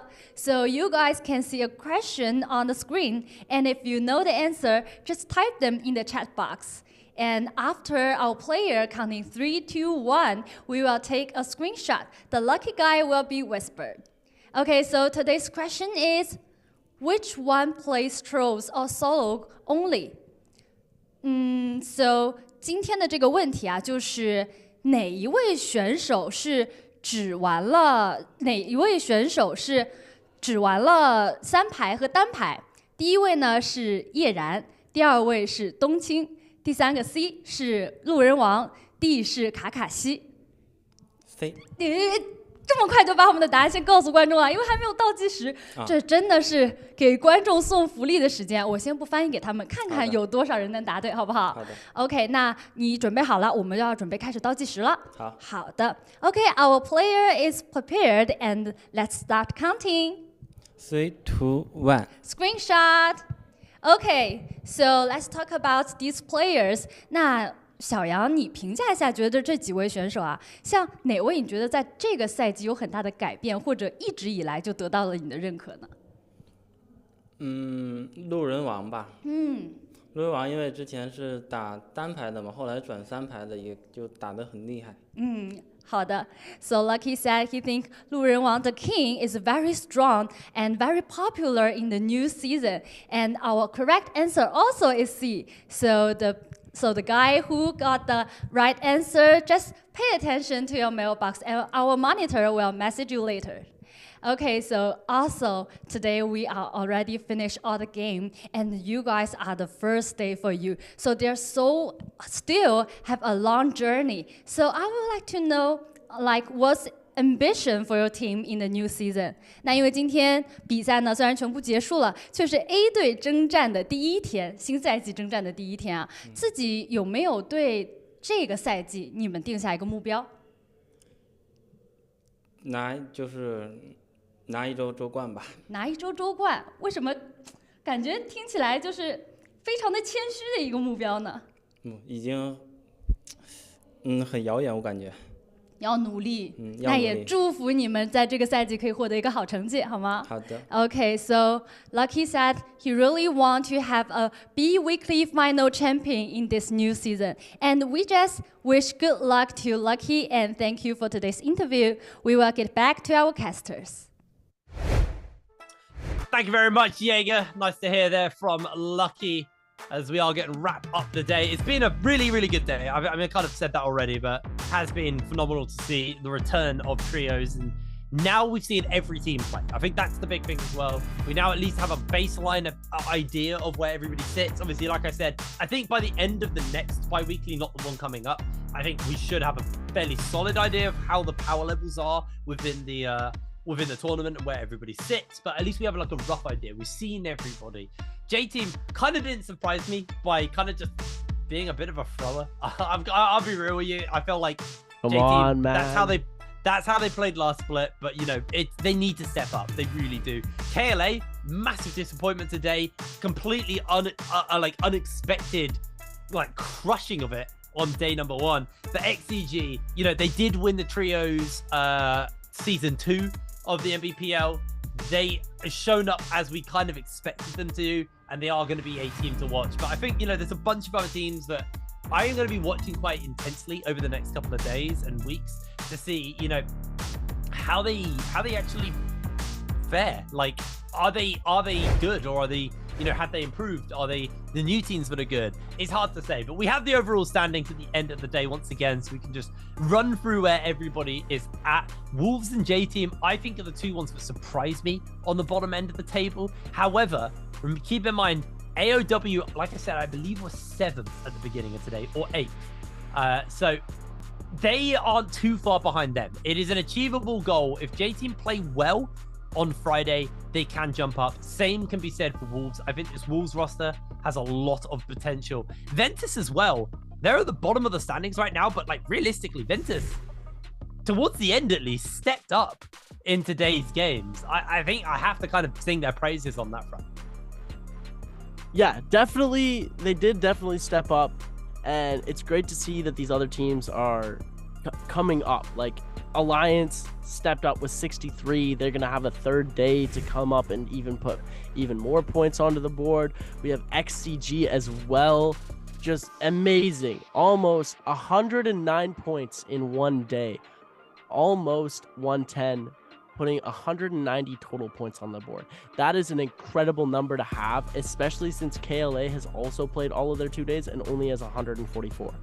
Yeah, absolutely. So really big stuff. All of these top teams, the teams that I'm worried about are TK, Baoda, and OC. These teams are going to get knocked out of their spots 100%. Oh yeah, without a shadow of a doubt. I also think GS are in a bit of a realm to be careful. GS I'm curious, a little bit finicky. I'm curious where I reckon qualifying for bi-weekly finals is probably just over 100. Yeah. Looking at the teams who are below right now, I think just over 100 is probably where you're going to be looking at. You can see the upcoming schedule where everything will be falling.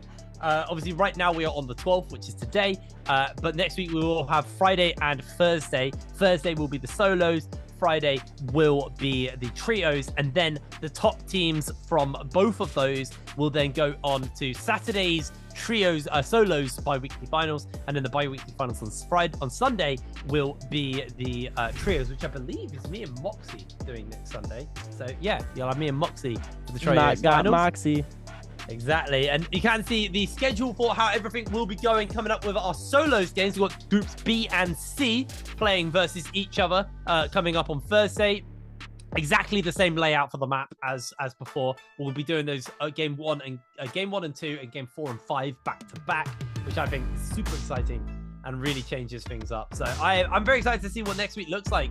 Now we've seen every player, every team play. We get in that kind of foundation built for where we think everything's going to be falling by the end of the season, or at least by the midpoint. Let's make midpoint. Yeah, the midpoint, because we're gonna have no clue until later on. But yeah, I mean, well, if you're talking about the season as a whole, it's down to the wire. It's down because as soon as you get after repêchage, after repêchage, then you can figure out, okay, here's the teams that are favored to win it. But until you know who's going to be playing in the NARAKA BLADEPOINT Pro League Finals? We have no clue. That's just shaping out, bro. That's just shaping out. You need to make bold predictions. I guarantee you XCG will be in finals. Okay, I guarantee you JT will be in finals. I think I actually agree on that. I agree on that. I also think TE will be in finals. I think they're 3 teams I can pretty comfortably guarantee that we will see in the grand finals. I think it's too early to call things like KLA because they've shown the potential to be a good team, but they've also shown the potential to just be a bad team. So they really need to figure out what the hell is going wrong with them so they can fix on that. But, you know, it is still week 1. It is still, they've only played 2 games of a season. They're a brand new team. Yes, the players are players that we know and we love and we've seen for a while, but it's the first time they've been playing as a group. So I'm excited to see what becomes of KLA. I think they're an interesting team. I think Balder, to me, are quite interesting now. Like I said at the beginning of the day, they felt a little bit like a free win for a while. They were like a team that like you'd always just see Balder and you'd be like, well, they're gonna lose this fight. Like it's Balder. They don't win fights. Now they're actually challenging people, and I think that's been really, really fun to watch the growth from Balder and see them actually improve and actually, you know, become a potential team that could even maybe some point actually challenge towards that bi-weekly finals. But with that in mind, we are going to be done here with our show at the NBPL and with our week. We'll be back Thursday, same time, same place for our solos. So make sure you join us for then. But until then, good night and we'll see you later.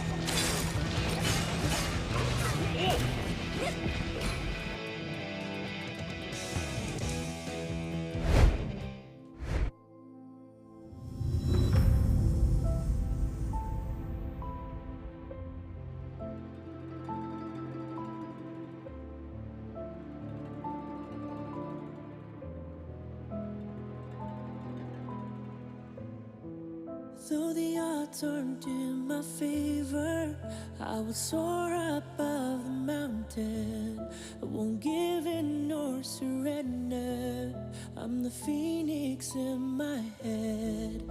All the scars beneath my armor, I will wear them like an honor.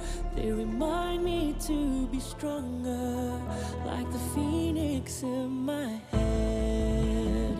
And they can try to bring me down or push me to the edge, but it won't work. Oh no. They can try to bring me down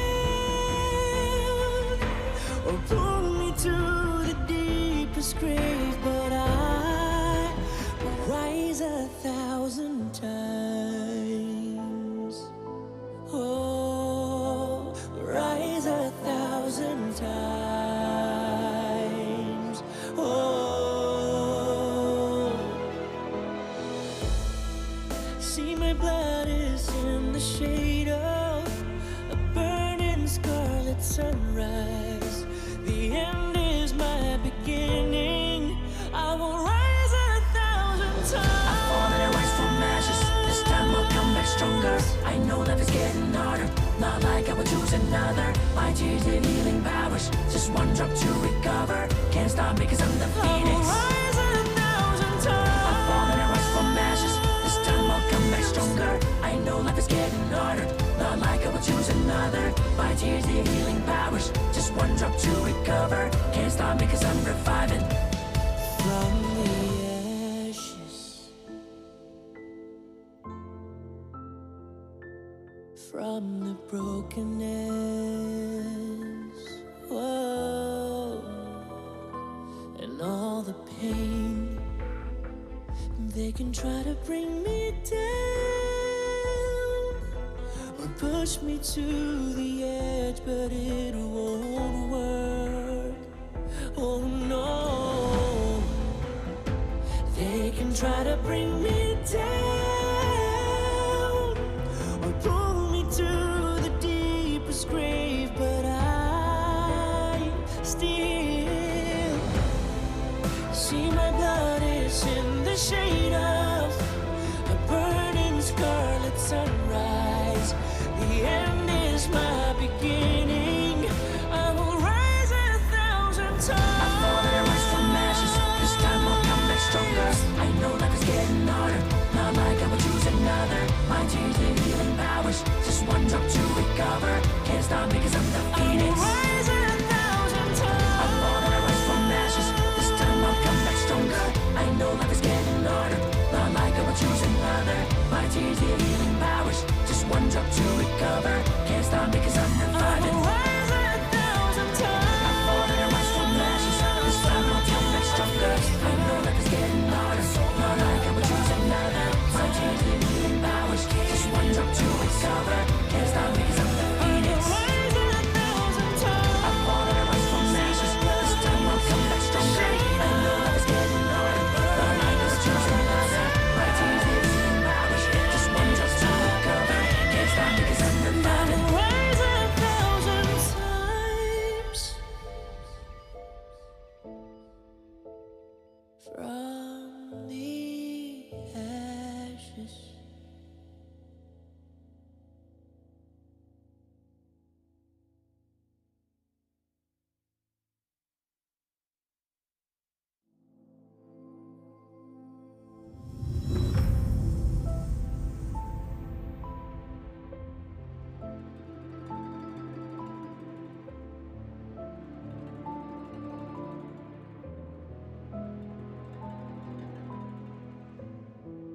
Though the odds aren't in my favor, I will soar above the mountain.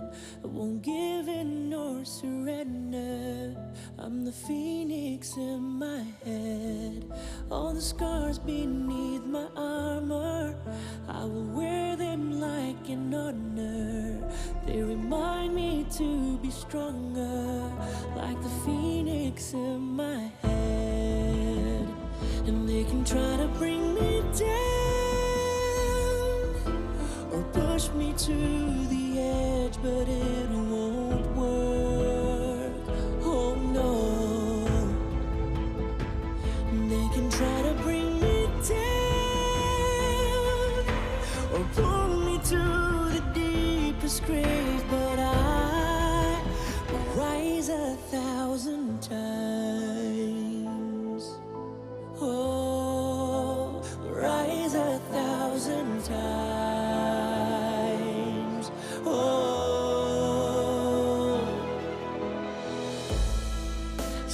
blood is in the shade of a burning scarlet sunrise. The end is my beginning. I will rise 1,000 times. I fall and I rise from ashes. This time I'll come back stronger. I know life is getting harder. Not like I would choose another. My tears have healing powers. Just one drop to recover. Can't stop me 'cause I'm the phoenix. I will rise 1,000 times. I fall and I rise from ashes. This time I'll come back stronger. I know life is getting harder. Not like I would choose another. My tears have healing powers. Just one drop to recover. Can't stop me 'cause I'm reviving. From the ashes, from the brokenness.